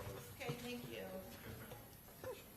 All right, Mr. Norris, I know this is difficult, and I know it's challenging looking at photographs of yourself in the hospital, but it is important, since you are testifying, that you be able to testify without being too emotional. So we'll just take a breather here, give you a chance to kind of collect yourself.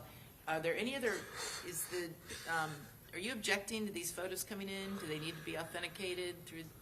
No. Okay, they can come in. Yes. Okay. Okay, all right, good enough. There's nothing wrong with getting emotional. If you need a break, we just take a break, okay? Everyone here understands.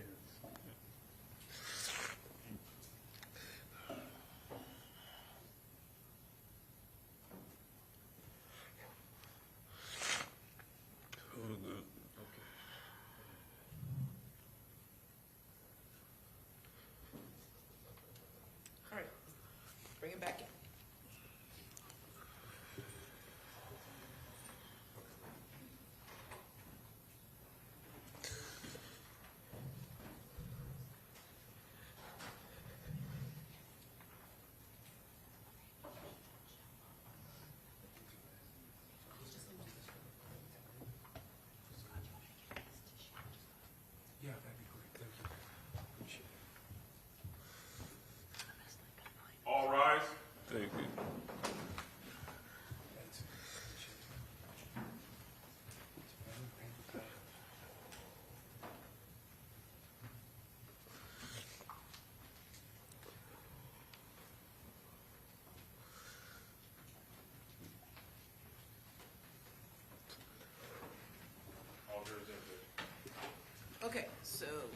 State, are you gonna move some items Yeah, into sure. evidence? State would tender states 25A as in alpha through C as in Charlie. We would tender 68A as in alpha.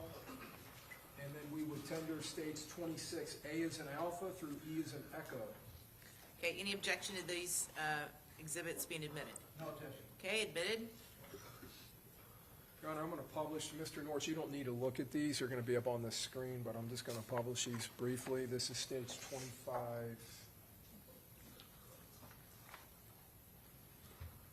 25A, publishing on the overhead Elmo. States 25B, and states 25C.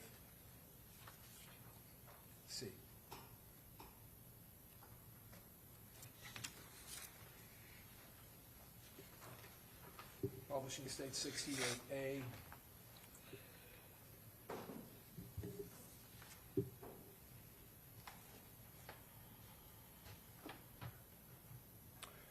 Mr. Norris, do you remember how long you were in the hospital here in Tampa?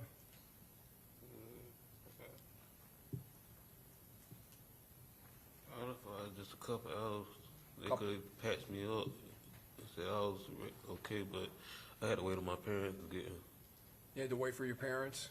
Did your parents come down from Jacksonville to pick you up? Yes. When you got back home, were you working at that time? No, I was out of work for about a month or two. Okay. Were you working at Sam's at some point? Yes, I was working at Sam's around that time. Around that time? Okay. Were you able to go back to work? Yes.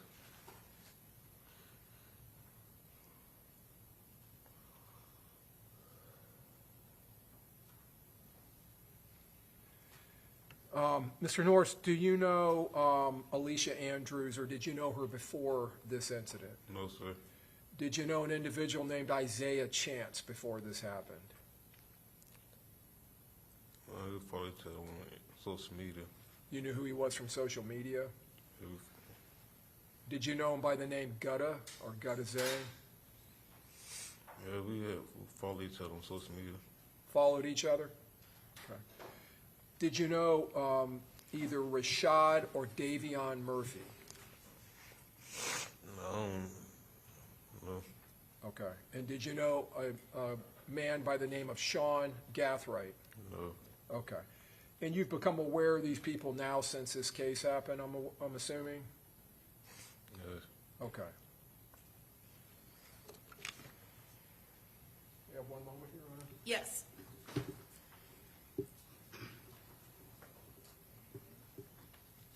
No further questions, Your Honor. Okay, cross.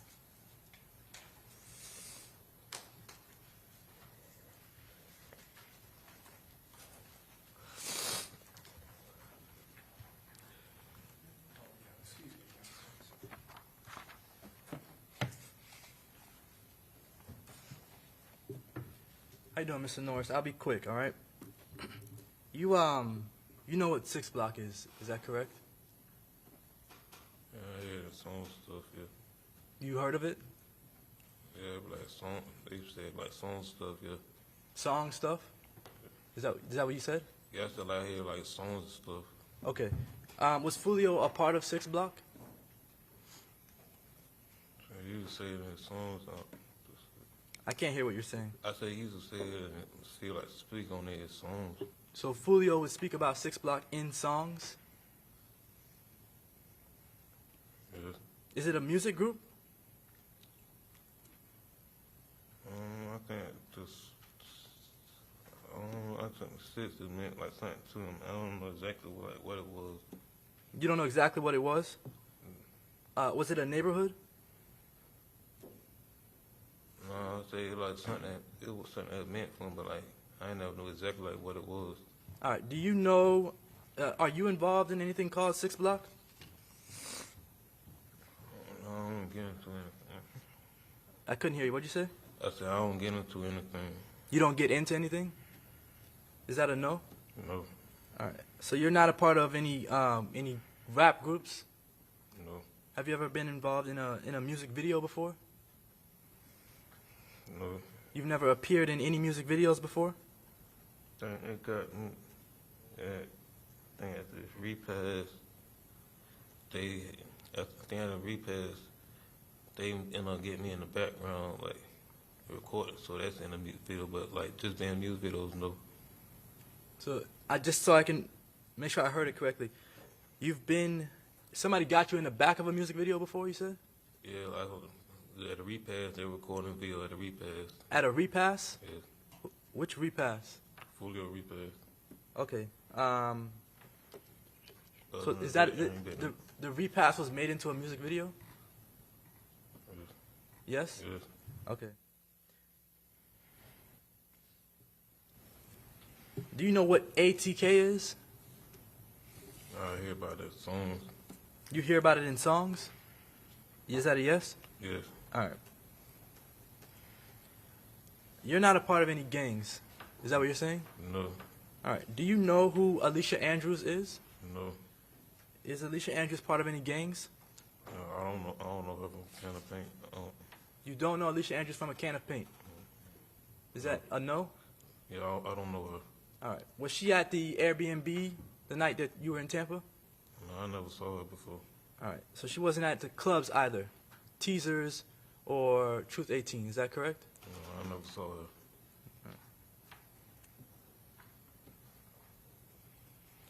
So you can't speak to whether she knew that Julio Foolio was going to die. Is that correct? Objection. What's the legal basis for the objection? Calls for speculation. Well, that is true, so, but you can answer if you know. Do you know whether Alicia Andrews knew that someone was planning to kill Charles Jones? No, I don't know that. You said you do know someone named Gadaze? Yes. All right. And you followed that individual on social media? Yeah, it was somewhat cool. We were like talking stuff. It was no more than that. I didn't hear what you said. I said like we were like somewhat cool. Like we'll talk on, with him like no more than that. Okay. You said you would talk to Gadaze on social media sometimes. Is that accurate? Yeah. Okay. To your knowledge, did Gadaze have an issue with you? No. You were cool with Gadaze? Like yeah, it was straight. All right.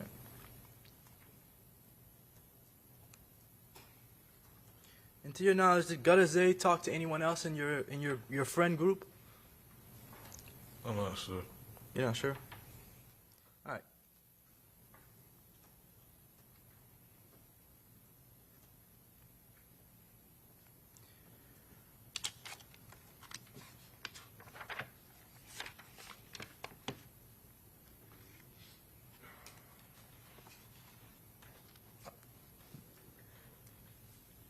Robert Howard, is he your friend?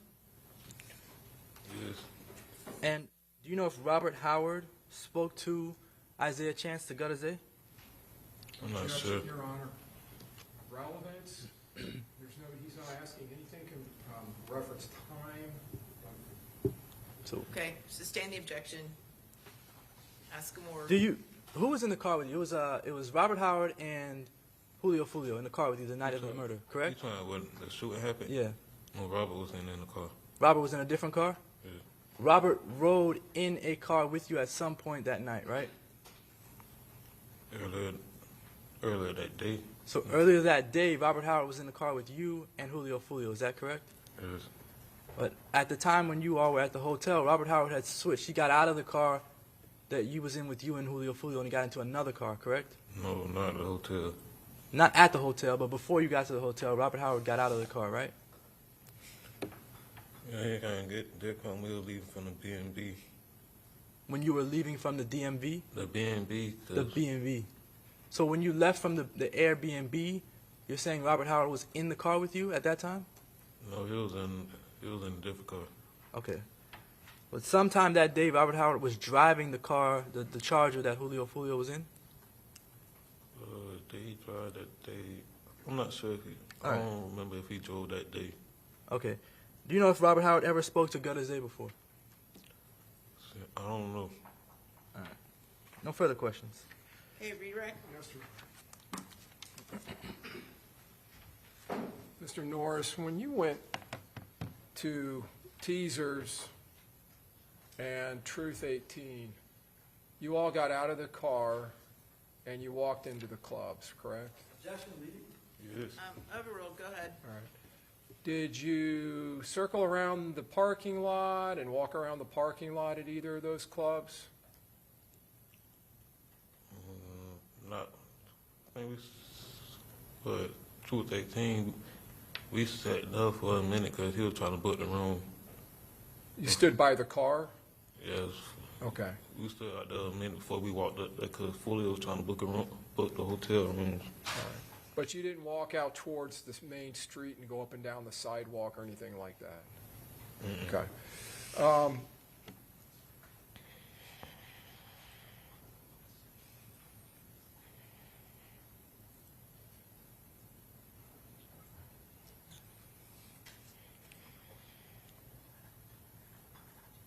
The music video that you said you got caught in the background in, is that what happened? You got captured in the background? Yes. Okay. I want to ask you about that.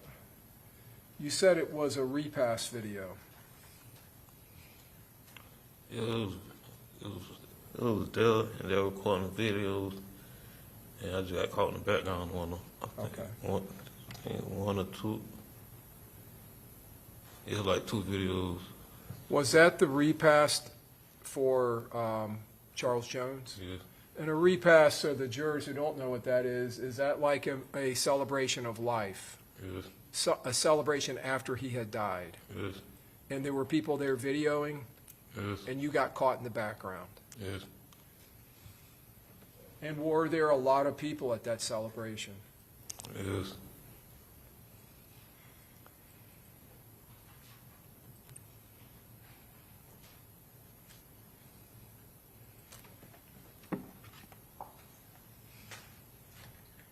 Nothing else, Your Honor?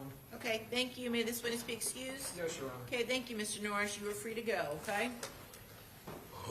Okay. All right, who's going to be your next witness? Doja Randolph? Okay.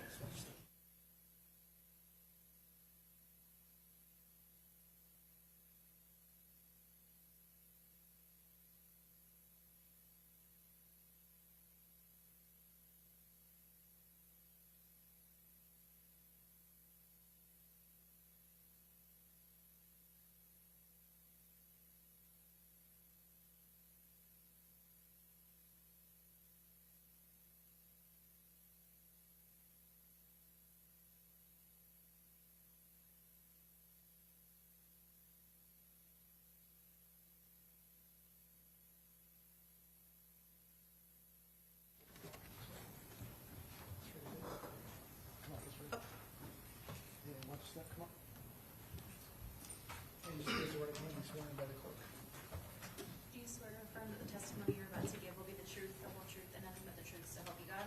Yes. Thank you. Okay, you can have a seat, and I can tell you're soft-spoken too, so it's very important, Ms. Randolph, that you speak into that microphone so we can hear you, okay? Okay. Okay, you may proceed. Please state your full name for the record. And Ms. Randolph, where do you live? Jacksonville. I'm sorry. I am having trouble hearing you, so you gotta speak a little louder. Jacksonville. How long have you lived in Jacksonville? My whole life. Your whole life? Okay. And you are very soft-spoken. Can I ask you to get a little bit closer to the mic? Thank you. You said you've lived in Jacksonville your whole life, is that correct? Yes. Okay. I'm going to ask you, did you have plans to travel to Tampa in June of 2024? Mm-hmm. I'm specifically going to ask you, June 22nd of 2024, did you come to Tampa on that Saturday? Yes. Who did you come to Tampa with? Money. Monty? Is that Armani Turner? Mm-hmm. Okay, is that a yes? Yes. Okay, just please make sure you say yes or no as opposed to uh-huh or uh-uh. So, thank you. Do you know who Charles Jones is? Yes. had you met Charles Jones before that weekend? Yes. Approximately how many occasions had you met Charles Jones? Well, I know him since 6th grade. Since he was 3? Since 6th grade. 6th grade, I apologize. What was his rapper name? Fully. Foolio? Yes. And back then in June of 2024, did he have a relationship with your friend Armani Turner? Yes. Do you know how long they had been dating at that point? Well, they had just got back together for a couple months, but they used to date back in the day when we was kids. And this weekend, you said you traveled with Armani Turner from Jacksonville to Tampa, is that correct? That weekend of June 22nd of 2025? Yes. Who was driving? Money. What kind of car did she have? A Hyundai. Was that a gray Hyundai? Yes. Was there anyone else with you and Ms. Turner in the gray Hyundai? Yes. Who else was with you? Xavier. Xavier? Yes. And are you referring to Xavier Edwards? Yes. Did all three of you travel down from Jacksonville to Tampa on that Saturday? Yes. Where did you go in Tampa? To the Airbnb. An Airbnb. Okay, I'm not going to ask you the address, but it was an Airbnb, is that correct? Yes. What was going on at the Airbnb? Nothing. Everybody was just chilling. You say everybody. Approximately how many people were at the Airbnb? I don't know, more than 10, more than 15. Of the people you've already mentioned, Armani Turner, was she at the Airbnb? Yes. Okay. And what about Charles Jones? Yes. Did you know anyone else that was at the Airbnb? Yes. Who else did you know that was there that night? Gino Norris? Yes. How long would you say, well, let me ask you this. Approximately what time did you get to that Airbnb where Charles Jones was on that Saturday, June 22nd of 2025? Like 11:45, 11:50. When you say 11:45, are you talking AM or PM? PM. So at night, it was already dark out? Yes. What happened when you got to that Airbnb in Tampa?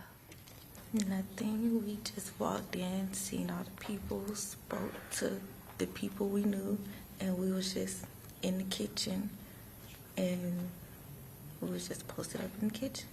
Okay. And how long, did anything unusual happen at that Airbnb? No. Were there any fights or any kind of incidents at the Airbnb? No. At some point, did the police show up at the Airbnb? Yes. What happened when the police showed up? Nothing. Me and Monty talked to them and told them we was down here for her boyfriend's birthday and nothing was going on. They said they got a call about a fight and we let them know nobody wasn't fighting or anything, and they said, okay, enjoy your night, and they left. And at some point, did you all leave the Airbnb? Yes. Before we talk about that, you said that you were there for Armani's boyfriend's birthday. Is that correct? Yes. Was it his birthday? Was it Charles Jones' birthday that weekend? Yes. Was he scheduled to appear at some nightclubs that weekend as well? I'm not sure. Do you know whether or not, did you go to nightclubs that weekend? We went to 2 clubs. Do you remember the name of the clubs that you went to? No. What time do you think that you went to the first club? I don't know. Okay, so you got there after 11:45 p.m., is that correct? Yes. Would it have been after midnight going into June 23rd of 2024? Yes. So you were at the Airbnb for more than 15 minutes? Yes, because we stayed, helped clean up, pack up, changed, and everything like that. He waited for us to change, and we helped them pack up, and then we left to go to the first club. I think it was like an hour away or something. Okay. And I want to talk about how everybody gets to the first club. How do you get to the first club? In the car that I came in. Armani Turner's car? Yes. That's the gray Hyundai, correct? Yes. Who is in the car with you in the gray Hyundai going to that first club? Me and Monty, I think. Or me, Monty. Armani Turner? Yes. Okay. Is there anyone else in the car with you that you can remember? I think Robert had got in then, or he got in after the first club. I don't know, but I know me and Monty was together the whole night. So. Okay. And you said it may have been Robert, is that correct? Are you referring to Robert Howard? Yes. Sorry. But did you also say that he may not have gotten in at the first club, but maybe at the second? No, like on the way to the first club. Okay. I don't remember, but I know I was in the car with Monty. But after we left the first club, on the way to the second club, I know he was in the car with us. When we left the second club, I know he was in the car with us. Okay. So you were in a car with Armani Turner when you went from the Airbnb to the first club. Yes. Did other people from the Airbnb also go to the first club, but in other vehicles? Yes, they was already there. They were already there? You met them at that club? Yes, when we left, it was only the car Charles was in and the car me and Monty was in. We followed each other there. And so you're following behind the car that Charles Jones was in, is that correct? Yes. Do you remember who was in the car with Charles Jones? Everybody else, I think, like him, Gino, Xavier, Robert. Okay. So you believe Gino Norris and Robert Howard and Xavier Edwards were all at that point with Charles Jones in the car? I think so. I don't. And you went to the club? Yes. Any instance or any incident that occurred at the first club? No. And you said you went to another club, is that correct? Yes. Okay. Now let's talk about, are you still in the same vehicle with Armani Turner when you go to the second club? Yes, I never changed vehicles. And at this point, does Robert Howard go from Charles Jones's vehicle into the vehicle with you and Armani Turner? Yes. Do you know whether or not there is another vehicle that Camilla Bentley is in? I don't know who that is. Okay. So were there some people in the group that you didn't know? There's a lot of people I didn't know. But did your vehicle stay with Charles Jones's vehicle? Wherever he went, we went. And at that second club, do you know approximately how long that you were at the second club? No. Was there any issue at the second club? No. What happened after you left the second club? We got in the car to go to the hotel. You're in the same vehicle the entire time? Yes. Who's in the vehicle with you at that point? Me, Monty, and Robert. Okay. And you said that Charles Jones was in the vehicle, is that correct, in the other vehicle? In his car, yes. Okay, and who was with him at that point when you're leaving the second club to go to the hotel? Gino, Xavier, and his help. Gino Norris and Xavier Edwards? Yes. So when you get to the other club, when you get to the hotel, what happens? He go inside for like 2 minutes. He come out. When you say he, you said he goes inside. Who are you referring to? Charles. Charles Jones? Yes. When he come out, he texts Monty and say, no, he called her, text her one time, forgot. And he was like, they said they gave his reservations away. So we like, okay, we finna look up some hotels. So we all just get on our phone and we start trying to find hotels that's near. And he said one of his other friends told him they went back towards where the Airbnb was because everything in that area was already booked up. So we was just on our phones trying to find a hotel that was close by because it was already late. So what happened at that point? We was in the car on our phones listening to music, and then we heard gunshots. So then we was looking like, Then I cut the radio down, and we heard them some more, and it sounded like they was closer, but we couldn't tell what direction that they was coming from. And we like, oh no, we getting shot at, and Monty put the car in reverse, and we just, yeah. Okay. So you said Armani Turner, she put the car in reverse, is that correct? Yes. And did anything happen in the parking lot when she put the car in reverse? Yes, I think it was his cousin car. They went in drive, we went in reverse, so we kind of hit each other. And then we just both ended up getting out of the parking lot. And when we got out of the parking lot, we seen a car, which we thought was Charles' car. So we made a U-turn, and when we made a U-turn, we realized it wasn't his car. And we ended up going down the street, and we seen the police, and we hopped out and was trying to tell them, like, oh, we just got shot at. But they wasn't listening, so we hopped back in the car and made another U-turn. So they hopped in their car, and they chased us, and they called for backup, and we led them to where we found Charles' car at. Okay. So you said that you ran into law enforcement, is that correct? Yes. And did all of you, Armani Turner and Robert Howard, all get out of the vehicle at that point? We got out. Me and Monty got out when we seen the police, and we was trying to talk to him. He wasn't listening. We hopped back in the car. Okay. Me, Robert, and Monty got out when we came back to the hotel, and all the police was with us, and we didn't see his car. We rode around until we seen it, and when we seen it, everybody hopped out the car. Okay. And what happened when you hopped out of the car? The police had hopped out and told us to stop moving and told us to back up. And from where I was, I could see, like, in his car, because I was on the passenger side, so, like, I seen him. And you said his car. At that point, did you notice Charles Jones' car in the parking lot when you came back to the hotel? Yeah, we had pulled up right in front of his car. At some point, those police officers that you ran into on the roadway, did they come back and follow you to that location? When we got back in the car and pulled off, they pulled off with us. Okay. And they called for backup, and I guess the other officers met at the hotel, and they told us basically we was running from the police and not do that again. Okay. At some point, did they take your interviews and realize that Ms. Turner's boyfriend had been the one that was shot in the other car?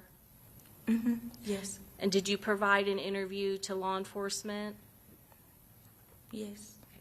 I'm going to show you what's been marked for identification, States Exhibit 2E. Do you recognize this, Ms. Randolph? Yes.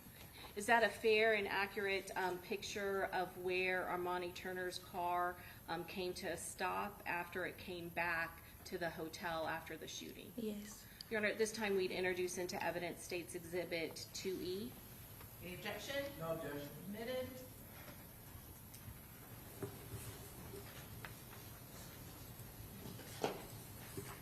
Ms. Turner, can I ask you, I'm sorry, not Ms. Turner, Ms. Randolph, can I ask you to step down and point out to the jury which car in this picture is the vehicle Armani Turner drove and the one that you were in all night?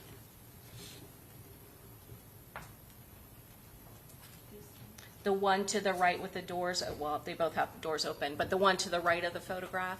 Yes. Okay. And there's another vehicle. Is that the vehicle that you saw eventually when you got out of the car and started talking to law enforcement? Yes. And is that the vehicle that you had previously seen Charles Jones in prior to the shooting? Yes. Okay. And is that the location where it was when you came back to Home to Suites after the shooting? Yes, that's what we found him. And prior to coming to court today, did I ask you to look at a video that was from the Instagram feed of Charles Jones on June 22nd of 2023 2024 going into June 23rd of 2024? Yes. And did that accurately depict his Instagram feed on those dates? Yes. Your Honor, at this time, I would introduce into evidence States Exhibit 85C. Any objection? Yes. Yes?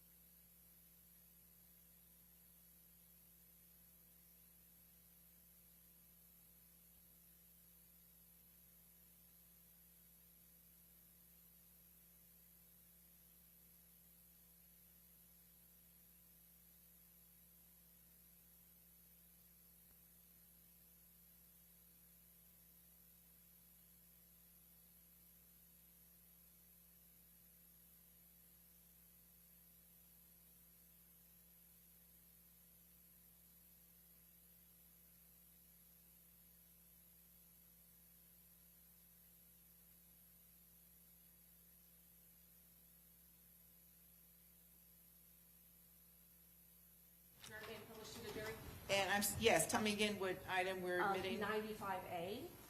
95A. Okay, admitted.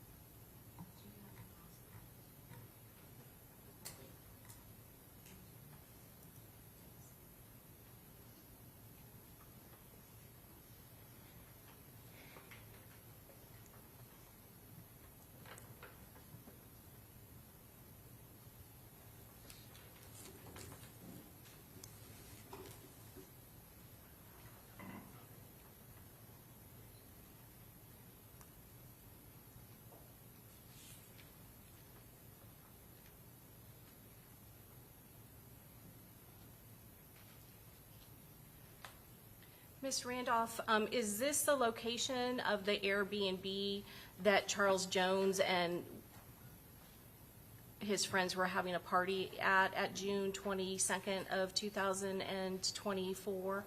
Yes. And you recognize that Airbnb and the people that are in that party? Yes. Okay. The people that I know and myself. You recognize yourself in there as well, is that correct? Okay. And is Miss Armani Turner, your friend, is she in there as well? Yes. Okay. And that individual right there, is that Charles Jones that night? Yes. And is that what he was wearing that night, June 22nd of 2024, going into June 23rd of 2024? Yes. And you said he was celebrating his birthday? Yes.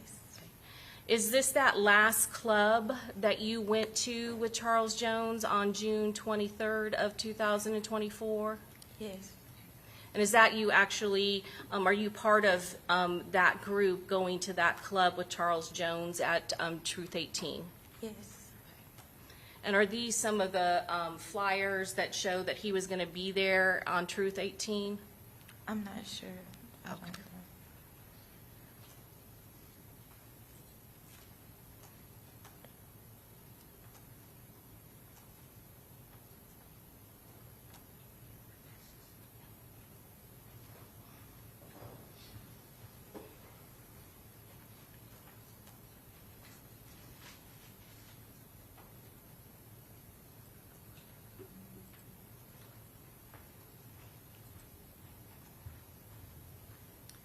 Ms. Randolph, after you got to that location where, and I'm going to go back to June 23rd of 2024, when you all got back to the hotel and saw Charles Jones' car, how long were you at that location before you were able to speak to law enforcement officers about what had happened? Hours. Hours? Okay. At some point, did Charles Jones' mother come to that location? Yes. Your Honor, may I have one moment? Yes.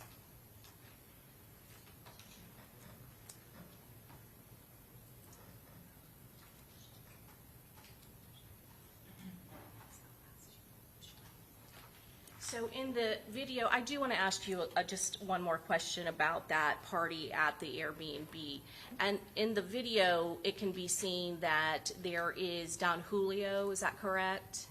Was there any special, to your knowledge, was there any special association with Don Julio to your friend Charles Jones, Julio Foolio? No, he doesn't drink. He doesn't drink at all? No. Okay, all right, thank you so much. Nothing further, Judge. Okay, Cross?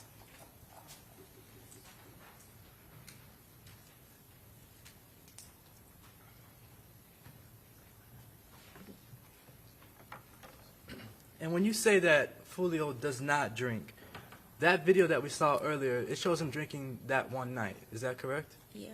And that was the only night you've seen him drink ever before? Yes, he's never been a drinker. Okay. Do you know who Alicia Andrews is? No. You ever met her before? No. Have you ever seen her before? No. All right. Do you know what 6 Block is? Yeah. What is 6 Block? Something that he sang about. Something that Charles sings Charles about. Jones sang about? Yes. Okay. How long has Charles Jones sang about 6 Block? I don't know. He's been rapping since 6th grade. Okay. Has he been rapping about 6 Block since 6th grade, though? He's been rapping about a lot of stuff since 6th grade. But what about 6 Block? I don't know how long he's been rapping about that. All right. Is 6 Block a group? No. Is it a gang? No. All right. If I were to ask you whether you're a part of 6 Block, would you say yes or no? No. You're not? You're not a part of 6 Block? No. Did you All right. see that? I was a part of 6 Block. I can't hear you. No. Okay. Are you a part of ATK? No. Do you know what ATK is? Yes. What is ATK? Something. A group, I guess. A group? All right. Do 6 Block and ATK get along? I don't know. I'm a girl. When you say you're a girl, what do you mean by that? I don't get into all of that. Okay. The night, you said earlier that you were following Julio Foolio around. Wherever he went, you all went. Is that correct? Yes. All right. You weren't in control of the vehicle? No. You weren't driving? No. And did you know where you were going every step of the way? No, I've never been here.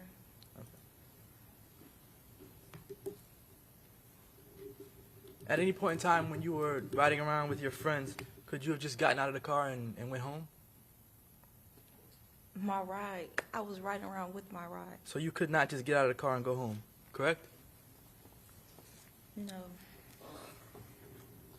Earlier you said Robert Howard was inside the car with Foolio at some point in time. Is that correct? Yes, he was already down there when we got down there. All right. So Robert Howard's in the car with Foolio, and he's also in the car with Gino at some point? Yes. Gino Norris, the witness that was right before you?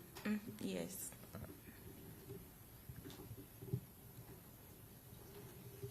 The videos that we saw there is Alicia Andrews in any of those videos? I don't know. Was she at the Airbnb with you? I don't know. Was she at Teasers with you? I don't know. And was she at Truth 18? I don't know. All right. I don't know her. She could have been.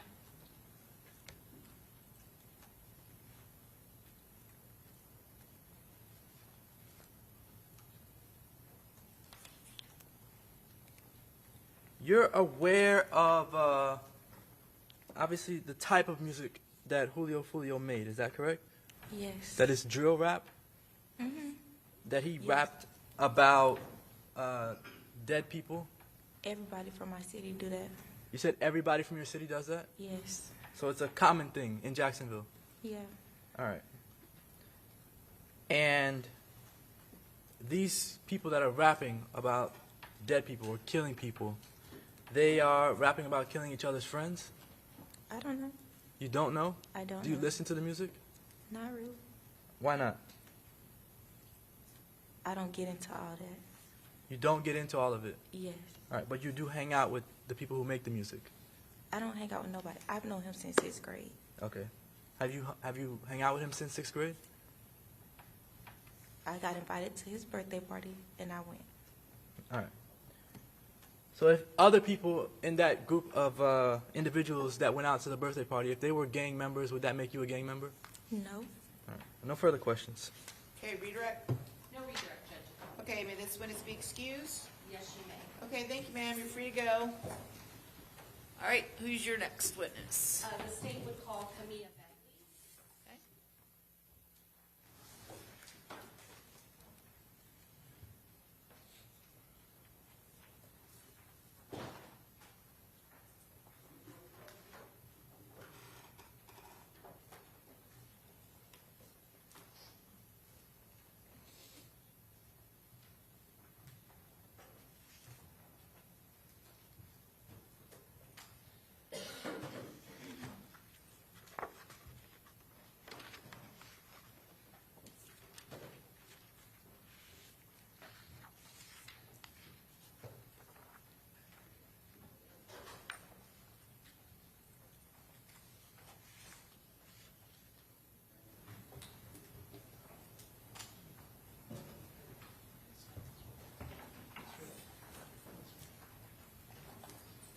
You swear to step. Just raise your hand and sworn by the court.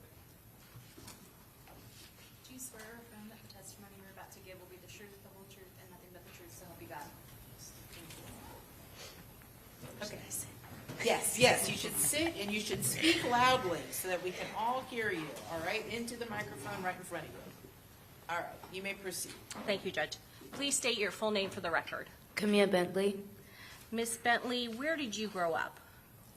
St. Augustine, Florida. And is that close to Jacksonville? Yes, ma'am. Do you also have family in Jacksonville? Yes, ma'am. And so I'm going to ask you, and you said you grew up in St. Augustine. Was there any point where you lived in Jacksonville? No, ma'am. Okay. And let's talk about June of 2024. Do you remember that time period? Yes, ma'am. And did you have a friend back then by the name of Aaliyah Albritton? Yes, ma'am. How did you know Aaliyah Albritton? It was one of my good friends. How long had you known her? We known each other on social media for a while, and then we became really close. So for about a year and a half. Year and a half. Were you supposed to go to a girls' trip on June 21st of 2024? Yes, ma'am. Where were you supposed to go? Here, Tampa, Florida. Did you know somebody here in Tampa? Yes, ma'am. Who did you know? I have a friend here named Nisea. And who were you going to come to Tampa with? It was supposed to be me and Aaliyah, and we were supposed to meet Nisea here. Did your plans change a little bit? Yes, ma'am. How did they change? We ended up being at an Airbnb with others. How did that happen? From just, well, it was supposed to be me and Aaliyah. It ended up being me, Aaliyah, and I guess someone she was talking to at the time. And we came down here with him. Was that Typha McCrae? Yes, ma'am. And so did you ride down here to Tampa with her and Typha McCrae? Yes, ma'am. Do you remember what kind of vehicle Typha McCrae had? Yes, ma'am. What type of vehicle? A Nissan. What color? Black. Is it a black Nissan Altima? Yes, ma'am. When you came down with Typha McCrae and Aaliyah Albritton, was that on a Friday or a Saturday? It was Friday. Where did you go when you came to Tampa that Friday? We just stopped to a gas station and went to an Airbnb. Who was at the Airbnb? When we first got there, it was no one there. I think maybe one of his friends. I'm not sure. I'm not aware. Later, did you find out that Charles Jones was staying at that Airbnb? Yes, ma'am. Had you ever met Charles Jones before? When I was there that weekend. That weekend. But prior to that weekend, had you ever met Charles Jones? No, ma'am. Had you been familiar with a person by the name of a rapper named Julio Foolio? Yes, ma'am. Why were you familiar with that name, Julio Foolio? He's just a big artist in the city. What city? Jacksonville, Florida. And even though you grew up in St. Augustine, you said you had family in Jacksonville, is that correct? Yes, ma'am. And were there times where you would go to Jacksonville and hang out in Jacksonville? Yes, ma'am. And when did that start? Well, I kind of grew up in Jacksonville and St. Augustine. I have family and friends all over. So, And you said he was a big rap artist, is that correct? yes, ma'am. Did you see any of his music or anything about him on social media? Yes. What type of social media were you on back in June of 2024? In the beginning, I was on Instagram and Facebook, and I think that's it. Twitter, maybe? And were you familiar with the type of rap music that Julio Foolio, Charles Jones played? Yes, ma'am. Drill rap music? Yes, ma'am. What does that mean to you? To me? Yes. Nothing. Were you into drill rap music? Was I into it? I listened to it. You listened to it. Were you aware that there were rival groups in Jacksonville that would do rap music against the other group? Yes, ma'am. Did you know what group or what gang Charles Jones, Julio Foolio was associated with? Yes, ma'am. And what gang was that? I'm assuming KTA. What was that? I'm assuming KTA as far as I know. As far as you know. What was the rival gang? Do you remember? ATK. ATK, okay. And are you familiar with a rap artist by the name of Young and Ace? Yes, ma'am. Was he associated with ATK? Yes, ma'am. And had you ever met either one of those people before? Met as far as the two rappers? Yes, ma'am. Yes, ma'am. And that weekend was the first time you had met Charles Jones, is that correct? Yes, ma'am. Had you met Young and Ace before Yes, from ma'am. ATK? When did you meet him? Probably when I was younger. When you were younger? Okay. Was it somebody that you personally knew and considered a friend or anything like that? No. Were you also familiar with him because of his music and his rapping in Jacksonville? Yes, ma'am. Were a lot of your friends familiar with both of those rap groups, ATK and Charles Jones, Julio Foolio? Yes, ma'am. So going back to that Friday and the Airbnb, you said that he wasn't there at first, is that correct? Yes, ma'am. At some point, did he get to that Airbnb? Yes, ma'am. What did you do the first night that you were there, that Friday, June 21st of 2024? Well, we first got to the Airbnb, and it was no one there. And I was waiting for my friend Nisea to come get me and Aaliyah. And she finally showed. There was a backyard area with a pool, and me and the girls just sat out there, and I didn't realize that the guys were inside. And we came inside, but we weren't really around. We were just sitting in an area just by ourselves, just with the girls. And we left, and that was that. When you say we left, who are you referring to? Me and Nisea. Where did And you? Aaliyah. And Aaliyah. Where did you, Nisea, and Aaliyah Albritton go? We all went out. Where? We went to some club Where did you spend the night that night? at Nisea's house, Where did Aaliyah Albritton stay the night? at the B&B. The Airbnb that Yes, ma'am. Julio Foolio had been? Did you know the address to that Airbnb? Right now, not off the top of my head, no. Was that the only time that you had been there? Yes, ma'am. Going now into Saturday, June 22nd of 2024, did you at some point go to a different Airbnb? Yes, ma'am. Approximately what time did you go to the different Airbnb? I can't tell you what time, but sometime in the afternoon. And is this another Airbnb that Charles Jones was going to be at and have a party? Yes, ma'am. At some point, did you and Nisea go shopping? Yes, ma'am. What were you? Did you run an errand for Charles Jones? Yes, ma'am. Tell us about that. I just remember when we went to the Airbnb, he asked if we could go to Walmart to go get a speaker so that he can have for the party. Okay. Did you agree to do that? Yes. Did you in fact go and do that? Yes, ma'am. Okay. And did he pay for the speaker that he asked you to get for him? Yes, ma'am. When you went back to the Airbnb, and this is a different Airbnb, is that correct? Yes, ma'am. Okay. How many people were at the Airbnb at that point? I'm not sure. I honestly don't know. Let me ask you this. Did your friend Nisea, did she hang out with you at the second Airbnb? She left early. Was your friend Aaliyah Albritton at the Airbnb? Yes, ma'am. Did you have your bags with you at that point when Nisea dropped you off at the second Airbnb? Yes, ma'am. What was your plan for that night? My plans for the night was to meet back up with Nisea, and me and Aaliyah and Nisea were going to go out because we were supposed to have a girls' trip. At some point, were you aware that people were going to go to a club? Yes, ma'am. Did you get ready? Yes, ma'am. Where did you get ready? I was in a room at the Airbnb. I was by myself. And was there a party going on in the Airbnb during that time period? Yes, ma'am.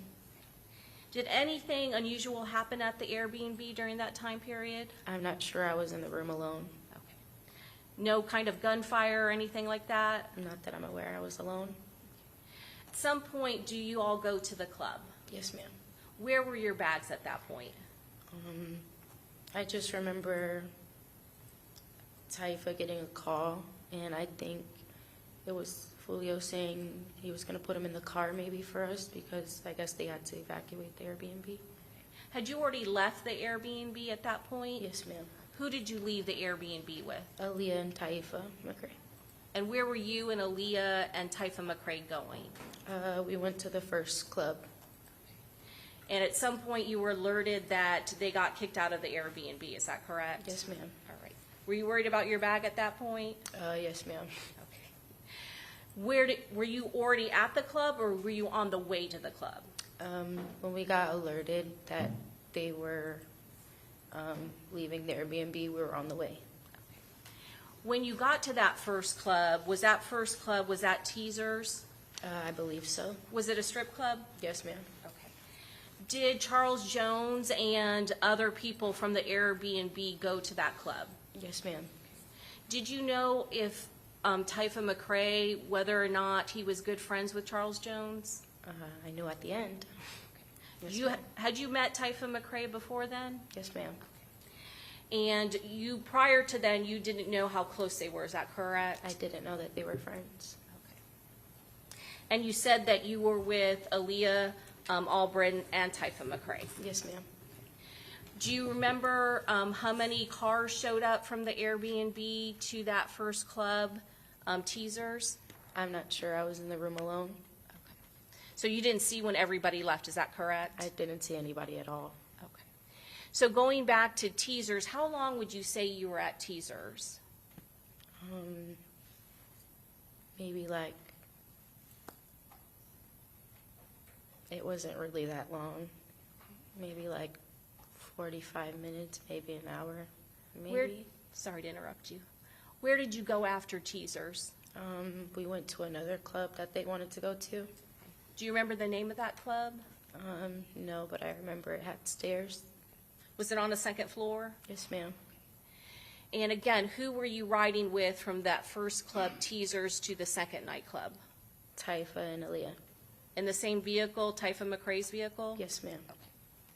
When you got to the second club, do you know whether or not there were other cars from your group or your party going at the same time at that point? At that point, yes, ma'am. Okay. How many cars do you remember were in your group, or do you know? I'm not aware. I don't know.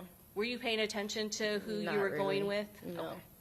So now I want to talk about this second club. You said that it was on a second floor, is that correct? Yes, ma'am. Do you remember how long you were at the second club? Maybe the same time we were at the other one, maybe like an hour. And you mentioned all the people that were in your car. Did all of them go into the second club? It was just me and Aaliyah and Taifa in one car, but yes, we did go in there. Was Charles Jones at that club? Yes, ma'am. And did he have other people with him at the club? Yes, ma'am. And how long would you say you were at the second club? Maybe like 45 minutes to an hour, maybe. I don't remember. When you left the club, do you know what the plan was at that point? Where were you going? I initially thought we were going to come back home that night, but I believe that they were just really tired and they wanted to lay down and get some rest instead of hopping on the road because it was late. And I guess no one wanted anything to happen. Anything can happen at night. So I guess they just wanted to rest. Was it in the pretty early morning hours at that point? Yes, ma'am. Did you know what exactly time it was at that point? I think maybe like 2 in the morning, close to 3 maybe. Were you keeping track of the time? No, ma'am. What happened when you all left the club? We all followed each other to a hotel. Were you familiar with that hotel? No, ma'am. When you got to the hotel, tell me what happened. I just remember we were driving around trying to find parking,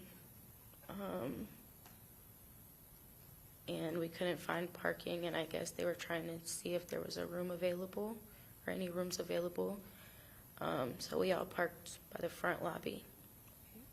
At some point, where were you in the vehicle?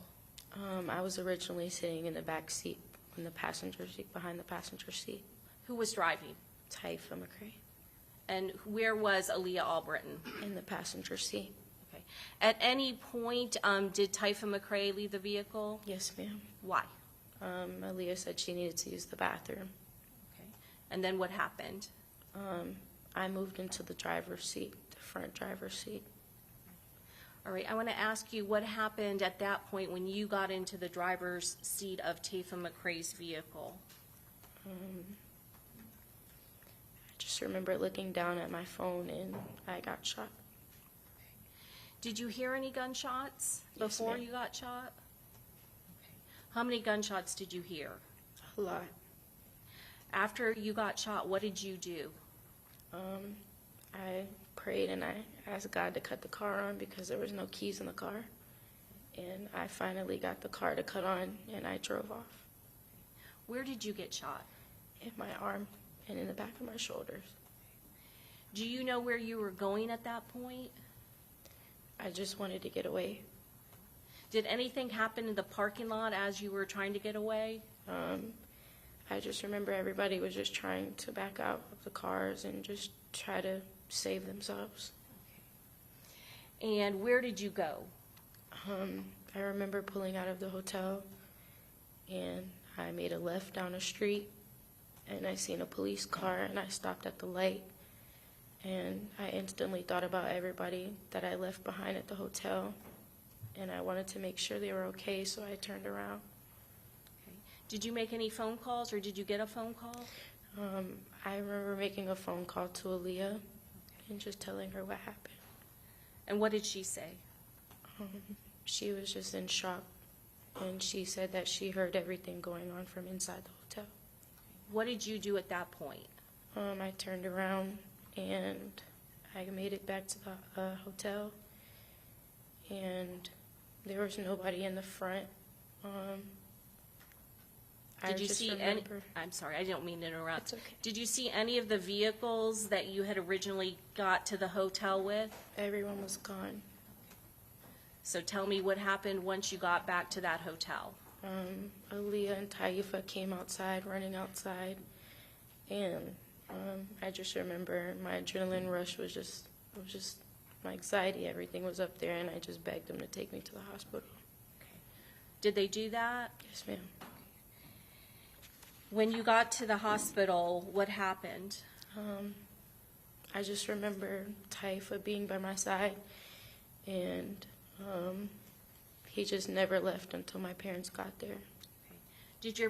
Were your parents in Tampa that night? Yes, ma'am. Okay. Did you call them and let them know what happened? Yes, ma'am. Do you know how long it took for them to get there? They wouldn't let my parents come back and see me till maybe like 4 or 5 in the morning. Did a law enforcement officer come to the emergency room? Yes, ma'am. Okay. I'm going to show you what's marked State's Exhibit 28. Do you recognize this photograph?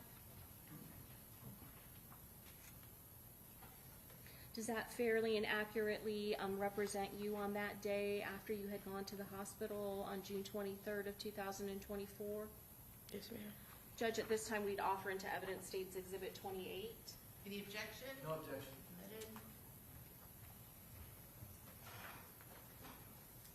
Ms. Bentley, is that you in the emergency room at Advent Hospital in Tampa, Florida? Yes, ma'am. Can you tell us where exactly you were shot? My right arm, like right here, my upper right arm. And there's gun pieces in the back of my shoulder. Did you require surgery that night? No, ma'am. And you said that, is there still pieces that are in your arm? Yes, ma'am. Did Aaliyah Albritton, did she come into the hospital with you and Typhon McCrae? No, ma'am. Do you know what happened to Aaliyah Albritton after she dropped you off at the hospital? No, ma'am. You want me to have one moment? Yes. Judge, at this time, we pass the witness. Okay, cross-examination.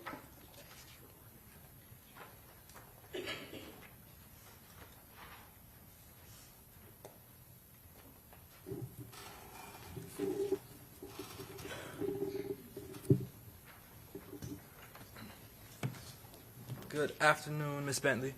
Good afternoon. How you doing? I'm all right. All right. I want to just ask you some basic questions. Do you know anything called 6 block? Do you know what that is? Yes. All right. What is that to you? What is that to me? Yeah.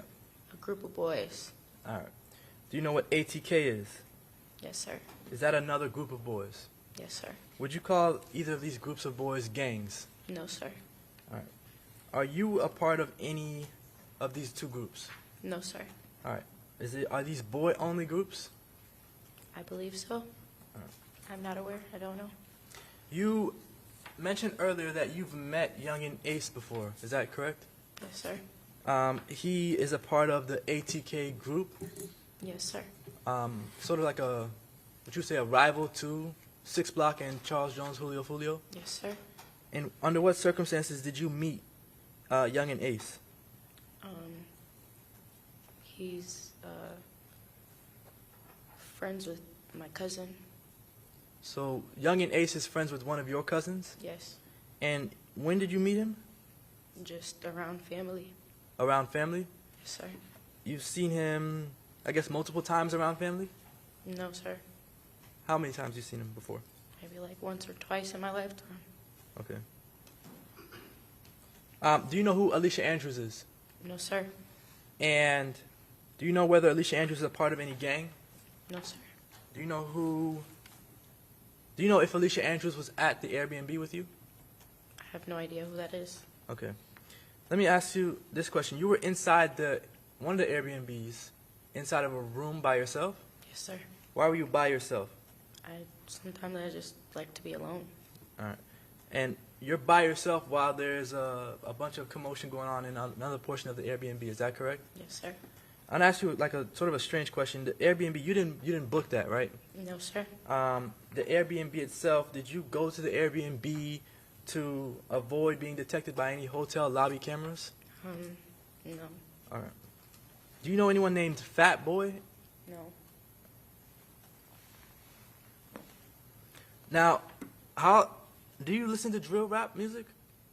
You said you do earlier, right? Yes. All right. Because you listen to drill rap music, does that make you a violent person? No. All right. Does that mean that you want to do the things that the drill rappers rap about? No. All right. The drill rap music, was that something that Charles Jones, Julio Foolio made? Yes. All right. And he made fun of people who were dead in his drill raps? I guess so. I guess he mocked individuals who had died or been shot? Yes. All right. And did people hate him for that? I don't know. Did people dislike him for that? I'm not sure. All the people that Charles Jones, Julio Foolio, that he would rap about, these were actual real-life people in Jacksonville. Is that correct? Yes, sir. And did you know any of the people that he rapped about? No, sir.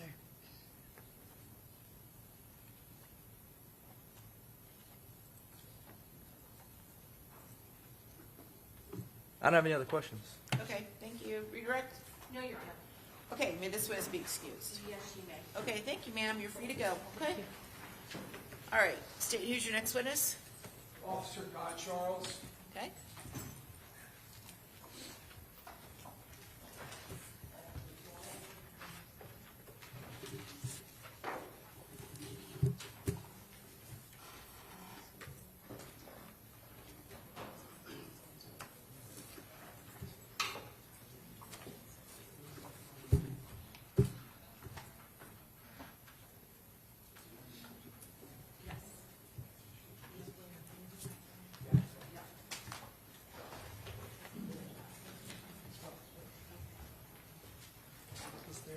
Raise your right hand. You sworn by the clerk.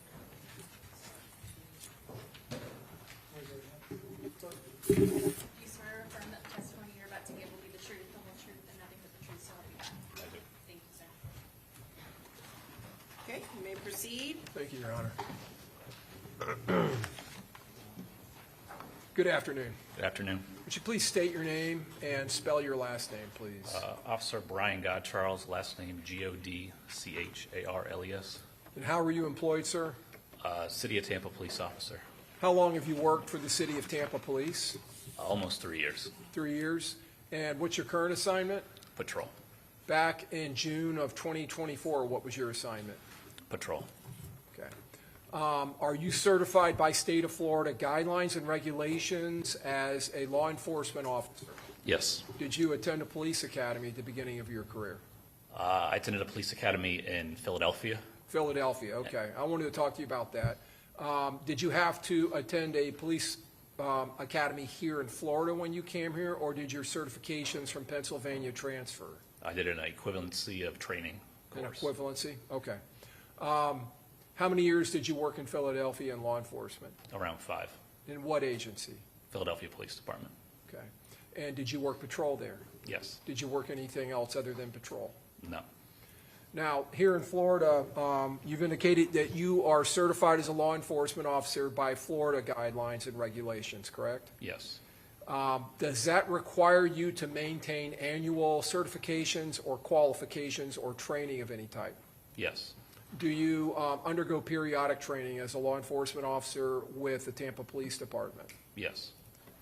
I'm going to call your attention to the early morning hours of June 23rd, 2024. Were you on duty in the early morning hours, like say around 5, 6 o'clock in the morning? Yes. Is the city of Tampa, is it divided the jurisdiction into districts? Yes. And what district covers the area near the University of South Florida, or I'm sorry, yes, the University of South Florida near Fowler and McKinley? District 2. District 2. Is that still your current assignment? Yes. And at the time you were assigned in that district? Yes. Did you have occasion to respond to a shooting call at a hotel complex at McKinley and Fowler? Yes. That area of that hotel complex, is that entire complex the University of South Florida and all the areas surrounding it contained within Hillsborough County? Yes. And is that area contained within the city of Tampa? Yes. And within your jurisdiction? Yes. There are areas near there where the city's jurisdiction ends and the sheriff's office begins, correct? Correct. But not that area? Correct. Okay. When you responded there, were there other officers there on scene? Yes. Were there other agency officers there on scene? Yes. And what agency? University of South Florida Police. Okay. And when you responded there, did you respond to an area on the southeast edge of that property? Yes. May I approach the witness, Your Honor? Yes. Showing you what's been marked as States 1. Just trying to orient it here. Okay, so it's oriented like a normal map. McKinley and Fowler? Correct. Do you recognize this area depicted in this aerial photograph? Yes. Does this photograph accurately depict the area that you responded to and that encompassed the multiple crime scenes in that area? Yes.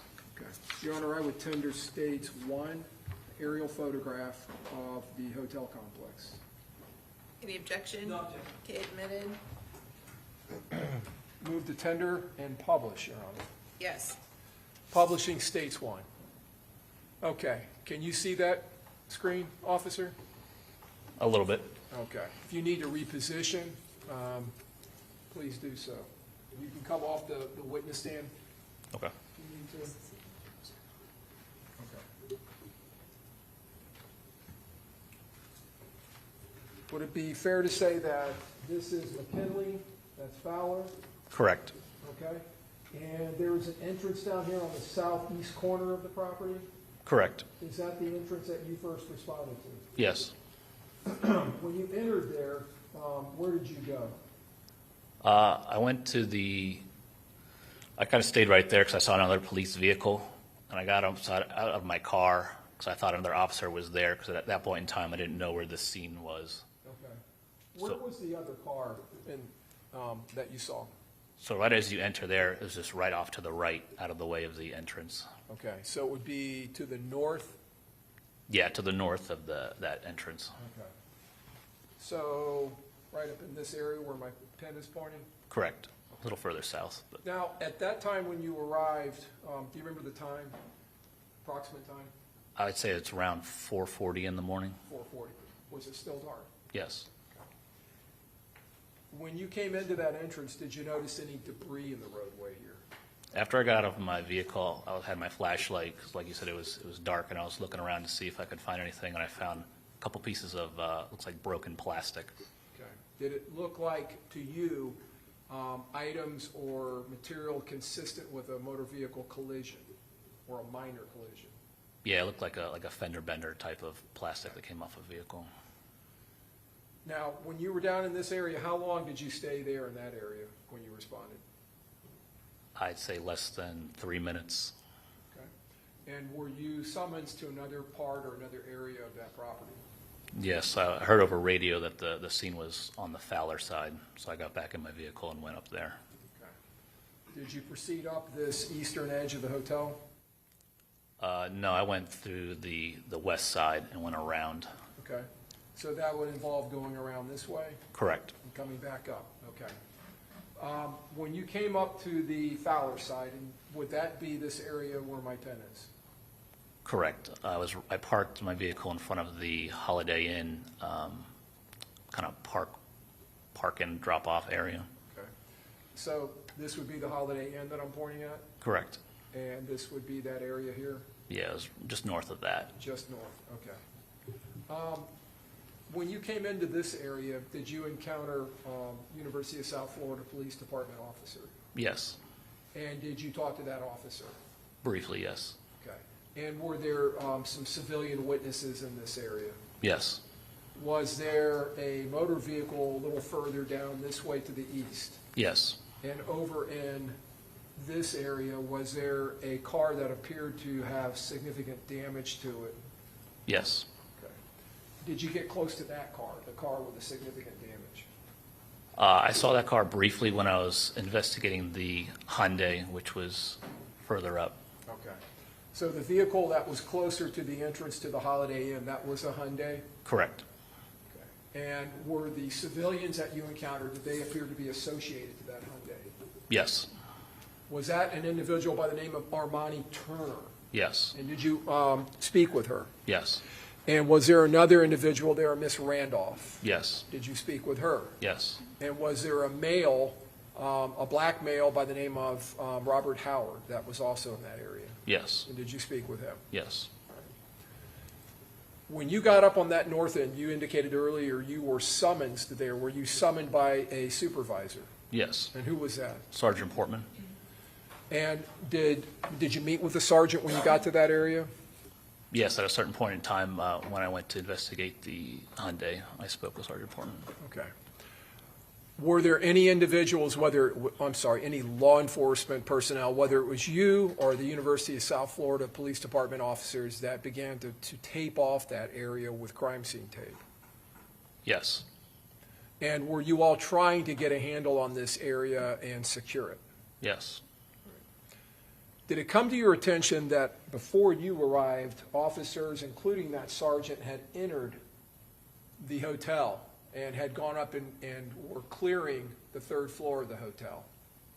I know via radio officers were going into the building. Okay. You were hearing radio traffic, and people were doing that? Correct. And I'm pointing to my ear, but your radio is actually mounted on your chest. Correct.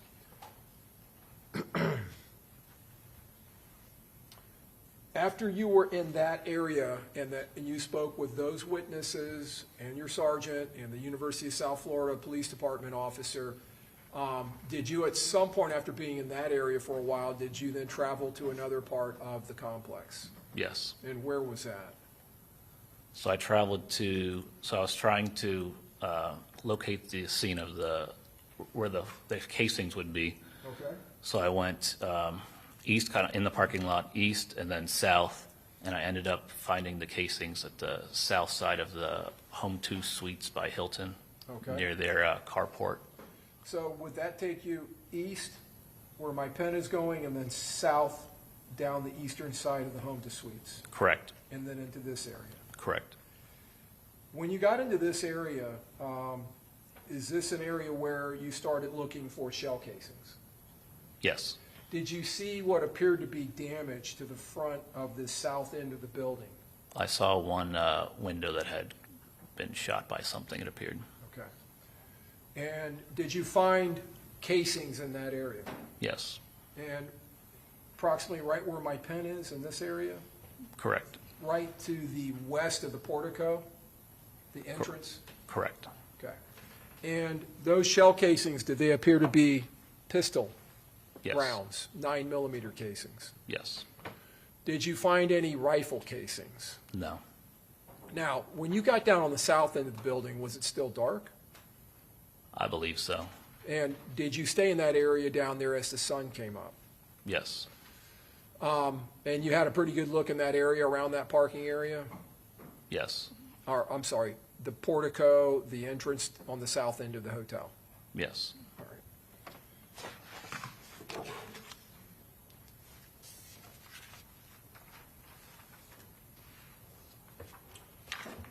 Publishing states 2, E is an echo. Do you recognize what's depicted in that photograph? Yes. Is this the Hyundai that you were talking about earlier? Yes. And is this the car I was asking you about with significant damage to it? Yes.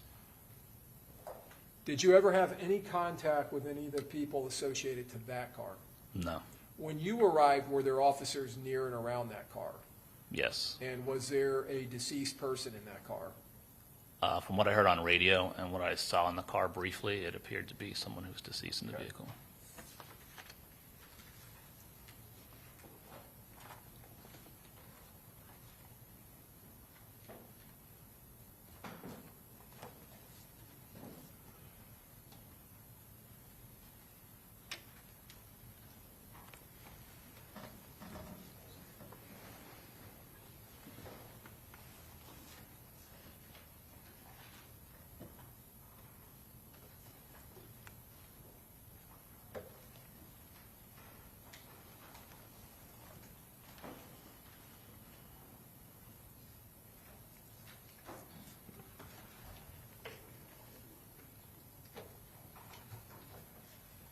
Your Honor, we would tender states 7A as an alpha through P as in Peter. Any objection? No objection.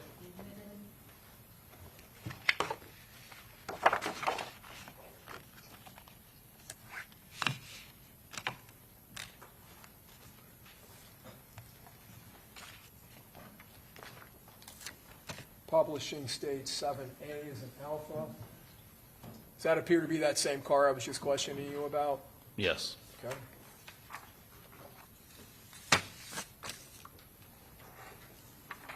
Seven B.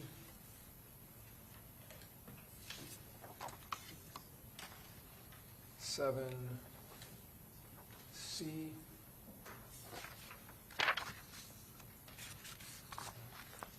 These here. 7D. is in Delta.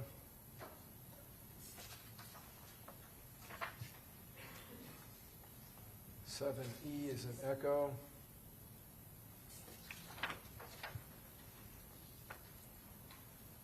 Seven F is in Foxtrot.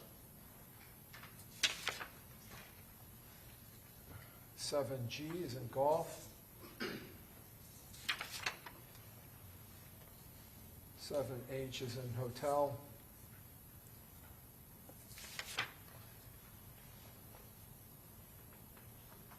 7I is in India.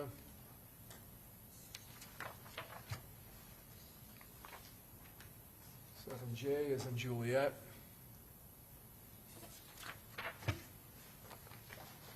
7K is in Kilo.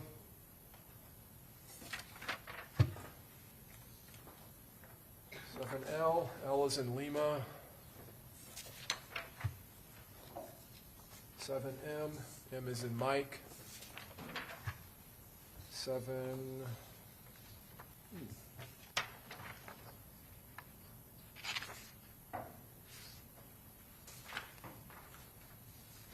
have one moment, Your Honor.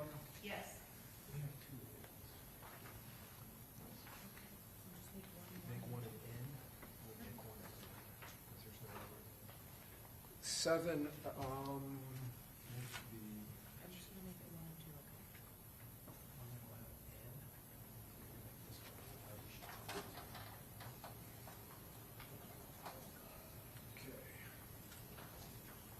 all right, 7N is in Nancy. 7O is in Oscar. And 7P is in Peter. All right. The damage that you saw in that vehicle, did it appear to you to be from gunfire, from gunshots? On the Charger, yes. Yeah. Have you ever seen that type of damage before on vehicles? Yes. Sheet metal and motor vehicle glass? Yes.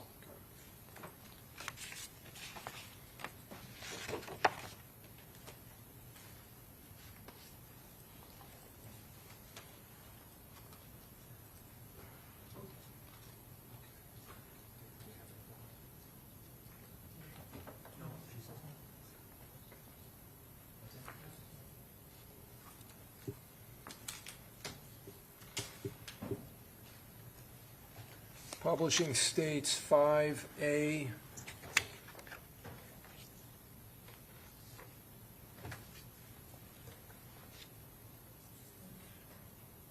In this photograph, is this a view, Officer Guy Charles, from the southeast section of the home to suites facing through the portico entrance?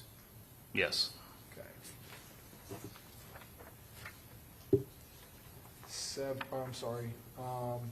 States 5B. In this photograph, do we see the entrance up here?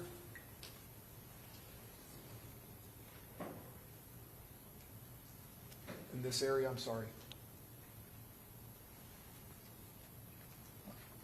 I'm not sure what that is. I'd have to. Okay. So, I'm sorry, 5C.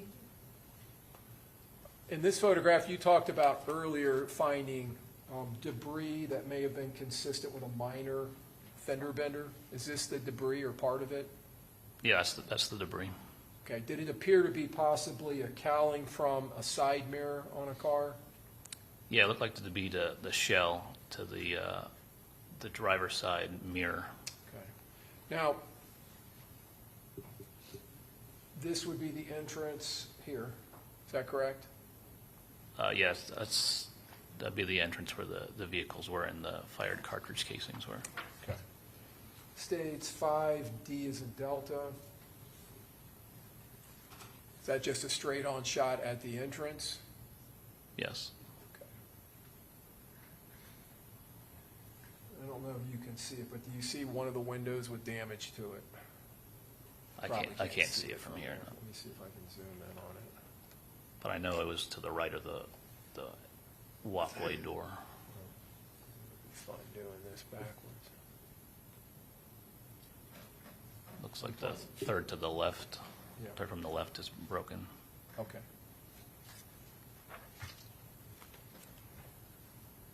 States 5E. Do you see in this photograph, officer, the area where you were looking for shell casings? Yes. Okay. And would that include this entire area around here? Yes.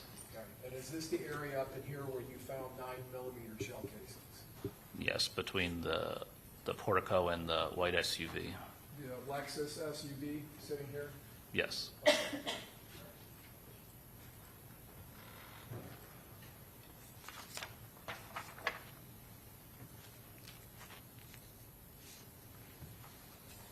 Publishing 5F.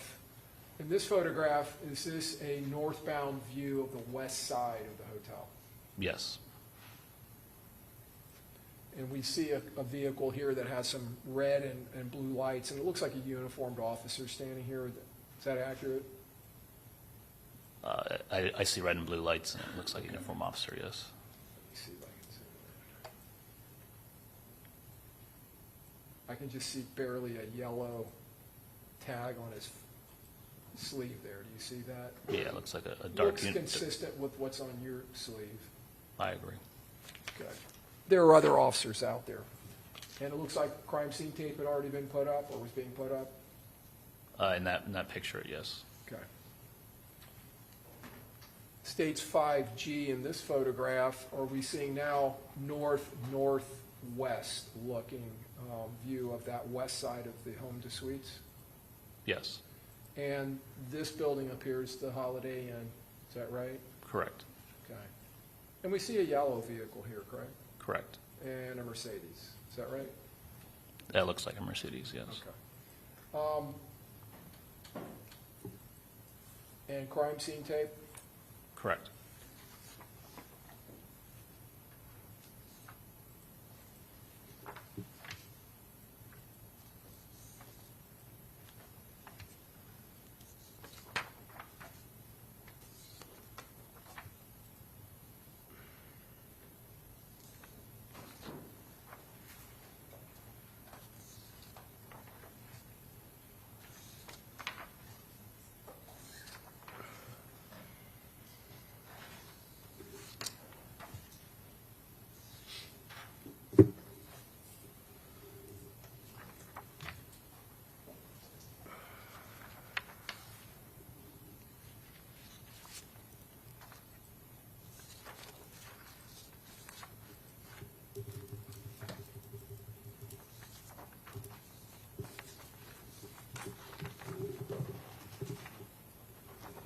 States 5W. In this photograph, now that debris in the southeast section has been marked with evidence markers, is that correct? Yes. And have you seen evidence markers like that before? Yes. Is that something that is utilized by crime scene investigators when they're marking evidence? Yes. For documenting during photographing, for other purposes, collection of evidence? Yes. All right. And in the upper or the middle of the photograph, going to the right-hand side of the photograph, are we looking at crime scene tape? Yes. Okay.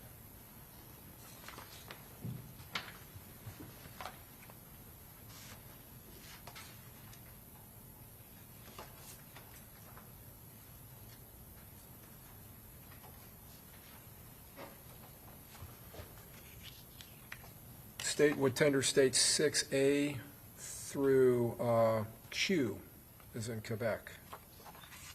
I think you've seen this, counsel? You saw this? Yeah. Okay.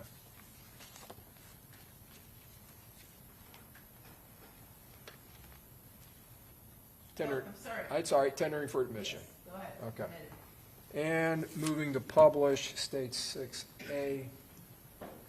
All right, so now we're back up on the north end, the Fowler end, as you referred to it earlier. This would be the Hyundai, is that correct? Correct.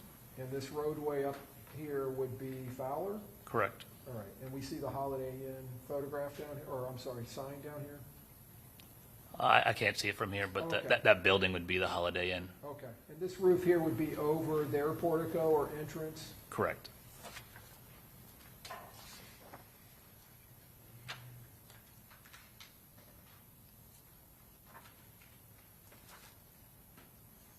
State 6C,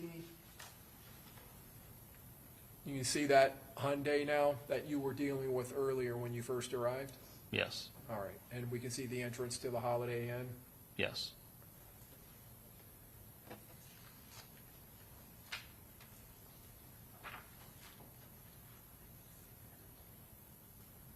State 6E, as in echo. May I have one moment, Your Honor? Yes.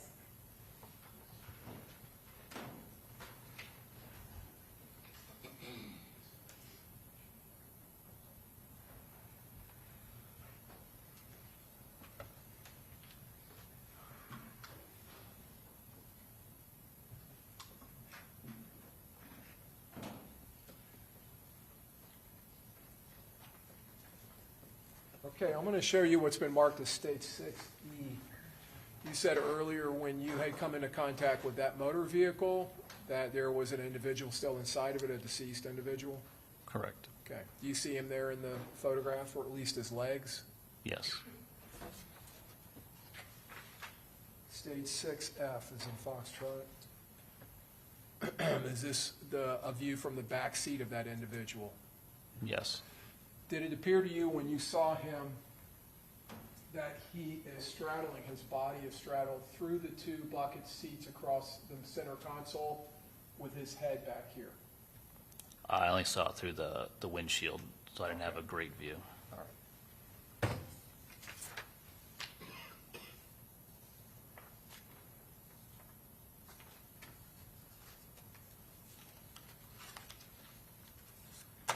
Officer, other than the individuals that you told us that you spoke with, did you conduct your investigation at the south end of the hotel, did you conduct any other investigation that day? When the window was shot, I tried to see if they can get camera footage. Inside of the lobby? Yeah, inside the lobby, and I tried to find a bullet that went inside the gym area of the Homes 2 Suites by Hilton. All right. So the gym area, in the photograph we looked at, that was facing directly at the entrance from the south to the north. You have the entrance there under the portico, and we had those windows to the right. Were those windows to the gym area? Yes. Okay. Did you actually enter the gym, go in through the lobby, and look in there for a projectile? Yes, someone gave me access, and I was unable to locate a projectile. Okay. While you were there on scene, and I believe you cleared that scene sometime between 6 and 7 that morning? Yeah, I left around 6:30, I believe. Okay. Were detectives or crime scene investigators on scene by the time you left? I believe so. Most of the investigation started up north on the Fowler end, and then it kind of progressed down towards me. Okay. Did you notify either your supervisor or detectives about your finding of the shell casings on the south end? I went over radio as soon as I found them. Okay. May I have one moment, Your Honor? Yes.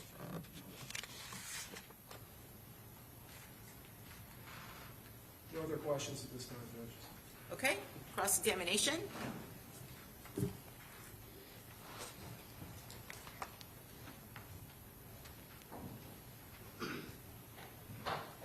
All right, good afternoon, officer. Good afternoon. Your job in this case entailed you going to the scene and roping the scene off and collecting some evidence. Is that correct? I didn't rope any scene off. Did you try to rope the scene off or tape the scene off at some point? I think another unit helped start putting tape up, and I think I might have put some up at the rear, helped him. I believe he put up the most of the tape. Well, you put up some tape. I don't recall. All right, no problem. So you go to the scene the night of the shooting or the day after, the morning after? Can you restate the Was it nighttime or was it daytime when you went there? It was around 4:40 in the morning. All right. Did you stay until it became daytime? I stayed until around 6:30 in the morning. Okay. Was it daytime when you were gone? I don't know when the sun rised that day, but it was brighter out. Was it as bright as the pictures that you're showing the jury? Some of these pictures are hard to see from the way it's projected to me. Like you can't tell how light it is outside from the pictures. From this angle, it's hard to. Some You things can, are bleached if you out. need to step down to get a better view, you can. Yes, ma'am. All right. So You go to the scene for 2 hours, about 2 hours? From around 4:40 to 6:30 in All the right. morning. So you're there for 2 hours. You're there. You see some individuals, some witnesses. Is that accurate? Correct. Some victims. Correct. I don't believe I see any victims. You didn't see anyone that was shot. I did see the individual shot in the car, but I couldn't confirm it myself. Okay. It's just basically on radio, and it looks like someone was in the car, and from what I heard, he was deceased. All right. Would you consider him a victim? Yes, All right. So you saw some witnesses and some victims. Correct. I saw. Or at a- least a one victim. Correct. Correct. All right. And you collected or tried to collect a bullet that was inside of the Home 2 Suites? I tried to locate it Okay. Why did you think that there was a bullet inside the Home 2 Suites? because the window pane had broken. All right. You didn't locate a bullet inside? I did not. All right. Did you collect any evidence? I located evidence, but I didn't collect it. We have a crime scene technician who collects things. All right. So you located it. You told the crime scene, I guess, analyst or the crime scene personnel where the evidence was that you located I passed the information on to other officers. on the radio? They came on scene earlier, and I held the scene. Okay. All right. So did you ever speak to the lead detective in this case, Detective Ramos? I don't believe I did on scene. All right. Maybe afterwards. Maybe after? All right. And do you know who Alicia Andrews is? I've never met her. All right. Did you do any investigation after that 2-hour period where you were on the scene? I know I've had follow-up with the state attorney's office. All right. That's just to prepare you for trial, right? Correct. But that's not an investigation in this case. I would say no. So your investigation stopped at 6:30 on the morning that Julio Foolio died. Well, I know I had to write reports about it, so I would say it kept going until my reports were done. All right. When you were between the time that you left at 6:30 and the time that you finished writing your report, did you do any investigative work? I don't believe so. So writing the report is not part of your investigation. You're not investigating anything. Asked and answered. Sustain the objection. All right. You didn't do any investigative work after you left the scene, right? I don't believe so. All right. You didn't take any photos?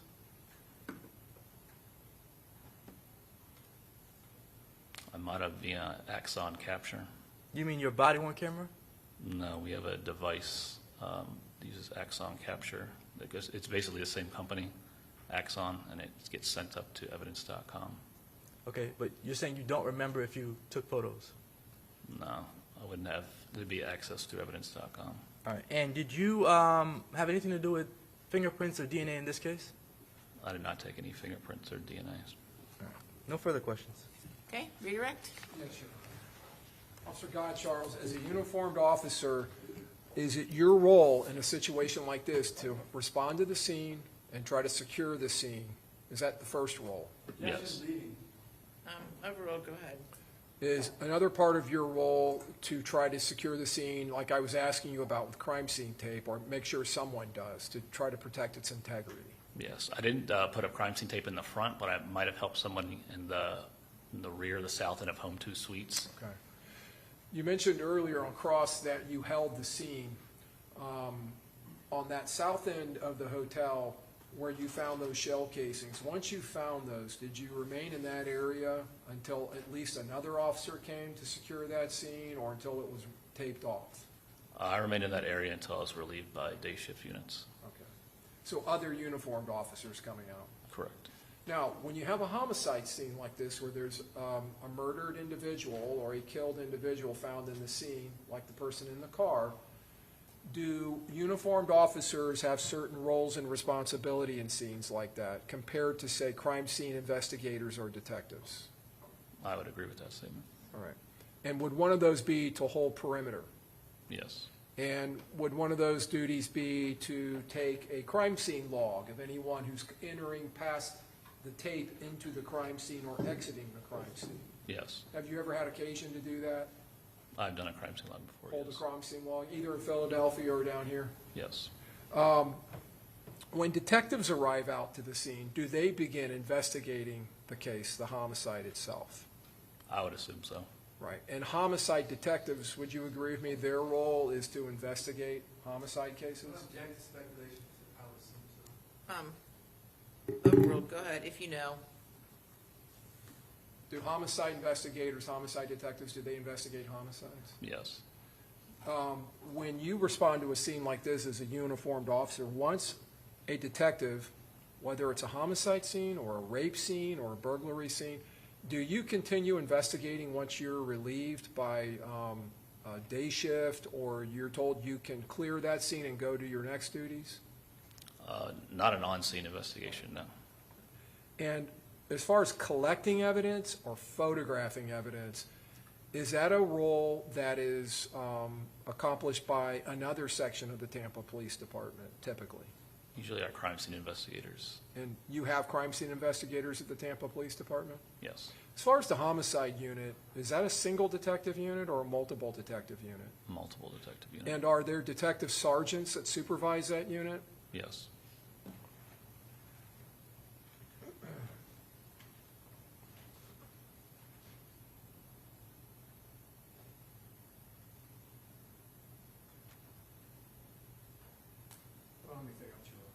Okay, may this witness be excused? Yes, Your Honor. Okay, thank you, you're free to go. Thank you, Your Honor. All right, who's your next witness? Officer Michael Fusco. Okay.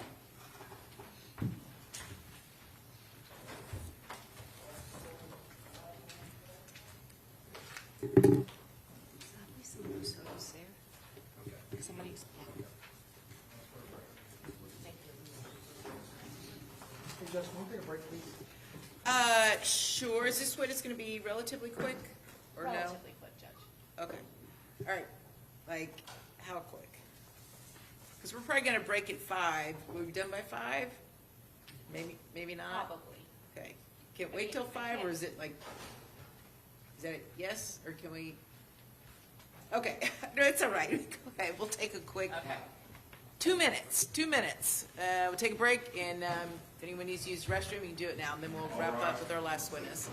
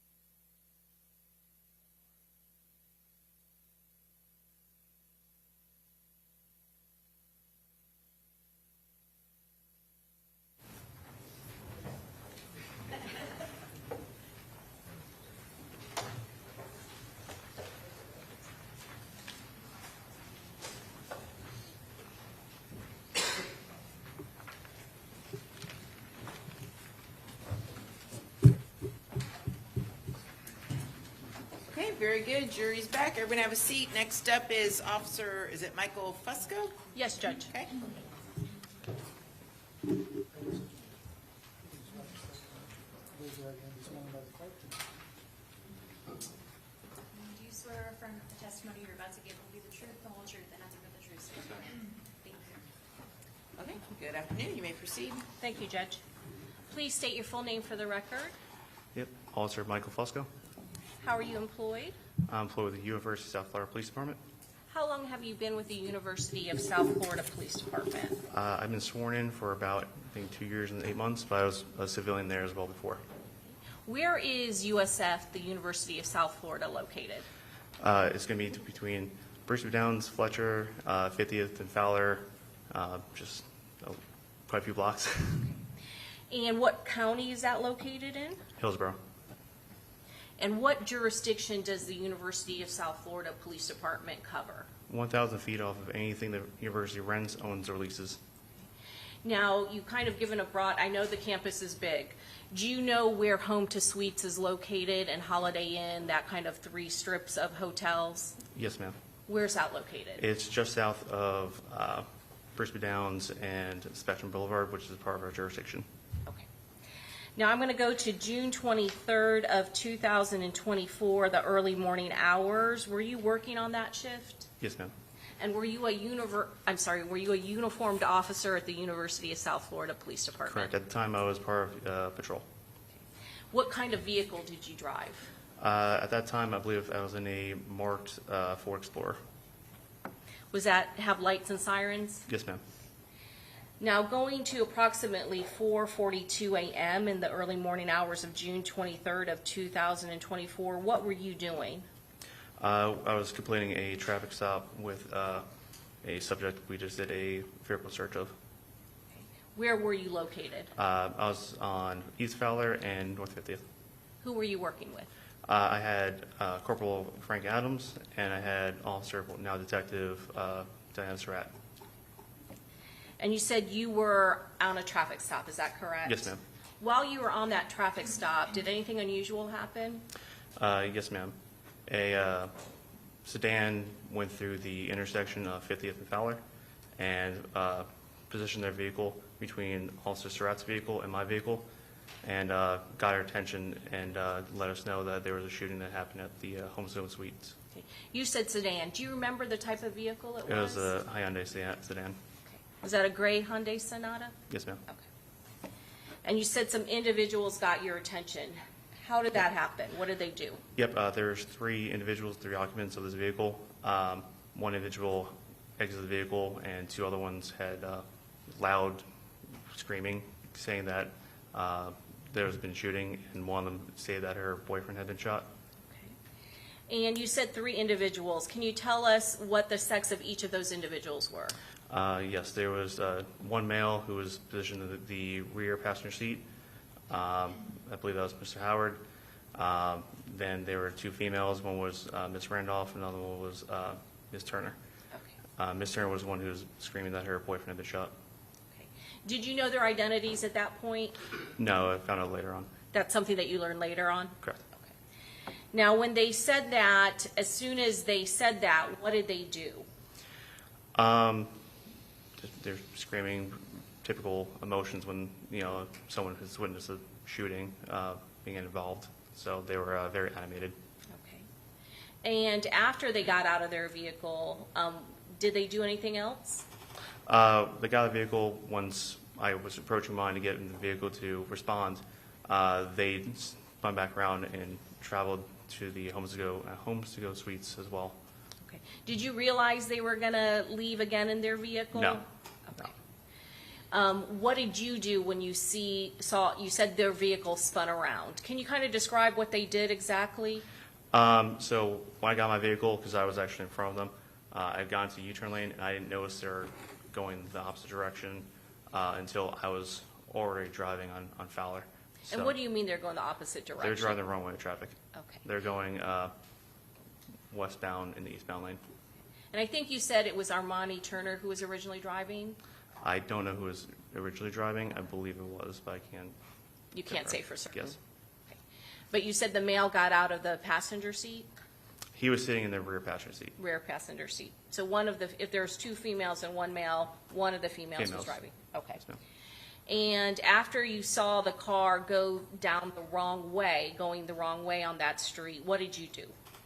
I still continued my way to the shooting. Obviously, my job as an officer is to preserve life. So if there's any chance to preserve life, I'm going to look at the immediate threat, which was the shooting. Okay. So she gave you some initial information that her boyfriend has been shot. Was she able to tell you the location of where the shooting occurred? She just did the Homesville Suites. So is that the direction you headed in? Yes, ma'am. Okay. What side of the road are you going on? The correct side. As you're responding to Home to Suites, can you still see that gray Hyundai Sonata? So momentarily, but I was going a little faster than I was. Did you eventually get to the Home to Suites? I did. How did you proceed when you got to the Home to Suites? When I rolled on scene, myself, there was another Tampa officer who we both pulled in at the same exact time together. We approached from the southeast entrance and went around the building because we didn't know where exactly the shooting occurred. Once we were able to approach to the north side of the hotel, we were able to see a vehicle that was still smoking and clear signs of bullet holes. Okay. What do you mean by still smoking? When I got on scene, there's smoke literally still in the air, just from the rounds hitting the vehicle. Plus, there were still glass fragments still kind of in the air. And what was the glass fragments from? From rounds striking the vehicle.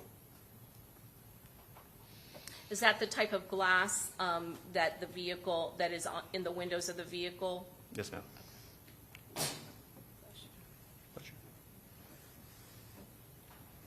Now, I want to go back to the gray Hyundai Sonata. Do you see that vehicle there next to the vehicle that had all of that damage? Yes, ma'am. And where are those occupants? Are there still those occupants around those vehicles? Yes, they're outside the vehicle at this point. What happened when they got outside the vehicle? They were still yelling and worried about the occupants that were in the Charger that was on scene. Because this is another agency, Tampa, that's their primary jurisdiction. We fall into mutual aid. Tampa will be the one who takes over the entire investigation or anything, so we're just there as support. So the officer is on scene, I believe he was a sergeant, requesting them get back, so I have him go back a little bit and then proceed with helping him with the Charger with the victim inside. Was that Sergeant Portman with the Tampa Police Department? I don't know who that is, unfortunately. I didn't That's see okay. enough of that. But it was a rank of sergeant, is that correct? Yes, ma'am. And clearly it was a Tampa police officer? Yes, ma'am. So did you kind of take custody of the individuals that came out of the gray Sonata, Hyundai gray Sonata? Momentarily. And you said that you later learned what the names were for all those individuals? Yes, ma'am. And who were they again? It was Mr. Owens, Howard, Mr. O. Sorry, Robert Mr. Howard? Howard, yeah, thank you. Mr. Howard, Ms. Randolph, and Ms. Turner. After TPD responded into the hotels, you said you only had custody of them momentarily, is that correct? It was a very brief moment. I went to go render aid to the victim with the sergeant. That's what I want to ask you about. When you went tell me your initial observations of the black Dodge Charger that was there. It had extreme amount of rounds through it, multiple windows shattered or just not there anymore. Upon walking up to the vehicle, the sergeant from Tampa had tried to open the door. He got the door open, and that's where we were able to see there's still a victim inside. And was there any aid that could be rendered to the person that was still in the vehicle? No, ma'am. And was it even from outside the vehicle, could you see injury to the individual inside? Yes, ma'am. There was injuries throughout the individual's body, upper torso, upper body, and there was other signs of matter and blood throughout the vehicle.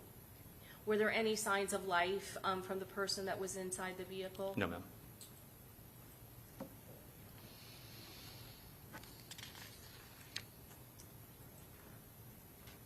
I'm going to show you it's already in Evidence States Exhibit 2E. And the vehicle over to the right of the photograph, is that the vehicle that came up to you when you were on that traffic stop? Yes, ma'am. And is this the second vehicle that you said when you pulled up that you saw that still had the person inside? Yes, ma'am. Your Honor, at this time we would pass the witness. Okay, cross.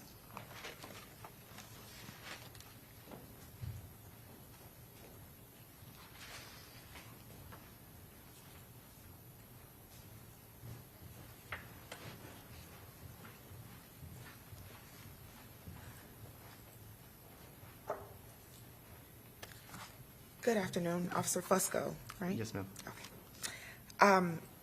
You mentioned that you were on a traffic stop when this all occurred, Correct. Yes, ma'am. and that was unrelated to anything that you Correct. ran into afterwards? Correct. Okay.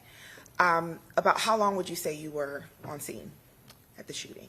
The shooting, approximately 20 minutes or so. Okay, and in the time that you were there, you didn't take any photos of the scene? Correct. You didn't take any sworn witness statements from any of the three individuals that reached out to you or that came to the scene where you were? Correct. You didn't do any processing on the scene? Correct. All right. And in the 20 minutes that you were there, other than those three individuals, and obviously the officers that you would speak with, do you come into contact with any other witnesses or any other individuals? No, ma'am. Okay. You mentioned that you went inside of the hotel. I did not go inside. You did not go inside the hotel? No. Okay. All right. You didn't collect any physical evidence while you were on the scene as well? Correct. All right. And when you say that you momentarily took custody of the individuals that were there, you don't mean that they were arrested. You just were where they were.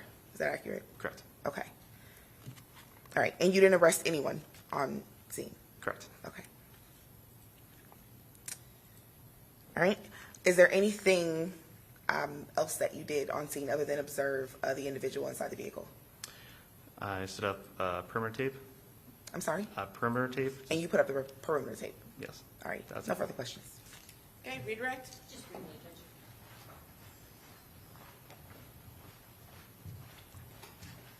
Officer Fusco, as a agency that is assisting another law enforcement agency, would it be your role or responsibility or the USF Police Department's responsibility to collect any evidence in this case? No. Would the originating agency, Tampa Police Department, would they have assumed the responsibility of the crime scene and collection of evidence in this particular case? Yes, ma'am.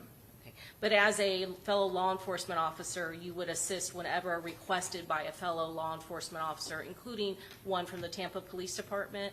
Correct. Yes, ma'am. And you did do a report regarding your involvement in this particular case and the assistance that you rendered to Tampa Police Department. Is that correct? Yes, ma'am. Nothing further, Judge. Okay, may this witness be excused? Yes, ma'am. Okay, thank you. You're free to go. Do you have any other quick witnesses that are here so they don't have to come back tomorrow?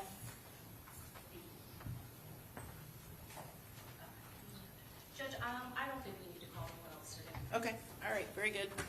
Okay, so it's 5:05, so we will break for the day. Just remember my previous admonition. Don't read, watch, listen to any media related to this case. Don't do any independent investigation, and don't speak to anybody about this case at all.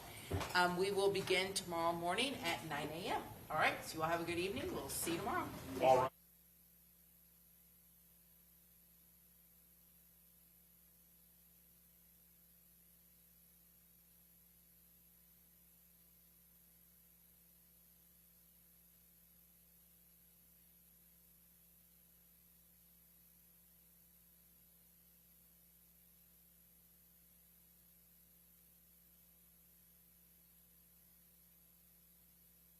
Okay, very good.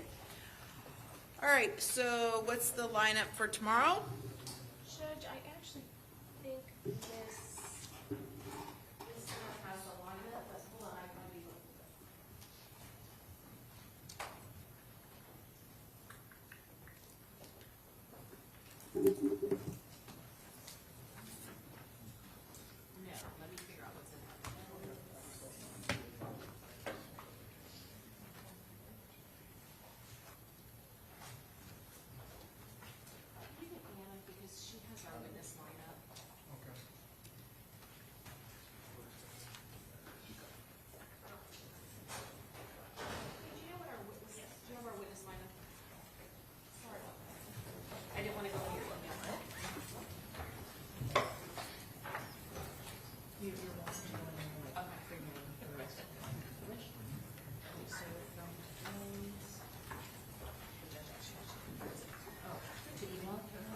No, if you can articulate it, since defense is here. Oh, yes. De Jesus, Conaway, Aramonte, Gabor, Calderero, Legg, Portman, Hansis, Martinez, Adams, Stevenson, Douglas, Jordan, Alverson, Watcherami, Lassini. Okay. A little aggressive,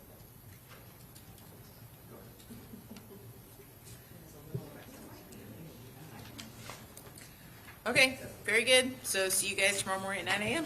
Great, thank you.